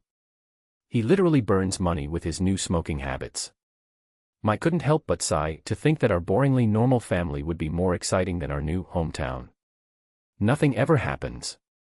At that moment, a loud noise could be heard from the stone ramps that lead to their location. Looking up, the entourage could see a large boulder exploding, and only a small kid in orange, with an orange hat and holding a staff, staring at them from one of the layers above. Pointing towards the badly disguised but still unbelievably effective avatar, Michi shouted, "The resistance." Mai finally let out a faint smile on her face, dashing towards the staff-wielding kid. Spreading her arms, many tiny arrows flew towards her target as she followed the perpetrators through the streets of Omashu. As she reached the platform above, she could see the 2 guards that went ahead of her being tossed back to the ground level. She couldn't help but roll her eyes at their professionalism. As the chase continued, she finally got face to face with the kid, but after tossing a hidden blade that hits the target's staff, her targets were suddenly swallowed by the earth, leaving her to sigh in disappointment and boredom again. She could only slump her shoulders a bit and turn around, returning to her family. "Did you get hurt?" asked a worried Michi. "No. We will get them next time, sweetie," said her mother with a gentle smile. After a long walk, the family of three finally reached the palace on the top of the highest point of the city, and as expected, the lord of the city wasn't there. Mai and Michi could only sigh as they both go to one of the side doors. Opening, they see the messiest room ever. On the wall there were many articles connected one to the other with pins and strings. A middle-aged man with gray and white disheveled hair, wearing messy yet luxurious Fire Nation robes with pointy shoulders, and nasty bags under his eyes, could be seen writing something on a piece of paper, before putting it on top of a pile of already written paper. Mai. Michi. I thought you were going out for a walk. Asked the man with a look that screamed, go to bed. We've been out for 3 hours, Dad. Said Mai with no emotion behind her words. Tom is already in his crib, dear. Said Michi with a badly hidden concerned face. Staring at the two women in front of him, Wakano, the patriarch of the family, only nodded. I see. I am almost done with my work here. It shouldn't take too long. Dad, you said that last week. Dear, you need some sleep. No. What I need is the truth. Shouts Akano, slamming his hand on his messy desk. Walking around the messy room, towards the panel on the wall, Mai couldn't help but raise an eyebrow. I think you are too much into this. Dad. She said with an uncertain yet still empty tone. This is the work of the past year. Shouted Akano with pride, pointing to the messy wall. The first sight of the ghost has way deeper meaning than the world thinks it does. If my theories are right. The patriarch was quickly interrupted by his frowning wife. That's it. You are going to bed, said the angry woman while dragging her husband forcefully. Wait. There's so much more to uncover. Tomorrow. No. I need to know what Uchiha means. Go to bed. The world needs to understand. Sigh. Mai could only rub her forehead with her fingers, staring at the pieces of paper spread across the wall. She couldn't help but shake her head at her father's obsession about this whole thing. He had been writing theories about the ghost for years, but ever since he went to the Uchiha resort last year it evolved to a whole new level. Her eyes stopped at one piece of information that her father gathered during the year. Her fingers trembled a bit when she read it. Zuko.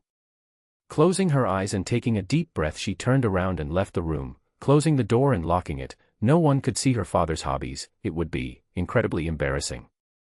On the deck of a massive luxurious Fire Nation ship, a teen girl could be seen breathing harshly as she went through an incredibly intense training. Even the soldiers surrounding her were shocked at what they were seeing. It's unwise to keep going. Your body needs to rest. Lee and Lo, the two elderly mummies that followed Azula during her travel towards the Uchiha resort, expressed their worry. I need to get stronger, said the girl with a growing frown, before ignoring the two elders. She had been training during her whole trip back to the Fire Nation, and to her, it still felt like it wasn't enough. The sisters could only shake their head. Luckily one of the soldiers approached them from the side. The capital is in sight, Your Highness. We shall be docking in 30 minutes. Taking a long breath, Azula stopped her intense workout while grabbing a towel. Noted, I shall retire to my quarters for a bath before we arrive. I don't want interruptions. Her eyes narrowed as she stared at the soldier, who gulped hard and nodded quickly. After her bath, Azula could be seen back in her pristine armor, with her perfectly groomed hair and makeup, walking back to the deck towards her consultants, the two living undead. When tracking your brother and uncle, traveling with the royal procession may no longer be an option. Said Lee. May no longer be wise, said Lo. If you hope to keep the element of surprise. Said both at the same time. You're right. The royal procession is dead weight. If I want to catch my prey, I must be agile, nimble. I need a small, elite team. It's time to visit some old friends. Even though she did her best to keep her aloofness, the fist she was holding behind her back clenched tightly. If I was strong, really strong, I wouldn't need anyone. Other people just drag me down. The beating that Madara gave her left scars deeper than anyone realized. In a dark meeting room, where only 6 people could be seen sitting on comfortable zabutons, on a tatami floor, a man with long wild black hair turned towards one of the other 5. Did you do it? Yes, Mr. Uchiha, we infiltrated 3 agents on Princess Azula's ship. If our information is right, they just arrived at the Fire Nation capital. answered Nari, taking a pause before continuing. As per usual, none of the agents were aware of one another, each one of them infiltrated during different times of the day, aka went last night, Ao went during the fight between you and Azula, and Kuro took advantage of their long repair time to take over someone else's identity. The Anawaban agents had code names, of course. And their report? Any discrepancies? None. All of them do contain different details, mostly due to their different positions within the ship, but the overall information is the same. Nodding. Good. Now we have a link to the capital. It's time to start phase 2 of our plan. Standing up, Madara then pointed towards a huge map on the wall, more specifically the eastern side of the Earth Kingdom. The acquisition phase is over. From now on until the fall of the Fire Lord Ozai, we shall work on phase 2, expansion. Turning his glowing red Sharingan towards Nari, Lei, Kalia, Gon, and Kira, Madara grinned. I want all the eastern colonies under our rule within a year. Yes, sir. All of them said at the same time. Chapter 71, Grim Reality. Please, tell me you're here to kill me. Said a bored, monotonous Mai while she stared at Azula and Ty Lee walking down the royal palanquin in front of the palace of Omashu. The dart girl didn't even bat an eye at the sight of 6 poor bastards who were breathing hard due to the fact that they were carrying the 2 girls all the way up from the bottom of the slopes of Omashu. She stared at Azula for a second, before displaying a slight smile on her otherwise emotionless face. Both girls can't help but laugh. It's great to see you, Mai, said Azula with a friendly smile, placing her hands on Mai's shoulders. Ty Lee, on the other hand, rushed forward and gave Mai a big hug, receiving an uncomfortable pat on her back from her awkward friend. I thought you ran off and joined the circus. You said it was your calling, said Mai. Well. Ty Lee forced a very convincing smile. Azula called a little louder. Placing a hand on the shoulders of both of her friends, Azula spoke, I have a mission and I need you both. Count me in. Anything to get me out of this place. Mai instantly replied as she stared at the palace with an annoyed look. As the girls started walking inside, to proceed with the proper protocol for these kinds of things since Mai is a noble and can't just be yoinked from her family as easily as Ty Lee can, the hyper friend of the trio whispered into Mai's ear. Is your father still acting weird about that whole thing? Worse, Mai's eye twitched a little bit as she recalled the memory of her father's conspiracy room. Everything was made worse because of how long it took for the old Akano to discover that Tom, her brother, disappeared. 4 hours. It would have been more if her mother didn't come back. The dude had one job. What are you two talking about? Asked Azula with feigned interest. Mai and Ty Lee exchanged glances, and Ty Lee, being the talkative one, took the initiative. Mai's father has been writing weird reports, not really anything related to the Fire Nation or anything. He is into conspiracies and things, mostly directed towards the famous ghost that showed up in the last 8 or so years. Azula's eye twitched a little bit and she clenched her fist ever so slightly, so obviously. Both of her friends noticed, but they decided not to talk about it considering how Azula decided to brush it off. It's a waste of time, Mai. If you weren't my friend, I would have reported your father's misbehavior to the Fire Lord. I'm glad that we are friends then, answered Mai. But she got the hint. The moment Azula was displeased with her, her father's embarrassing hobbies would end up on the Fire Lord's table, and what would come after that, she didn't even want to think about the outcome. The meeting with Akano went how Mai expected it to go, and, while her father tried his best to appear proper, Azula's keen eye could spot his slightly messy robes. The resistance, huh? Asked Azula with a smirk while watching both Akano and Michi prostrating themselves in front of her. You stay here. Mai will handle the hostage trade so you don't have a chance to mess it up. As the princess stood up and started walking towards the doorway, she spoke. It's time to let Omashu die and the name New Ozai be known. We're trading a 2-year-old for a king, said Azula, watching the mighty King Bumi inside a metal coffin being carried by chains being lowered just beside her. Her gaze turned to the conspicuous trio among the resistance, and continued, a powerful, earthbending king. Bumi nods with a happy smile. It just doesn't seem like a fair trade, does it? The Fire Princess asked while staring at Mai. You're right. Mai spoke while fighting a massive inner struggle, but it is as Azula said, as long as she is considered a friend, her family will not suffer, hopefully. The deal's off. She spoke with a stern voice as she quickly stole glances at Tom, making sure he was all right.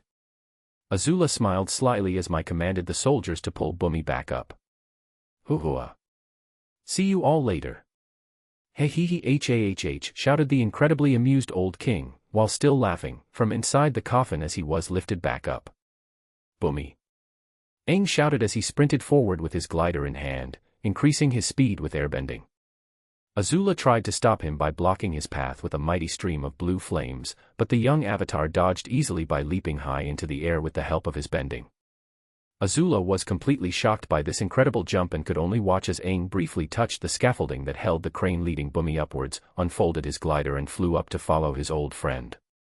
Unfortunately, the same air that was lifting him up also sent his makeshift hat flying, which exposed his airbender tattoos.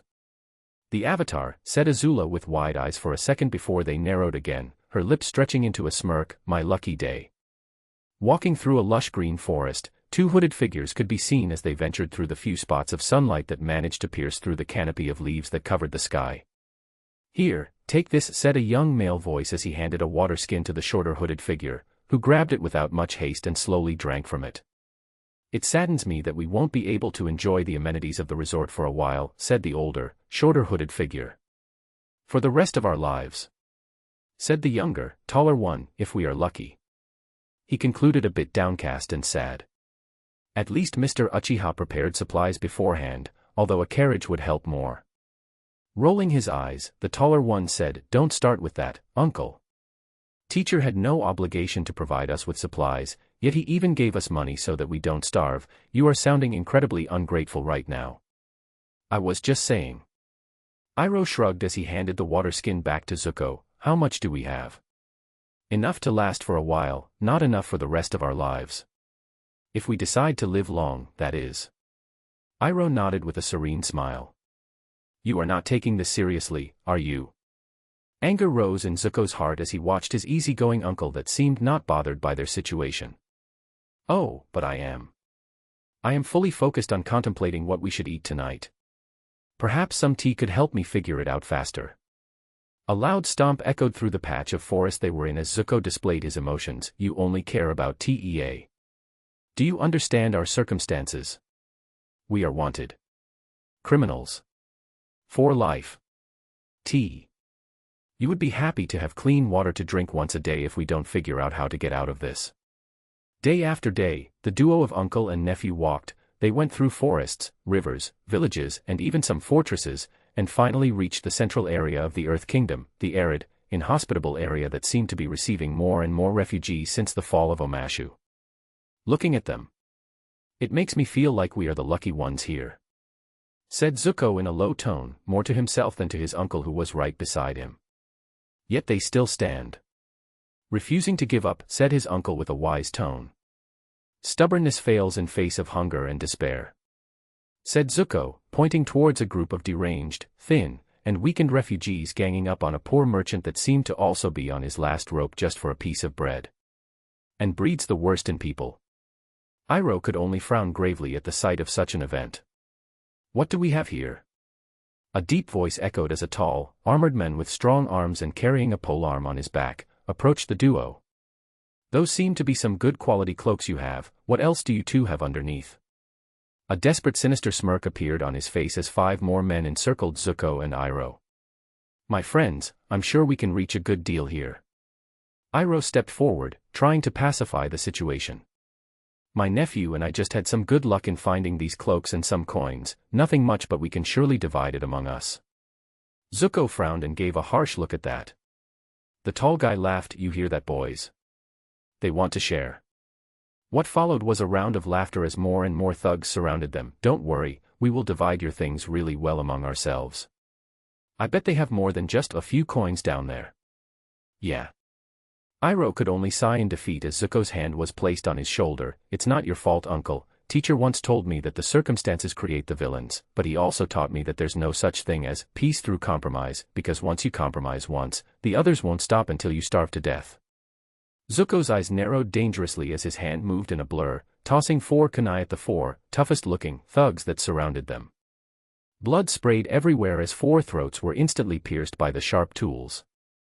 Unsheathing his twin scimitars, Zuko jumped into action, hacking and slashing like they weren't men, but simply wooden dummies. All the anger and resentment that he was feeling was unleashed on top of these robbers with no care. Limbs flying, blood flowing, Zuko avoided using his firebending to hide his identity. At this moment he was so happy that Madara focused on his martial combat instead of bending. His teacher was wise indeed. Zuko. An elderly voice brought him back to the real world. He was in a trance while slaughtering people, afraid to lose what little they had. Looking around he saw several destroyed corpses, many more crippled and a lot of scared people in the background. Uncle. It's okay, Iroh placed his hand on Zuko's shoulder. Everything will be okay, let's find somewhere else to rest and I shall brew one of my original tea recipes for you. Zuko simply nodded with his head lowered as he sheathed his blades, following his uncle outside the refugee outpost towards somewhere else. After they walked long enough to find a cave to hide in, Zuko broke down in silent tears, rubbing his eyes from time to time to try to stay inconspicuous in front of his uncle. This was the first time he took a human life. Even in the original Zuko never directly killed anyone. Yes, people die because of his actions, but by that logic, many died and will die due to Aang. Or do you believe those dozens of Fire Nation ships he destroyed during the Northern Siege had no one inside? The point is, he didn't personally kill anyone before. This was the first lives he took with his own hands. All the stress that added up, all the fears, worries and insecurities about his family, his honor. Everything was already weighing heavily on his shoulders, and now a bunch of nobodies tried to rob the items that were provided by his teacher. The last true light in this world that refused to shut him out, that always welcomed him with open arms, that taught him, that gave him strength and confidence. He couldn't hold back. No, he refused to hold back. The feeling of taking a life, staring into the person's eyes, watching their light fading away. His whole life Zuko heard a glorified fairy tale about strength and power. He was only 16 years old. For the whole second half of his life he grew up hearing tales of the ghost killing his way through soldiers. How exciting it was to hear about such adventures back then. But now that he did it himself, he felt dirty. All those tales, from Fire Lord Sozin's rise to power to Ghost's debut, always depicted the act of killing as a grand achievement, slaying one's opponents, yet reality was grim. Zuko, said a worried Iroh staring at his broken nephew. There's no honor left for me, is there, uncle? Asked a broken teen as his tears fell down his cheeks. Xiao was right. If father wanted it, with or without the avatar, I would have been welcomed home. But, in his eyes I'm just a stain. Iroh couldn't help but touch his own chest at the sight of his nephew. Never had the old general seen his fiery, adopted son so fragile. There is no hope at all. No, Zuko. You must never give in to despair. Allow yourself to slip down that road and you surrender to your lowest instincts. The old general hugged his nephew for a couple of seconds before separating, but never letting go of the teen's shoulders. In the darkest times, hope is something that you give yourself. That is the meaning of inner strength. The teen stared at his uncle for several seconds before moving away. I'm tired, uncle, really, really. Tired. Sleep, said Iroh with a gentle, soft tone. I shall take guard duty tonight, and in the morning, when you wake up, you will see a better day. Creators. Chapter 72, Schemes. Waking up to the crackling sound of fire and wood, while slowly perceiving a sweet scent of what seemed to be an aromatic tea, Zuko slowly opened his eyes to reveal hollow, hopeless yellow irises. Still having nightmares? Asked Iroh, still working on his tea. Yeah. Answered Zuko, softly. The healing of the spirit, just like the healing of the body, cannot be rushed. Everything has its time to heal. Said the old wise general as he poured some tea and gently handed it to Zuko. But, that does not mean that we are helpless while waiting. He concluded by offering a smile. Yeah. Zuko nodded with a blank look while slowly drinking his tea. Iroh wanted to talk, but he couldn't think of anything that could bring Zuko back to his fiery, determined spirit. He could only sigh and shake his head while standing up. My cooking skills might not be as grand and renowned as my tea-making skills, but I shall double my effort. He said while doing a muscle stance. In the meanwhile, you can meditate if you wish. Iroh nodded and quickly left their cavernous home. Zuko's eyes were guided towards the crackling fire, but not even the brightness and warmth of a flame could bring light to his hollow eyes. It had been a harsh week for the duo. They had been living in a cave since the incident in the refugee camp. Luckily, they had resources to survive. Madara would never let Uncle Iroh and Zuko suffer any more than they already had in life. As the sun set on the horizon, Iroh made his way back from the nearest village, which was quite far away, with enough bags of food to last them a few days without any worry. As he walked near the cave, he saw his nephew sitting on the shore of a small river. In one hand he had his twin swords, while in the other he carried what looked like tattered black robes with red clouds. Even after so long, these two were two of his three most valuable remaining treasures. Iroh approached slowly as to not startle his beloved nephew, only to see him staring at his own reflection in the water. The banished prince obviously heard the sound of steps behind him, but he didn't move a muscle. He was so lost in his thoughts that even if the most amateurish assassin in the world tried to kill him right now, it would be an easy task. The old uncle simply sat beside his nephew, and accompanied him in his silence. As the sun hid further between the mountain peaks on the horizon, Zuko finally started talking. I had dreams about how things were before. Before all this. Before my banishment. Iroh kept silent but made sure that his presence and comfort could be felt by his nephew. My father never liked me. Did he? Zuko, that's not dash. Iroh tried to talk but Zuko raised his hand. I remember. He said while looking up, ever since Azula's brilliance and talent was shown for the first time. Father decided to give up on me. Iroh could only close his eyes and clench his fists. I remember that I got so frustrated, so sad, that I started thinking that if I somehow started behaving like Azula, Father would like me like he liked her. A hint of a smile appeared on his lips. It is one of the fondest memories I have. The day that I tried to show Mother how Azula used to feed the turtle ducks that used to live in the palace's pond.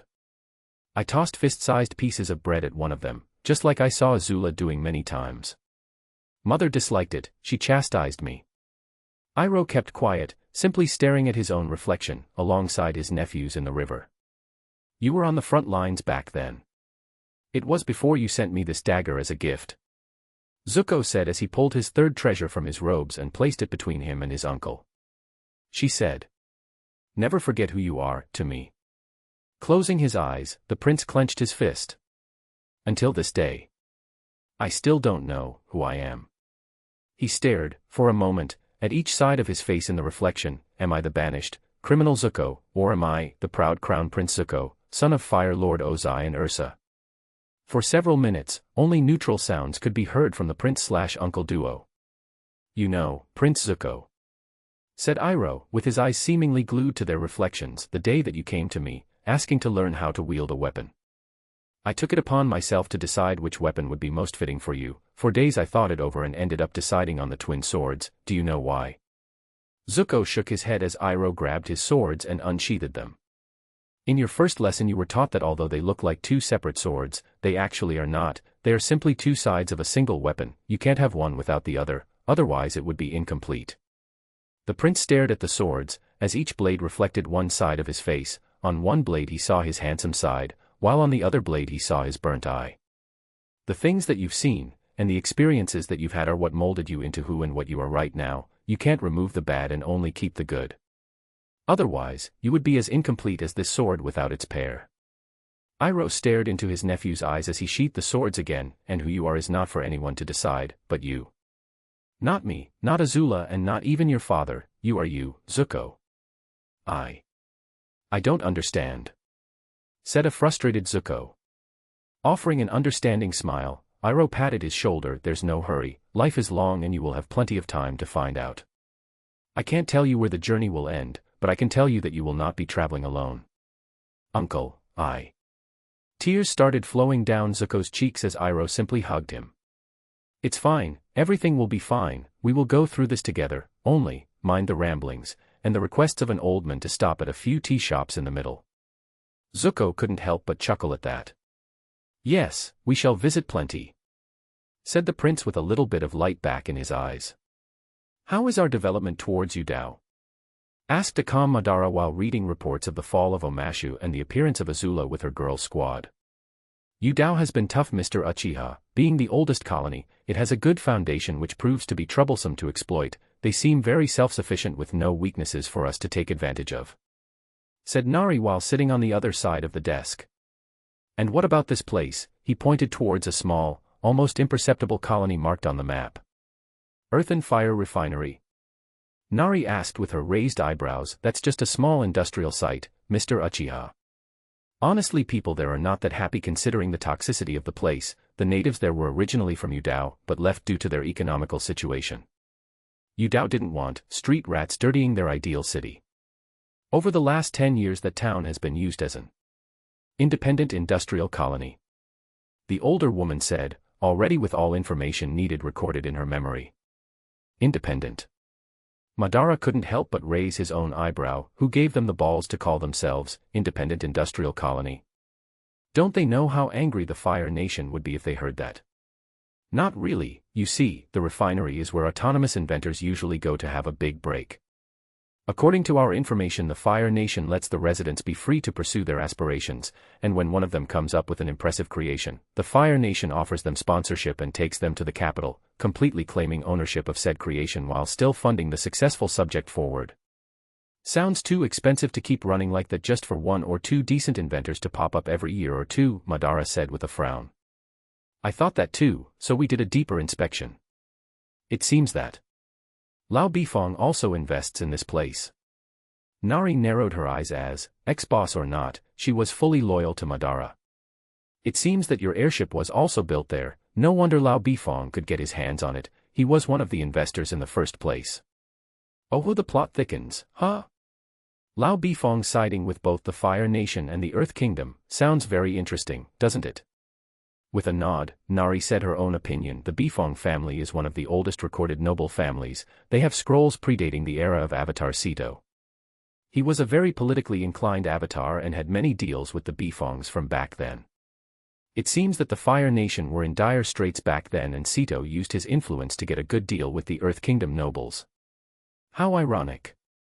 Indeed, Sito's and Bifong's deals made the Fire Nation strong again, and also seemed to be the source of the current Bifong fortune. It seems that old ties remain and the Fire Nation still has a line of contact with the Bifongs, even if it's just for pure business's sake. Narrowing his eyes looking at the records presented by Nari, Madara spoke, I want a slice of that pie. Yudao and the refinery are the key points for our future. I want the natives of the colonies to want us, no, to demand us to be their ruler, before the war ends. Mr. Uchiha, may I ask why? I know you are a driven man, you've built everything from nothing, but even till this day, your Oasis project remains dry, void of any profit. Are you sure you want to risk getting into the sights of the Fire Nation even more than before due to these 2 little colonies? 2 little colonies? Nari, you are a smart woman, the smartest that I know, but sometimes you underestimate things. Tell me, what do you think will happen when the war ends and Zuko takes the crown of the Fire Lord? Nari narrowed her eyes in deep thought. A fool would say peace, but it's not that easy. Peace doesn't happen just because the new head of the state has a different approach. There's 100 years of war looming behind them. Every single living person today was born during that war. They won't just forget about it and live in peace. I think a short time of peace will come, 6 months, maybe less. Said Nari deep in thought. Then, on an international scale, the colonies will become the new battleground for an aftermath war. The Earth Kingdom will want their lands back, the Fire Nation will probably agree, but the people whose fathers and grandfathers were born in those colonies, who have a deep-rooted sense of belonging, they won't accept, they will fight back, and then a second war might start, on a smaller scale, yes, but a second war nonetheless. Zuko and, who cares about his name, the Earth King, will probably have to fight. The firecracker is proud of his people, and won't let them hang when he sees that they really love their home. He would relinquish his rights to the colonies, but the Earth King and his bunch of nobles would try to take over and push the Fire Nation loyalists away anyway. Madara said with a tone of certainty, and then, there's the Avatar. A deep silence spread for a few seconds. The Avatar will get involved, it's his self-given job to do so. But that tattooed kid, he will side with the people, no doubts about that. He will try the best way he can think of to make a deal, and I put my money on the Avatar allowing these colonies to achieve independence, not subjected to the Earth Kingdom or the Fire Nation. A 5th nation. Said Nari softly. And do you think that, even if that comes to pass, the Avatar would allow you to rule over it? Madara started chuckling, and then burst into a strong laugh that had a very evil feeling to it. Allow me? No. He would never, but what if he doesn't have the choice?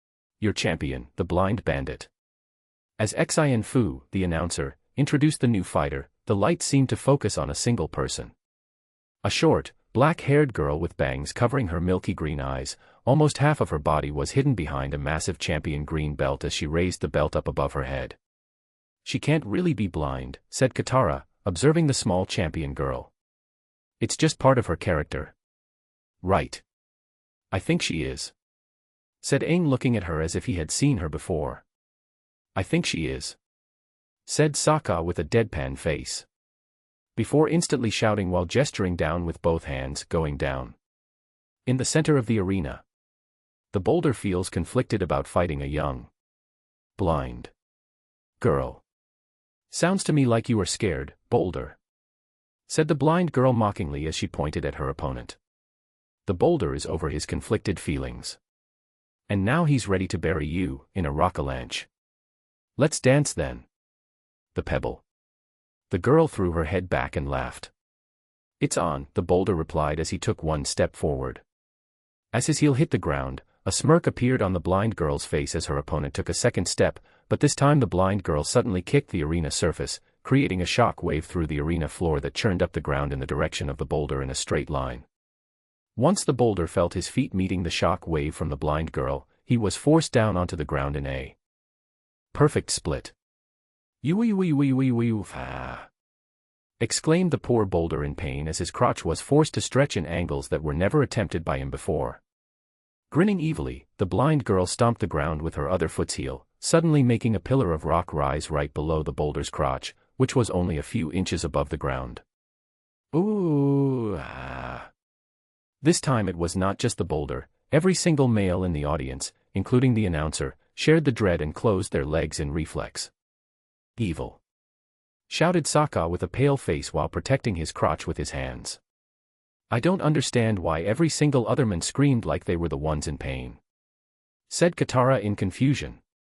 You don't understand men, Katara, said Sokka with a sage expression, we share pain.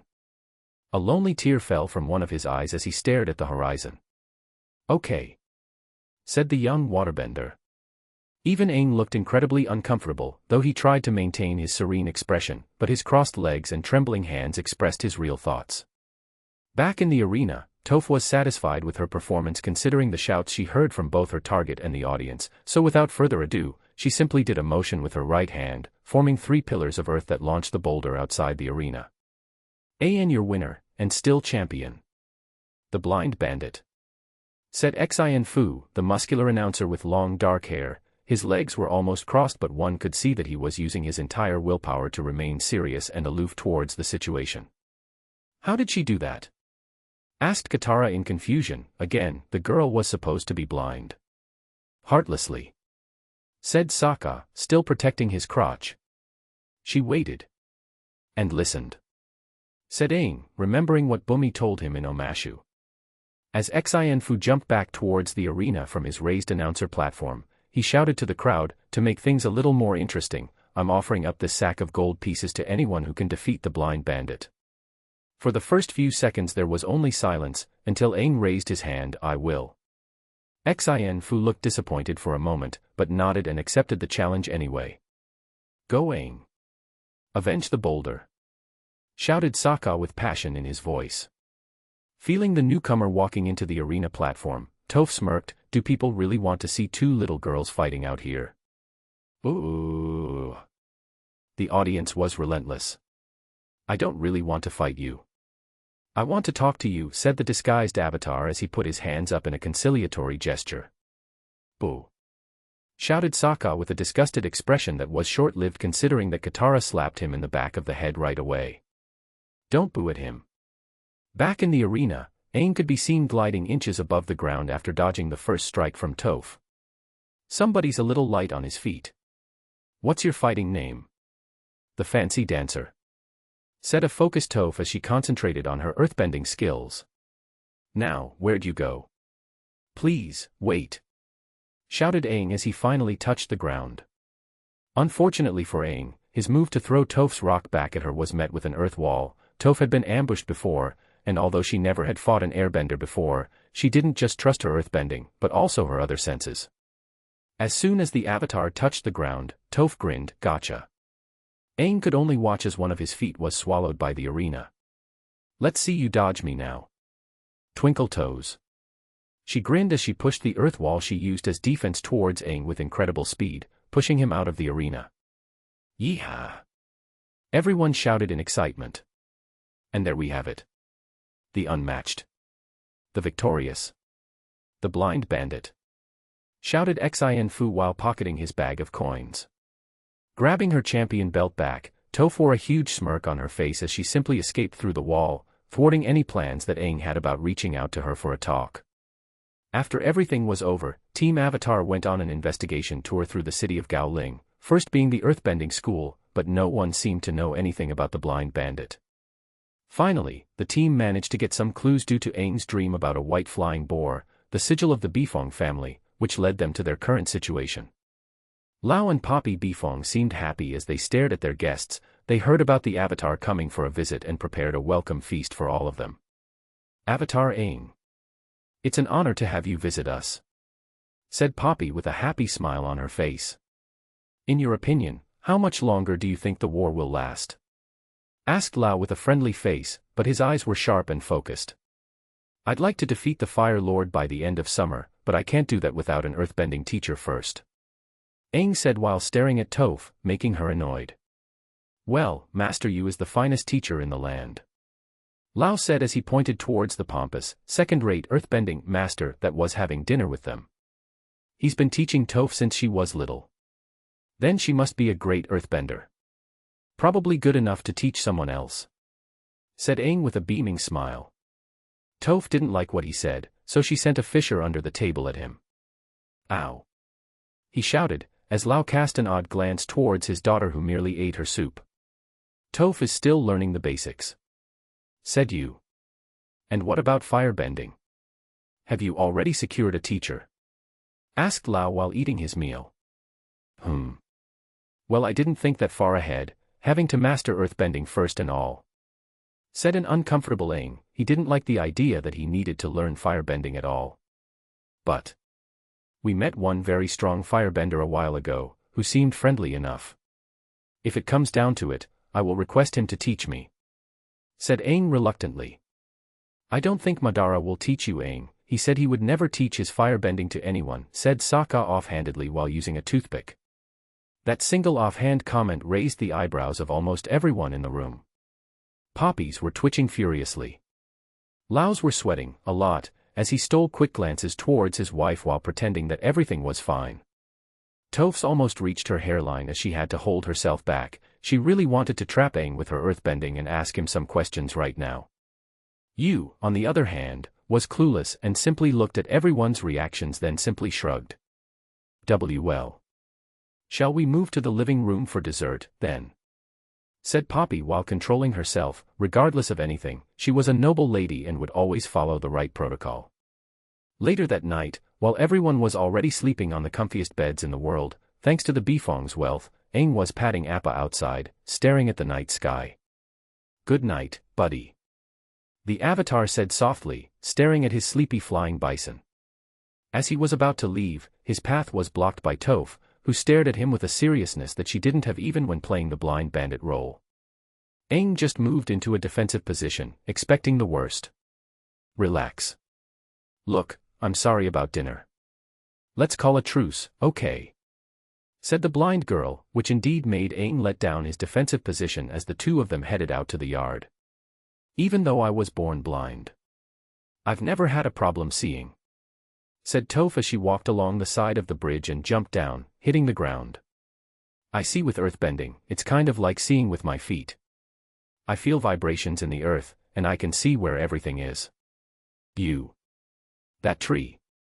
Even those ants over there. That's amazing, shouted Aang in excitement. But my parents don't understand, they never did, and to be honest, they don't even know that I can do it. It's not even about me being good at hiding it, it's just that they are so sure that I'm helpless that they don't even pay attention. Is that why you became the blind bandit? Yeah. It's the only place where I can be myself, said Toph. Then why stay here where you're not happy? Asked Aang, confused. They're my parents. Where else am I supposed to go? You could come with us, said an excited Aang. Yeah. You guys get to go wherever you want. No one telling you what to do, that's the life, she said excitedly before getting downcast. It's just not my life. It can be your life is yours to go wherever you want, Aang said sagely. Chuckling, Toph shook her head. It's not that easy, Twinkle Toes. Things are expected of me. Then, what do you want? Taking a deep breath, Toph turned to Aang. You mentioned Madara. Yes. Aang was confused. Do you know him? Know him? He is my brother. What? Chapter 74, Running Away from Home. A blob of mud flew from the shores of the artificial lake underneath the bridge that they just crossed and instantly hit the Avatar straight on the head, making the poor bald boy fall on the ground like a sack of potatoes. Stop squealing. Toph frowned her eyebrows. If joining you means that I will have to deal with a squealing little girl, you better not even try to convince me anymore. Blurg, the poor Aang could only spit the mud that managed to enter his wide mouth while cleaning his face with his airbending. There were worms in there. Yeah. So what? Toph raised an eyebrow. When I was out practicing my earthbending I would spend a long time in the foggy swamp, and you don't even want to know what I had to eat to satisfy my hunger. A smug grin appeared on her lips. Ignoring the blind girl, Aang bent a little bit of water from the artificial river, washing his mouth with it before spitting at the ground. You really are a little girl, aren't you? Twinkle Toes. Can we please stop this talk about me and go back to the talk that you are Madara's sister? Exclaimed Aang in exasperation. What's wrong? Her grin grew even more sarcastic as she removed her hair adornment, letting her long black hair flow down like a river. Can't see the resemblance. Aang's mouth went wide, but he covered it with his hands. He didn't want Toph sending more worm-filled mud balls into his mouth. And now that you look like that. Ha ha ha ha ha ha. Toph started laughing. She even fell on the floor. Oh, I wish I could see just this one time. The look on your face must be priceless for you to sound stupid like that. After several seconds of laughing, the blind girl finally stopped. No, we are not blood related, but Madara is my big brother even if we don't share blood. He was the only one that ever accepted who I really am, always encouraged me, shared stories of his adventures across the world with me and never treated me like a helpless, powerless blind doll. Toph's tone became rather melancholic as she kept talking about her relationship with Madara, as if flashbacks started coming to her mind. It saddens me that I don't even know what he looks like. All I've heard were details from former employees that left the family estate and joined him years ago. They always told me that we indeed looked alike, especially our hair, although Madara's is more spiky. Wild. Like a long mane. Said Aang, raising one finger. Yeah. Whatever that means. The girl had a gentle smile on her lips. So, you don't know what I look like as well? And Katara? Sokka? Even the boulder? Nah, I know. Well as someone in my circumstances can, my senses can capture details, but he was gone before I fully mastered it, and never came back. Not that I could blame him, I've heard talks about him around here back then. Aang didn't know what to say, honestly. He didn't have a decent talk with Madara. They met after the Oasis attack, but the Avatar didn't really know how to bridge the gap between them, so back then he decided to just sit and watch Sokka bombard him with questions about training and fighting techniques. At the end of the day, Madara and Aang had very limited interaction.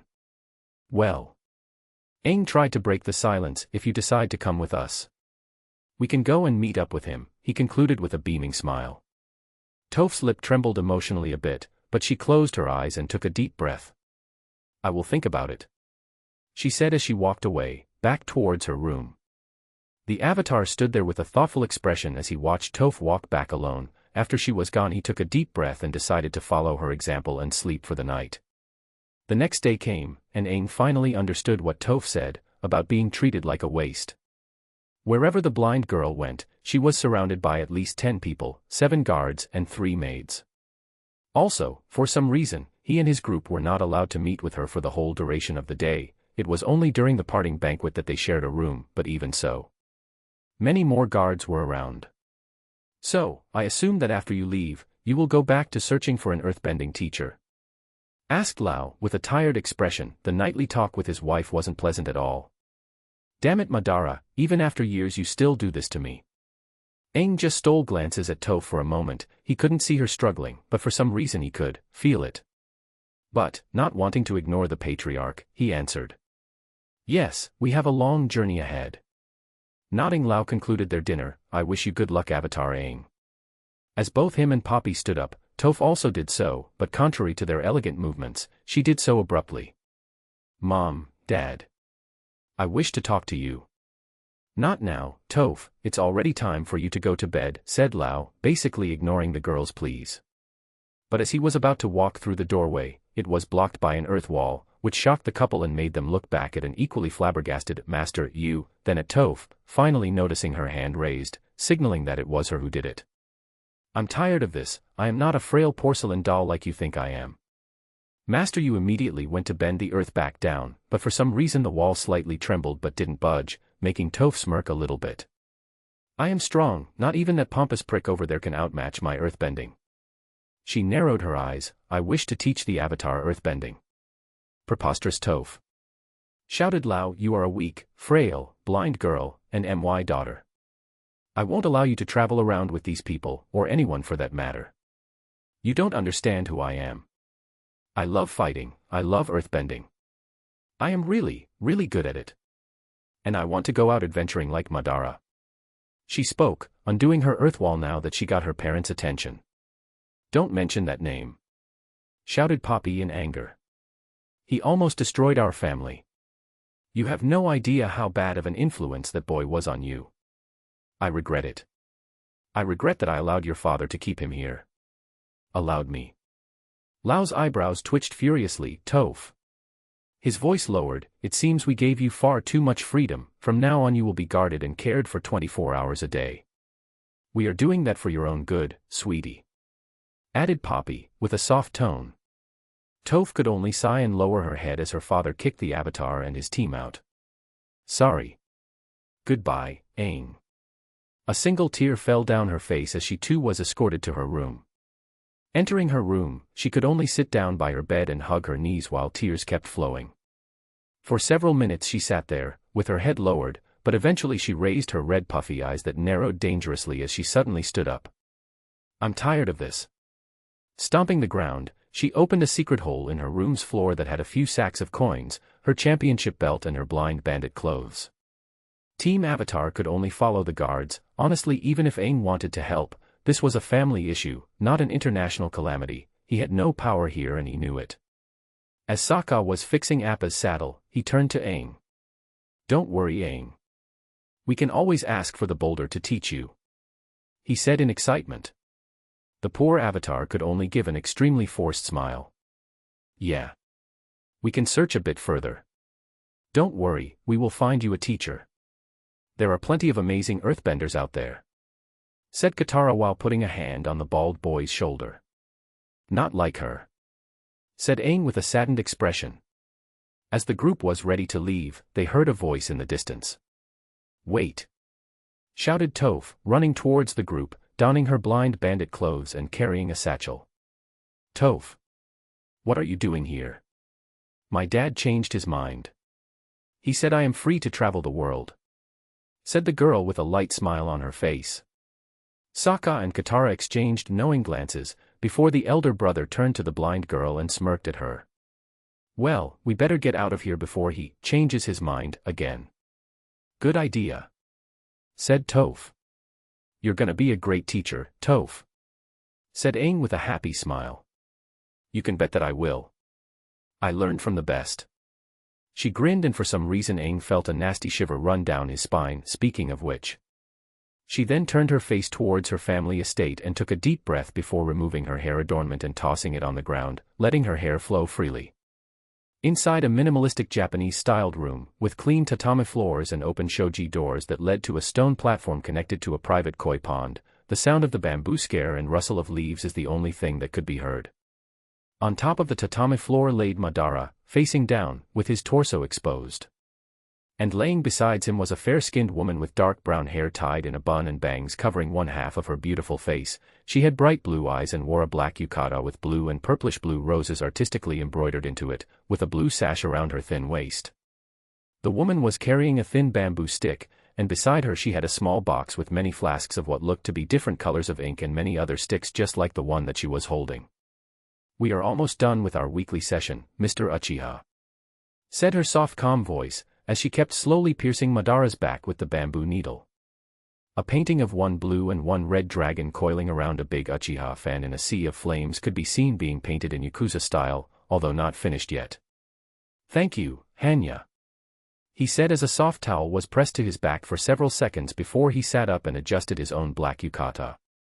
Shaking her head with a smile, don't mention it, at least you are not loud like Mr. Lei, he used to scream a lot back then. I remember, Madara chuckled. Even though his was way simpler, with only green. The woman could only chuckle. More colors does not equal more pain, Mr. Uchiha. Then it seems that he is still just as wimpy as he was back then, Madara shrugged. And just managed to mask it better. They both stood up and Hanya escorted him to the exit of her shop, and once they arrived, she bowed. Thank you once more for giving me this opportunity, Mr. Uchiha. Stop that, woman, every week you thank me for it and honestly, it's not needed.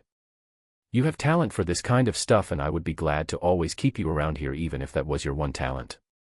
Then let me thank you for not forcing me to be a healer just because I am a waterbender, she said with an emotional face. Being born with the gift of bending does not force one to go down that route, it opens a door, yes, but we all should be able to decide our path. Madara said offhandedly as he waved his hand and walked back towards his not-so-humble abode. As he was walking, enjoying the sight of his upgraded resort, Nari appeared out of nowhere, right beside him. Mr. Uchiha. Holy fucking shit, woman, shouted Madara as he got a jump scare, you need to seriously stop doing that. Nari tilted her head to the side with an innocent expression. Staring at his innocent-looking mother figure, Madara's eyebrow could only twitch a little bit before he calmed down by taking a deep breath. How can I help you today, Nari? We received what appears to be the first batch of Northern Water tribesmen that wish to live here. Yeah, ever since the siege fiasco, many water tribesmen wanted to move here. Not everyone in the north had a good life. It's a tough environment and the sources of food are also very scarce. They survive, yes, but some of them want more than to simply survive to live another day. That's interesting. But did that really deserve the scare? Well, you will be interested to know that we have a special guest now. Who? Madara raised an eyebrow, not very interested but simply playing the part. Princess Yu. Shit. Chapter 75, Crossroads. So, that's why I came here, said a sheepish Yu. Massaging his forehead with an exhausted expression, Madara stared at the runaway princess. Let me see if I've got this right. You have been having nightmares ever since the siege ended, and because you felt like a helpless damsel in distress during the whole ordeal, you started seeking methods to actually do something about it. You nodded. Then, you decided to talk to your father, the chief, one of the most bull-headed traditionalists of your whole nation, Paku aside, but we don't talk about him, about actually breaking a sacred tradition. And he not only refused but also got incredibly irritated, because of course he did. You nodded again. Finally, you had the ingenious idea of dipping, because of course you did, and came all the way here to train under Kalia considering that you now view her like a new role model ever since she defended your homeland. Madara concluded by taking a breather, while watching you nodding again and again like a pig rooster. What did your father say about it? Please tell me your father is aware of this. demanded an exasperated Madara while looking straight into the northern princess' eyes. One could see bags forming under his eyes already. Well, funny story, let's just say that he didn't say no to my idea, she said, giving him a forced beaming smile. Mother fu dash, Madara was about to shout, but was instantly slapped on the back of the head by his mother figure, Nari, who carried a sharpened gaze towards her beloved, adopted son. Don't use such crass words in front of a princess, Mr. Uchiha. Waving her small hands in a panicky state, you tried to mediate, please Miss Wulong, don't do that, Madara is the only one I know that would accept me in my circumstances, I am already bringing too much trouble just by being here, I don't want him being forced to behave differently, this is his home after all. Staring at the princess, Nari's gaze softened, you wouldn't be saying that if you had heard how this man has been behaving since he was a kid, princess, some of our employees have known him since he was 9 and let me tell you one thing. This man's words used to make sailors blush by that age already. But now he is the face of this town, he can't be seen behaving like the crass hooligan that he used to. Madara kept staring at Nari with a twitching eye, what am I supposed to say? Monkey feathers. Nari simply stared back at him, anything is better than your wide range of F-word usages, Mr. Uchiha. Madara kept staring at Nari for an awkward amount of time before simply turning away to walk back towards his home, the home where he could curse as much as he wanted, but one could hear him mumbling to himself. Damn royalty. Monkey feathers. Although the day didn't start that well for the first and only Uchiha in the world, as the day progressed and transitioned to a second and third day, Madara couldn't help but take a note from Iroh's book, and that led to the current situation. Ah.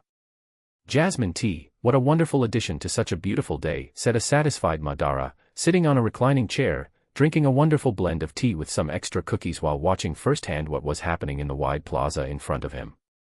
Mother fuc dash, a squealy female voice could be heard. Princess.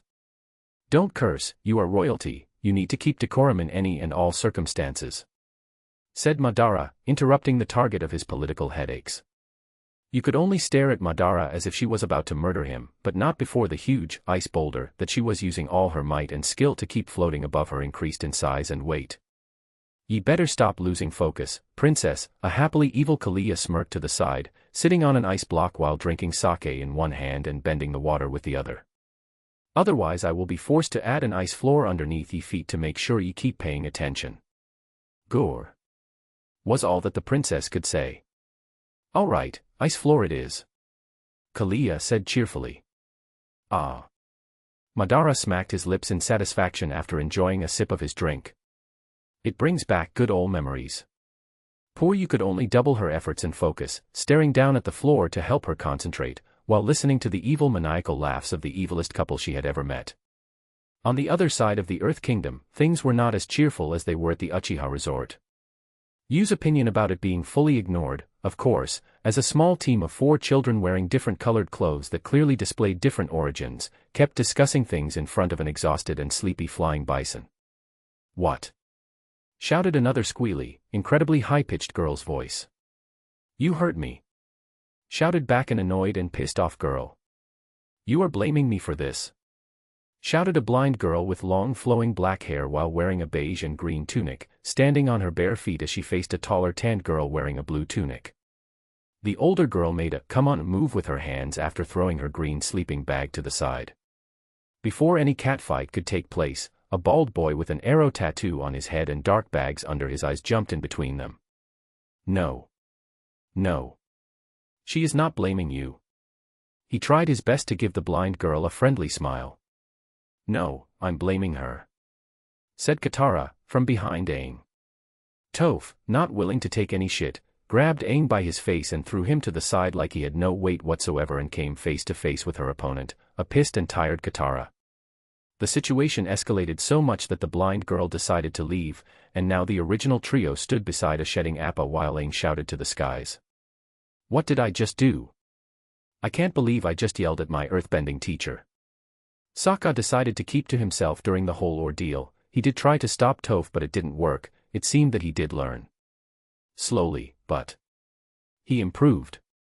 Walking for several hours in silence, Toph finally sent something through her feet and made a fissure with her feet, aiming towards a big rock nearby.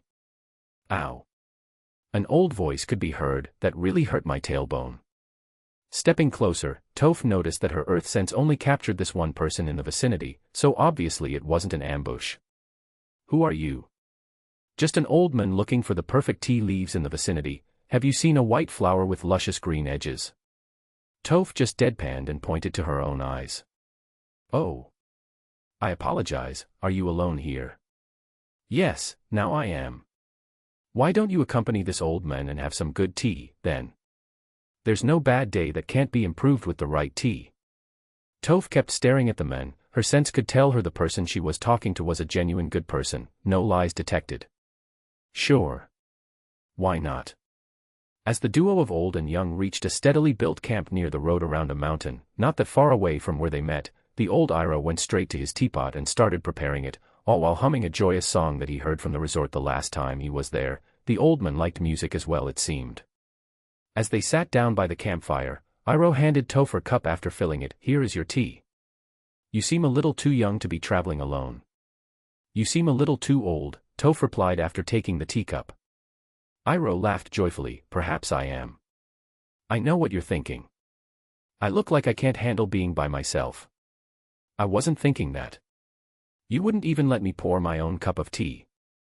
I poured your tea because I wanted to, and for no other reason, said Iroh while giving Toph a grandfatherly smile. Sadly, she couldn't see it.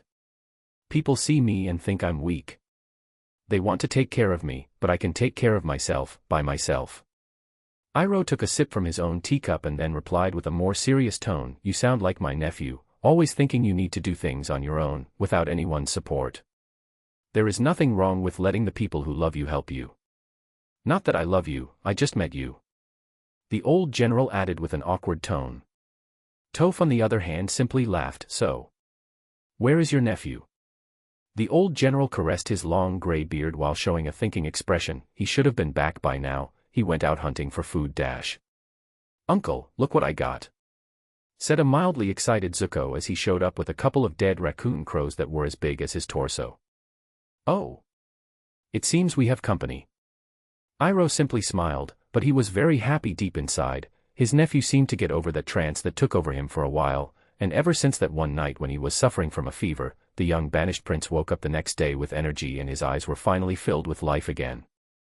Oh yes, this is a fellow traveler. We met while I was out looking for those tea leaves that I told you about. The possibly poisonous ones. No, the possibly delicious ones. Zuko could only sigh, but their light banter made Toph laugh. It must be nice to have a family that supports you. Zuko simply went to prepare the meat, starting with the whole defeat herring process, while Iroh kept Toph company. You sound as if you were speaking from experience. Iroh's voice carried a sad tone. Yeah. The blind girl nodded. My family doesn't support me, they never did and probably never will, and when I finally ran away to have my own life, me and my friends had some issues, and now here I am. Issues always arise when we start on a new path in life. Things are never as simple as we expect them to be, but if we push through the barriers on our path, we always end up discovering new experiences that help us grow, Iroh said while sneakily looking towards Zuko, and through said growth, we discover who we truly are. Toph lowered her head a little bit as if contemplating the old man's words. You know, my older brother said something similar to me, just less wisely. Iroh laughed. He was the only one that supported me, but he was kicked out. Toph said with a saddened expression, but those words quickly attracted Zuko's attention. Is that so? Did he do something bad? The old general asked while, again, stealing glances at his nephew who suddenly grew interested in the conversation. Toph shook her head. No, he did what he believed was right, it's just that, my father didn't see it that way and kicked him out. Zuko couldn't help but hold his chest at those words, many expressions shifting on his face. Anne. What happened to him? He asked with an almost pleading voice, introducing himself into the conversation. Facing up, not that Toph could see the sky but she could feel the wind gently touching her face, she said, he is doing good from what I've heard. At the end of the day, he proved that he didn't need my father to be successful, he earned it all by himself with his own hands. It is what the old man over there said, life threw him a wall and he just blasted his way through it, and now he is living more than well and is happy. I just wish I could meet him again. I see, were the only words that an emotional Zuko could say. We will meet again. Toph turned a bit excited, and when we meet. I plan on beating the shit out of him for leaving me behind all of these years. She concluded by punching her empty palm in front of her chest. I believe he would be happy to see you, said Zuko, offering her a smile. Thank you for the talk, and the tea was great, said Toph as she stood up. Old man, you are lucky to have a good nephew to keep you in check. Don't go wandering around like that, not everyone is as kind-hearted as I am. Iroh chuckled, noted, I shall be escorted by my beloved nephew here the next time I decide to go tea leaf hunting. Sorry for taking up your time, I shall go back to my friends now. I know they need me. It was a pleasure. Sharing tea with a fascinating stranger is one of life's true delights. Hopefully we can meet again sometime, concluded Toph before jumping away from their location and using her earthbending to speed through her journey back. What an interesting earthbender, isn't she, Prince Zuko? She reminds me of teacher, they look similar. Said Zuko, staring at the fading girl's long black hair, do you think that her older brother also resembles teacher? Iroh shrugged, who knows, perhaps. His smile got wider as he watched Zuko's reaction to their newest acquaintance. Zuko kept staring at the horizon with many things running through his thoughts. Chapter 76, Shift in Fate. The sun was slowly setting on the horizon and the few buildings that were tall enough were casting a shadow over what seemed to be a ghost town in the middle of an arid environment in the central part of the Great Earth Kingdom. Two people in cloaks could be seen walking through the entrance, and they both couldn't help but look left and right, searching for a single living soul and not finding any. Are you sure this town has supplies, uncle? That's what they told me in the last village I went to, but it seems something or someone arrived before us, said a serious Iroh while narrowing his eyes. What are you talking about? Zuko was interrupted by what looked like a blue fireball aiming upwards, towards the sky, from somewhere in the town. That's.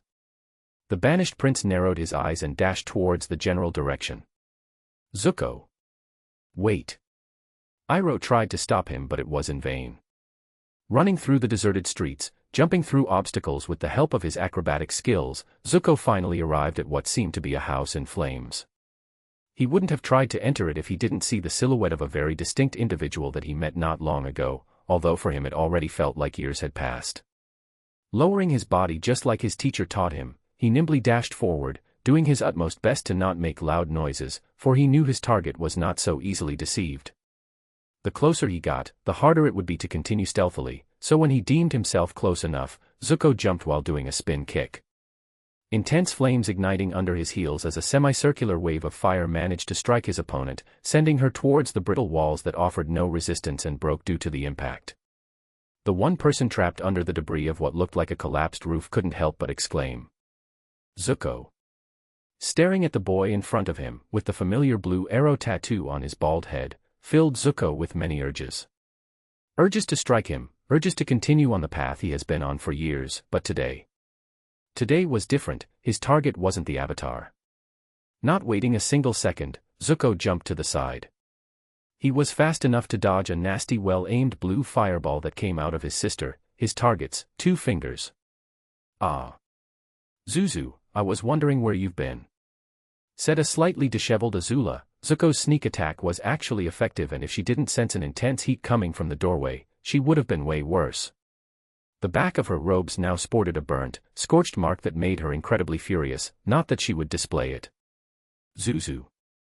Aang asked while holding back his laugh. He knew this was a serious situation but even that wasn't enough to tone down his easygoing, light-hearted self. Now you know. Said Zuko as he ignited 2 flame daggers in a reverse grip and rushed towards Azula. The Fire Princess, seeing her brothers move, did the same, igniting 2 blue flame daggers as she also rushed forward. On the deserted streets of the ghost town, 2 people faced one another. Striking fiercely and with precision, trying their best to defeat their opponent. It seems you did improve, just a little bit. Said Azula while kicking her brother's ribs after a parry with her flame daggers. Ugh. Zuko groaned as he staggered a bit, but then he stomped the floor sending a small wave towards Azula's path, forcing her to jump sideways and interrupting her advantage. Azula was about to strike again, but she saw not only the Avatar coming, but his teammates, Sokka and Katara as well. Lowering her stance, she was about to run away but the earth under her feet shifted abruptly and she was forced prone on the ground. "I thought you guys could use a little help," said a snarky blind girl with long loose black hair. "Thanks," Katara said with a smirk as the team and Zuko joined hands to push Azula back. Knowing that she was in a disadvantageous situation, Azula slowly moved back until she was close enough to rush through one of the back alleys. Her goal was to separate her enemies and catch them one by one. Unfortunately, her path was blocked by Iroh, who bumped into her and forced her to stop in her tracks. Being surrounded by everyone, Azula was finally backed into a corner. This was tougher than she expected. Honestly, Zuko's skills had shocked her. She was not expecting him to be this good. She gave up on her armor to travel light, and it seemed as if that was a misjudgment of hers. Raising her hand, she took a deep breath and a few extra bangs fell in front of her eyes, as her tunic and hair were not so perfect anymore. "Well. Look at this, enemies and traitors, all working together," she said while scanning everyone. She then raised her arms in surrender. "I'm done. I know when I am beaten. You've gotten me. A princess surrenders with honor." Zuko and Iroh were also shocked to see their newest acquaintance, the blind girl, so soon and in such circumstances, but they knew they had more pressing matters right now and focused on. Unfortunately, that was enough of a distraction for Azula to use as an advantage. She did a spin while lowering her stance, aiming 2 fingers towards her target. Even in such a small window, she had decided whom she wanted to strike. Although her brother was becoming annoying, it was her uncle that was the serious threat here. Zuko would be destroyed without Iroh, and she knew it, so with a single smirk she launched a very concentrated, precise and deadly jet of blue flames ignited from her fingertips towards the old general, hitting him in the side of his chest. Arf! The old man expressed his pain as he fell on the floor. Zuko's eyes went wide for a second, and with determination and anger he used all his power and aimed the strongest fire blast he could towards his sister. This was the first time he actually attacked her with the aim of killing. Toph, Aang, Katara, and Sokka also joined in the attack, but Azula created a barrier of blue flames around her that exploded once all their attacks joined, sending everyone backwards and creating a cover of thick blackened smoke that aided Azula's retreat.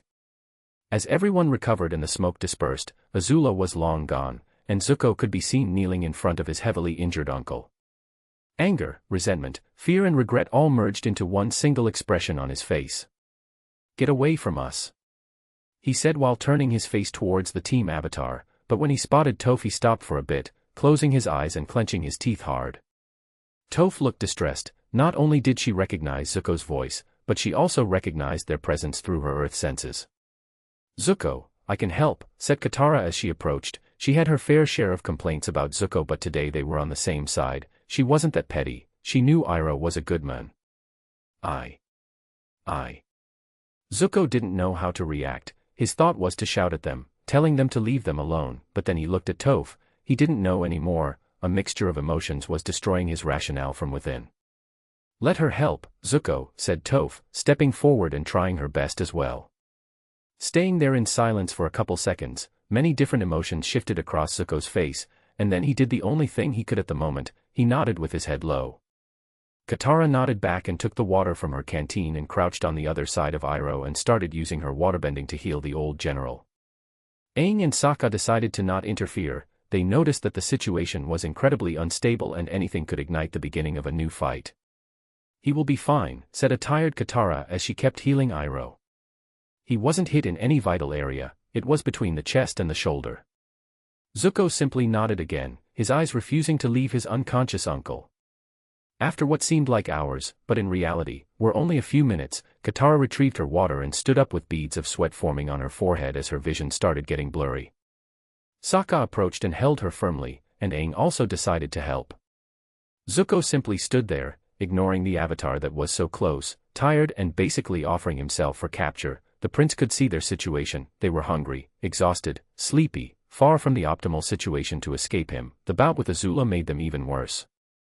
"But today, you should leave. We will be fine on our own now," Zuko said while staring at his uncle. Sokka and Aang exchanged gobsmacked glances. Katara gave an exhausted smile and Toph nodded, approached him and gave a light punch on the back of his shoulder. "The old man will be fine. Katara is good with that stuff," the blind girl said, surprising Team Avatar with how close she seemed to the nephew-uncle pair, but also surprising Zuko with the certainty in the blind girl's voice.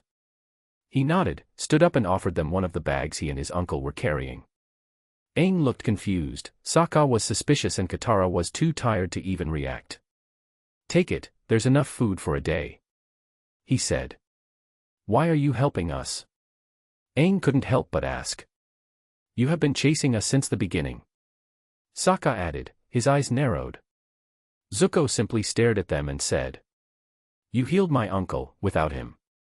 He couldn't even express it with words, but taking a deep breath and staring at Toph he added, "I was taught to return favors and I refuse to receive any help for free. Beyond that, I'm trying to blast through a wall."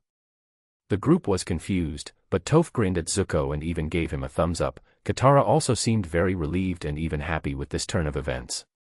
Team Avatar didn't stay for long, they grabbed the bag that Zuko offered and ran away. Aang couldn't help but look back towards the banished prince as they sprinted through the arid plains. Once they were almost out of sight, a bit of the confusion that the Avatars still had was cleared and he smiled. The day slowly passed, the sun was once again setting on the horizon as Iroh finally managed to open his eyes. "Uncle," said a concerned Zuko. "You were unconscious, Azula did this to you." It was a surprise attack. Slowly moving himself to rest his back against a half-destroyed wall of the house they were using as temporary shelter, Iroh commented with a bit of humor, "Somehow, that's not so surprising." Offering a teacup to his uncle, Zuko continued to speak in a soft tone, "I hope I made it the way you like." Taking a sip, Iroh took a pause. "Yeah, that was good, it's very bracing," said Iroh with a forced smile before throwing the rest of it away once he saw Zuko shifting his focus to filling his own cup. "I've been thinking. It's only a matter of time before I meet Azula again," said Zuko while staring at Iroh's eyes. "I will need to know more advanced firebending if I want to stand a chance against her. Even with my physical prowess I can't fully cover the gap. I hate to admit it, but Azula, she is a prodigy," said Iroh with a calm and serene voice, but that term struck a nerve in Zuko. He even frowned and grinded his teeth. "You need to acknowledge things how they are, you can't escape from reality, and if you wish to grow strong, you cannot be shackled by illusions," Iroh said, in which Zuko could only nod. "I know, she is better than me, but that only means that I have to work twice as hard," said the banished prince with determination.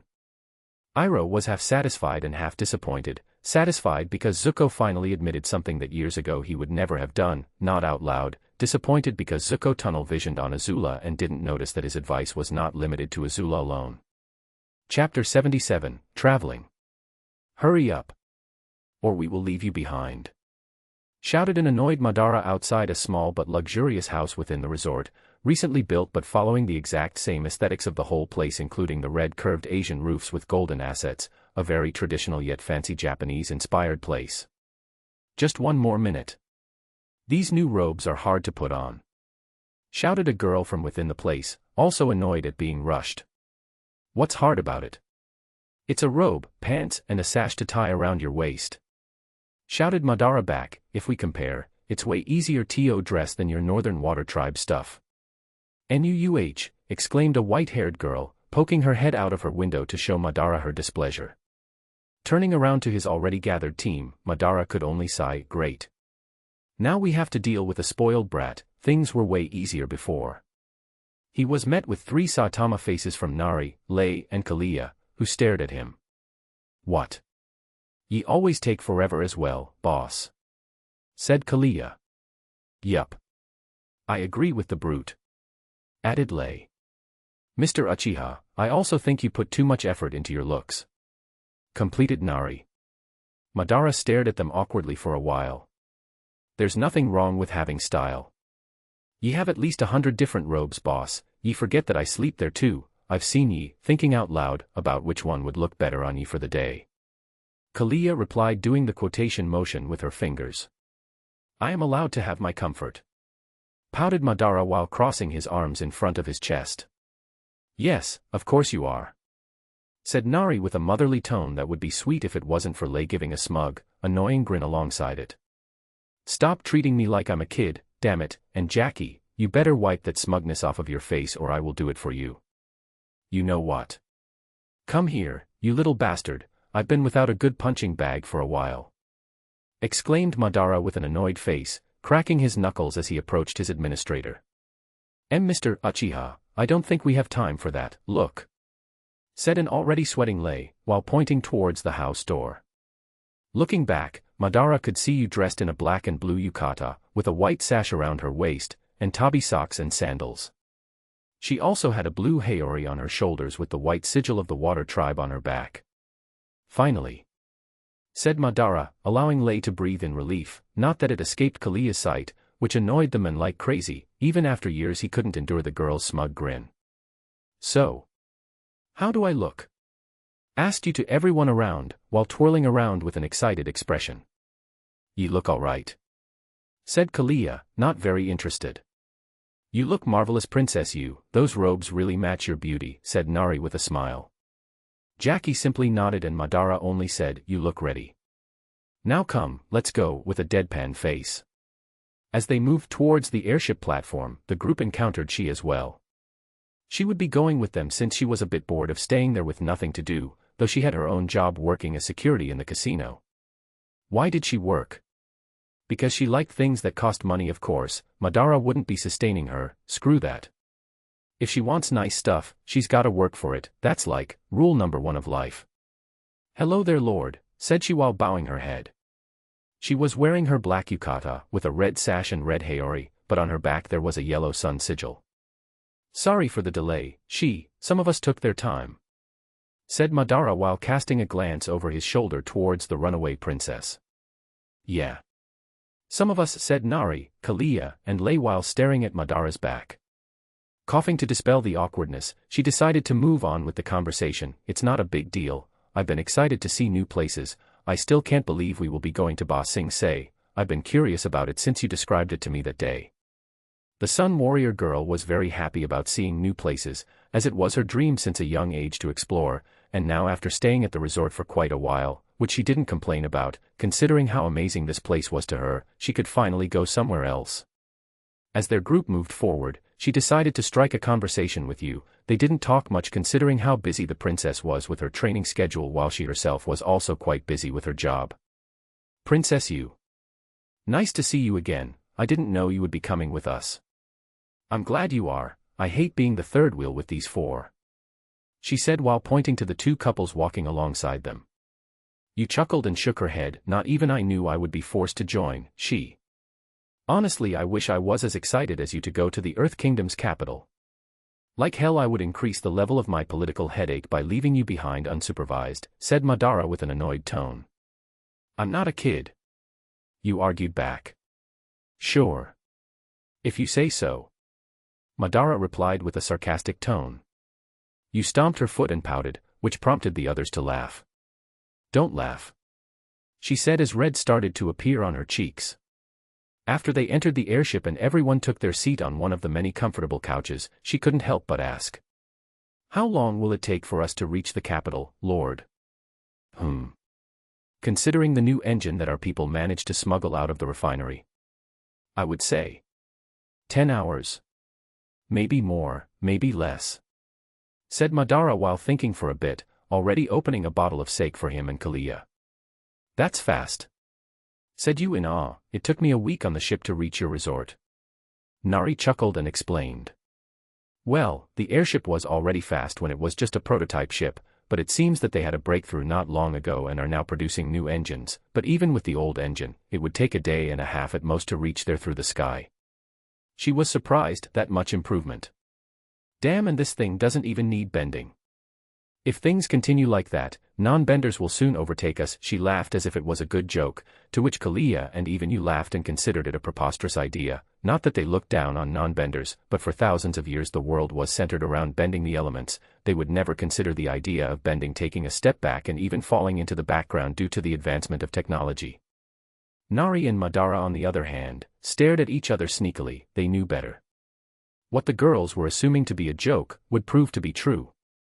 Madara knew this due to his knowledge of Korra, and Nari due to her own intelligence. As Lei piloted the airship through the skies eastward, the group enjoyed their time with food and drinks. Of course, you wouldn't be allowed to drink alcohol, and she would need to be happy with her fruit juice as there was no way in hell that Madara would want to deal with even more headache. Kalia and she were already enough. So, since we have quite a few hours to go, how about a round of mahjong, proposed Madara. Sure. Yeah, why not? Never played, but it would be fun to learn. Mr. Uchiha, Mahjong can only have 4 players, said Nari, staring at her boss/son. Both Kalia and Madara stared at her. Oh my, how rude of my own family casting me aside like that, Nari said while shedding fake tears. Screw ye catgator tears Nari, whenever ye play. Ye always win. Kalia exclaimed. I agree with her, and don't give me that look Nari, it's not fun playing knowing we will lose, you know. Said an exasperated Madara. Nari could only sigh, all right, I will go prepare some snacks for us while you play. All right, Mahjong time. While Madara's entourage was enjoying their time on their airship by drinking, playing games, eating the best foods and wearing the comfiest clothes, things weren't so happy for another group of misfits. In a rocky canyon, a duo of brother and sister were staring worriedly at a sleeping bald boy with a blue arrow tattoo. The reason why they were worried was the sheer amount of bruises all over the poor avatar's body. He's not waking up, said a worried Katara. He's just tired, believe me I know what it's like to be forced through a harsh training, replied a sweating Sokka, remembering his time with the Kyoshi warriors. But it's been over 10 hours. He's breathing, don't worry. As they were discussing Aang, a yawning Toph entered the tent while munching on what looked like bread. Good morning team. Ready for day 2? Asked the excited blind girl. Toph. I think you went too hard on him, said Katara with a worried face, but for some reason, deep inside her heart, she felt catharsis. It was like all her negativity towards how easily Aang got used to waterbending was washed away, it felt good. Not that she would ever admit it. Nah, he will do just fine, check this out. Toph said as she approached the sleeping avatar and shouted. Rock slide. Shouted Aang, instantly waking up and doing a backflip while covering himself with earth armor midair. Once he landed, he protected his face and chest with both of his arms and prepared himself for impact. See. He is up and ready, said a smug Toph, much to Katara's dismay, and a bit of happiness. Shush, Aang deserves it. A little bit. Finally noticing what happened, Aang retreated from his defensive stance and stared at his team. What's going on? Time for day 2, Twinkle Toes, said Toph with a sinister smirk while she cracked her knuckles. Gulp, Aang started sweating. See, can we do it after breakfast, at least? Don't worry, I will feed you enough rocks to satisfy your hunger, now. Horse stance. Toph shouted as she launched a fissure through the earth that suddenly turned into a pillar, hitting Aang's chest and sending him flying out of the tent. Sigh. This is already the second tent, said Sokka a bit tearfully. It's just a tent, Sokka, said Toph.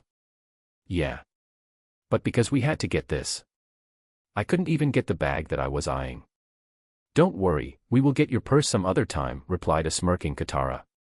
It's not a purse, it's a traveler's all-purpose bag, shouted Sokka. All right, you ladies stay here talking, I have to teach the little girl over there how to earthbend properly, said Toph while launching herself after Aang. All right. I'm not a lady. One can guess who said what. Chapter 78, Ba Sing Se.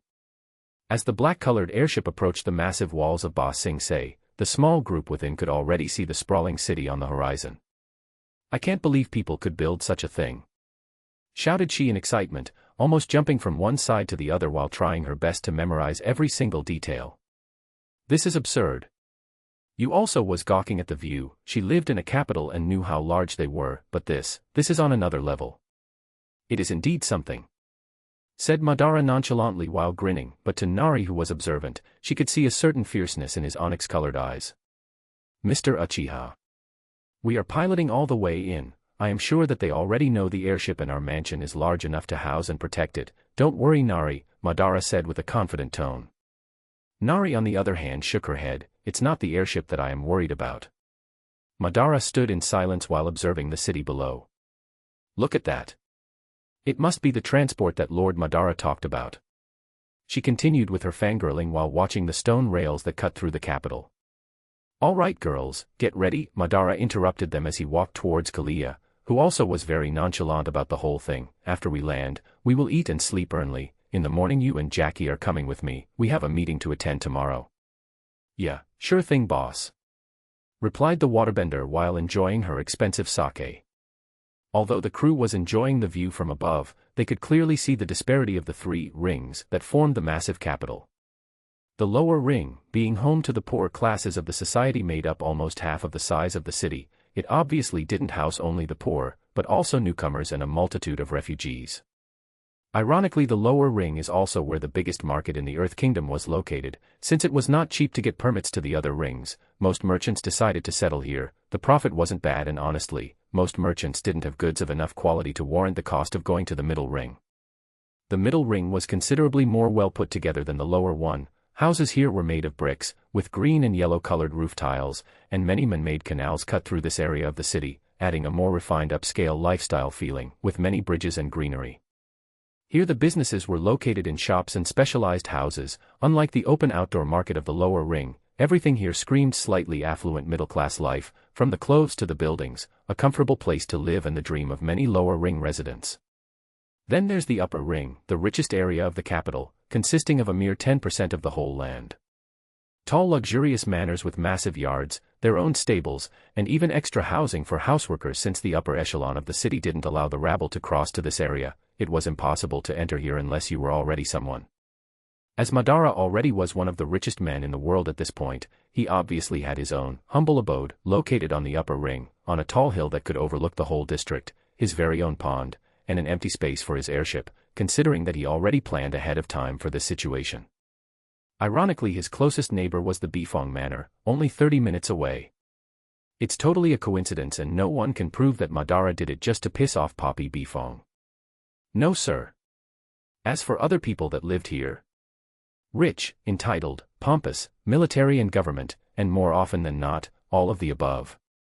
As the airship finally landed and they could see the massive manor with a huge Uchiha Fen symbol etched on the gates, the group was received by an already prepared group of servants, members of Onawaban of course. Welcome to Ba Sing Se, Lord Uchiha. All of them said simultaneously while being properly aligned before bowing in perfect coordination. Madara simply nodded and signaled for his team to follow him. The first time this happened, he had a talk about it with Nari. It was years ago now and he was very uncomfortable about it, but that woman, she had in her mind that he was akin to royalty and refused to change the training of their personnel. As the group walked towards the manor, she and you started squealing about a herd of fox antelopes that lived within Madara's lands. They couldn't hold back and started chasing and playing with them while Madara could only sigh and shake his head. Kids. Kalia was already in her own dimension and didn't pay much attention, but Jackie and Nari couldn't help but chuckle. They too owned a large house in Ba Sing Se, but on the middle ring, very close to the upper ring wall. It was quite luxurious for a middle ring house, but they rarely ever visited there, only when they went off on their own trip as a couple. If they came with Madara, they would always stay in the upper ring with him. How soft and cute! Squealed Yu as she held a fox antelope fawn within her arms, petting it like it was some sort of house pet.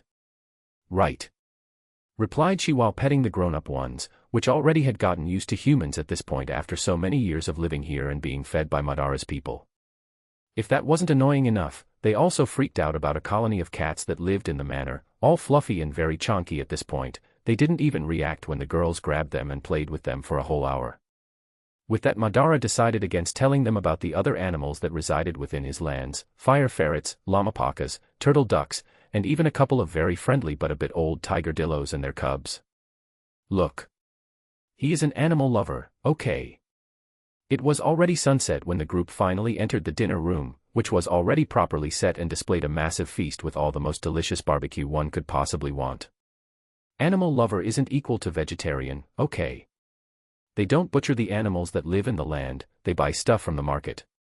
After an amazing feast, the group decided to go to sleep. Only 4 rooms were prepared, of course, one for she, one for you, one for Jackie and Nari, and the master bedroom for Madara and Kalia.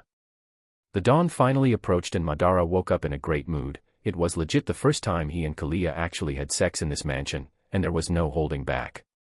What a great day, Madara said while looking out the window, the gentle breeze, the sun rising casting a shade of red on the horizon. Today will be a great day. As he got dressed with his kimono and Haori, He walked towards the entry room and was immediately caught off guard by the presence of one of his guards escorting a tall woman with black hair and a huge creepy smile. "My lord, this is an envoy that was sent by the Earth King to welcome you to Ba Sing Se," the guard said while bowing. The woman displayed an excited face and bowed as well. "Hello, my name is Ju Di. I have been given the greatest honor of welcoming Lord Madara Uchiha to Ba Sing Se. On behalf of our king, I welcome you to our wonderful city." Madara's eyebrows trembled a bit. "You gotta be fucking kidding me." On top of a hill, a duo of firebenders could be seen drinking tea while facing each other, one old and short, one young and tall, both wearing worn-out clothes with faded colors. Lightning is a pure expression of firebending, without aggression. It is not fueled by rage or emotion the way other firebending is. Some call lightning the cold-blooded fire. It is precise and deadly, like Azula. To perform the technique requires peace of mind, said a short and well-built old man, eyeing a tall teenager with short black hair and one scorched eye who was sitting right across from him. "I see. That's why we are drinking tea, to calm the mind," said the teenager with a sagely nod while enjoying his own cup of tea. Raising an eyebrow, the old man replied, "Oh yeah, good point. I mean, yes," his face became sage-like and he even added a nod. "There is energy all around us. The energy is both yin and yang. Positive energy and negative energy. Only a select few firebenders can separate these energies. This creates an imbalance since the energy will always seek to restore balance, and in the moment that positive and negative come crashing back together, you provide release and guidance, creating lightning." The old general stood up and walked a few steps before extending 2 fingers from each hand, slowly doing circular movements, and the young prince could see lightning crackling on each hand. When they connected, he saw his uncle simply pointing forward and unleashing a loud forked lightning that traveled far. "I'm ready to try it," said Zuko. Iroh nodded and gave a few words of wisdom. "Remember, once you separate the energy, you do not command it. You are simply its humble guide. Breathe first." Zuko took a deep breath, slowly imitating Iroh's form and posture. Unfortunately, instead of lightning, a loud explosion launched him back and Iroh shook his head in disappointment.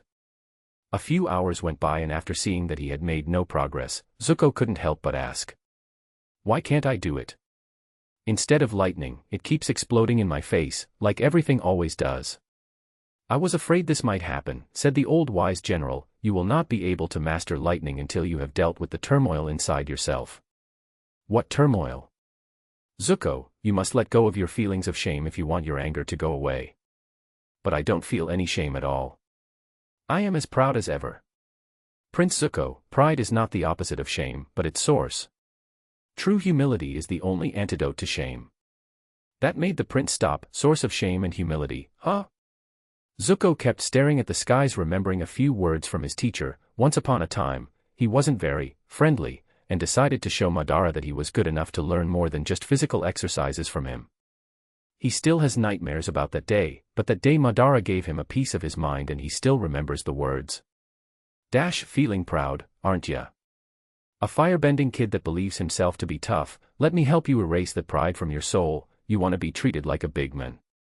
Fine, I will treat you like a big man, and then you will cry like a little baby." That day he was humbled so hard that he would never dare to ignite a flame in front of Madara ever again.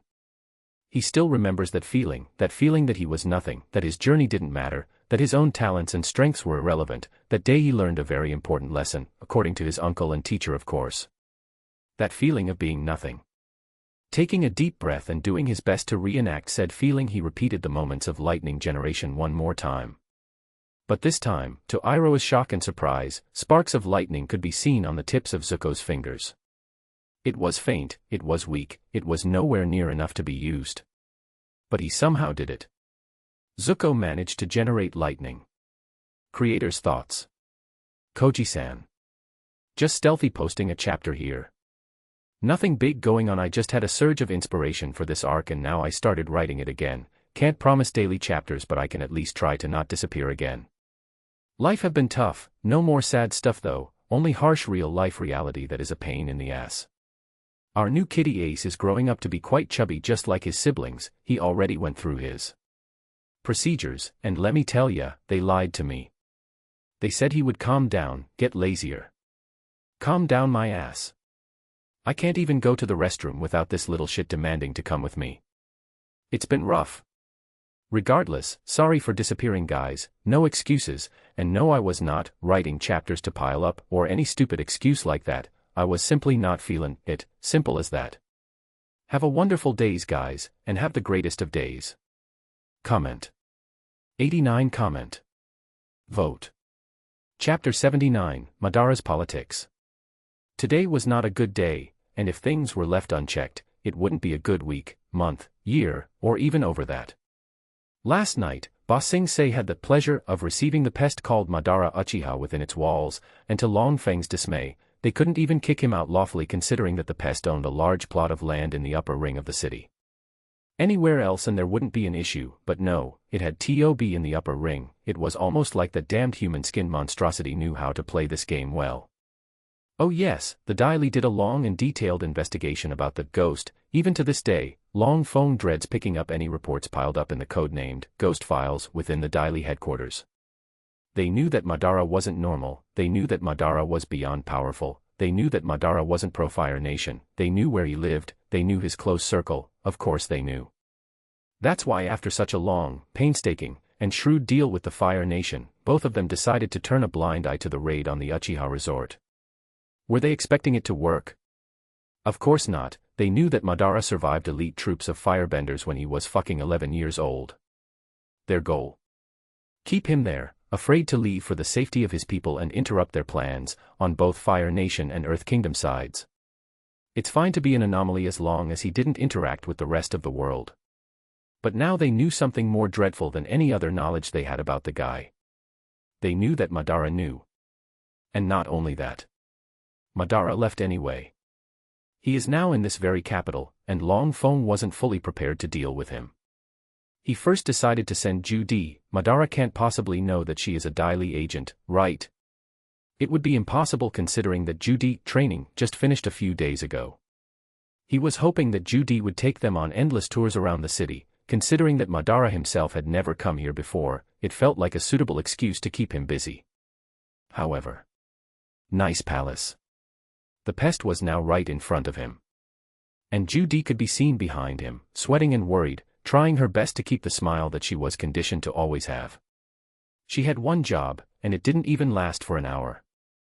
Not only that, the bastard didn't come alone. Kalia the waterbender from the Northern Water Tribe and Lei from Gaoling, a former Bifong attendant, were with him. With narrowed eyes and a respectable stance, Long Feng decided to maintain pretenses. I am well aware that Ju Di already welcomed you to our beloved city, but I wish to once again welcome you to the Earth Kingdom's capital, Madara Uchiha. He did a slight bow but made sure that Madara understood that this wasn't a simple city, but the capital of the Earth Kingdom. Poor bastard believed that it would make a difference. He could see Madara nodding with his little posse, and nonchalantly looking around like this was some sort of zoo, or exhibition of sorts. This is the royal palace, show some respect. Of course, he wouldn't say such words, he didn't care if Madara started a war really, as long as the ground zero of said war wasn't at Ba Sing Se or even worse, the royal palace. We can deal with that later. First, we need to make sure he leaves the city as soon as possible. I came here to have a chat with your king, said the young man in front of him. I'm afraid that isn't possible. The Earth King is dealing with many issues lately and you can probably understand the reason why, considering the state of the world right now. Said Long Feng with a poker face. And I'm afraid that I can't take that as an answer, replied Madara with a polite smile that made Long Feng grind his teeth. Before the Daily leader could say a word, Madara walked past him straight towards the throne room. It seems that we will have to improvise. Long Feng could only sigh and make a subtle sign with his fingers. In a few seconds, the whole hall was filled with Daily agents surrounding the trio of tourists. Oh. Madara's smile grew, you sure you want to start this here? Long Feng's heart skipped a beat, he could swear that he felt happiness and satisfaction from Madara's words alone. I am the one that should be asking that with you barging into the royal palace, aren't you afraid of being labeled as a terrorist and attracting the resentment of the whole Earth Kingdom due to some impulsive choice? Asked Long Feng while turning towards Madara, doing his best to keep his poker face. What's the worst that can happen? Madara shrugged and smirked, worst case scenario I join the Fire Nation side after I escape, or if I manage to take over. I can use it as a gift and proof of allegiance. They both knew that it was bullshit. It was impossible for Madara to join any side of this war after the resort incident, but it didn't diminish the threat one bit, and made Long Feng gulp nervously. Remarkable that you don't even consider the possibility of getting caught and eliminated, said Long Feng, doing his best with his facial expression to not look scared. Bwahahaha. A loud laugh echoed through the palace.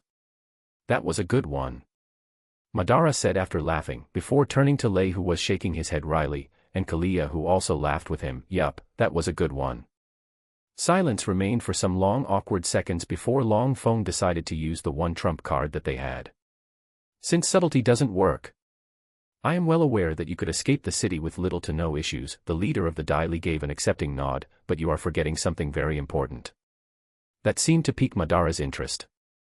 With a grin, Long Feng continued, even if we cannot stop you here, you still have your people working within your manor in the upper ring. Not only that, you would bring disaster to your people back at your lands as consequence. Clapping his hands behind his back, with a victorious gaze towards Madara and his team. So, I recommend that you avoid such dreadful scenarios to your people. They are innocents after all. His action prompted all the Dai Li agents to assume their stances, ready to launch their stone gauntlets towards them. Madara just stared at him, and then at every single Dai Li agent around, as his eyes started glowing red. So, the intel was right, he has some weird eyes. He saw the intruder taking slow steps toward him but didn't mind. They had a checkmate in this situation. If they couldn't destroy Madara, they would destroy everything Madara has. Obediently get out of here, or we will make sure you regret threatening me with my people and my lands, huh? That's smart. For some reason, Madara didn't sound affected at all, and Long Feng's brain started running on overdrive trying to understand what Madara could possibly have to maintain his calm here.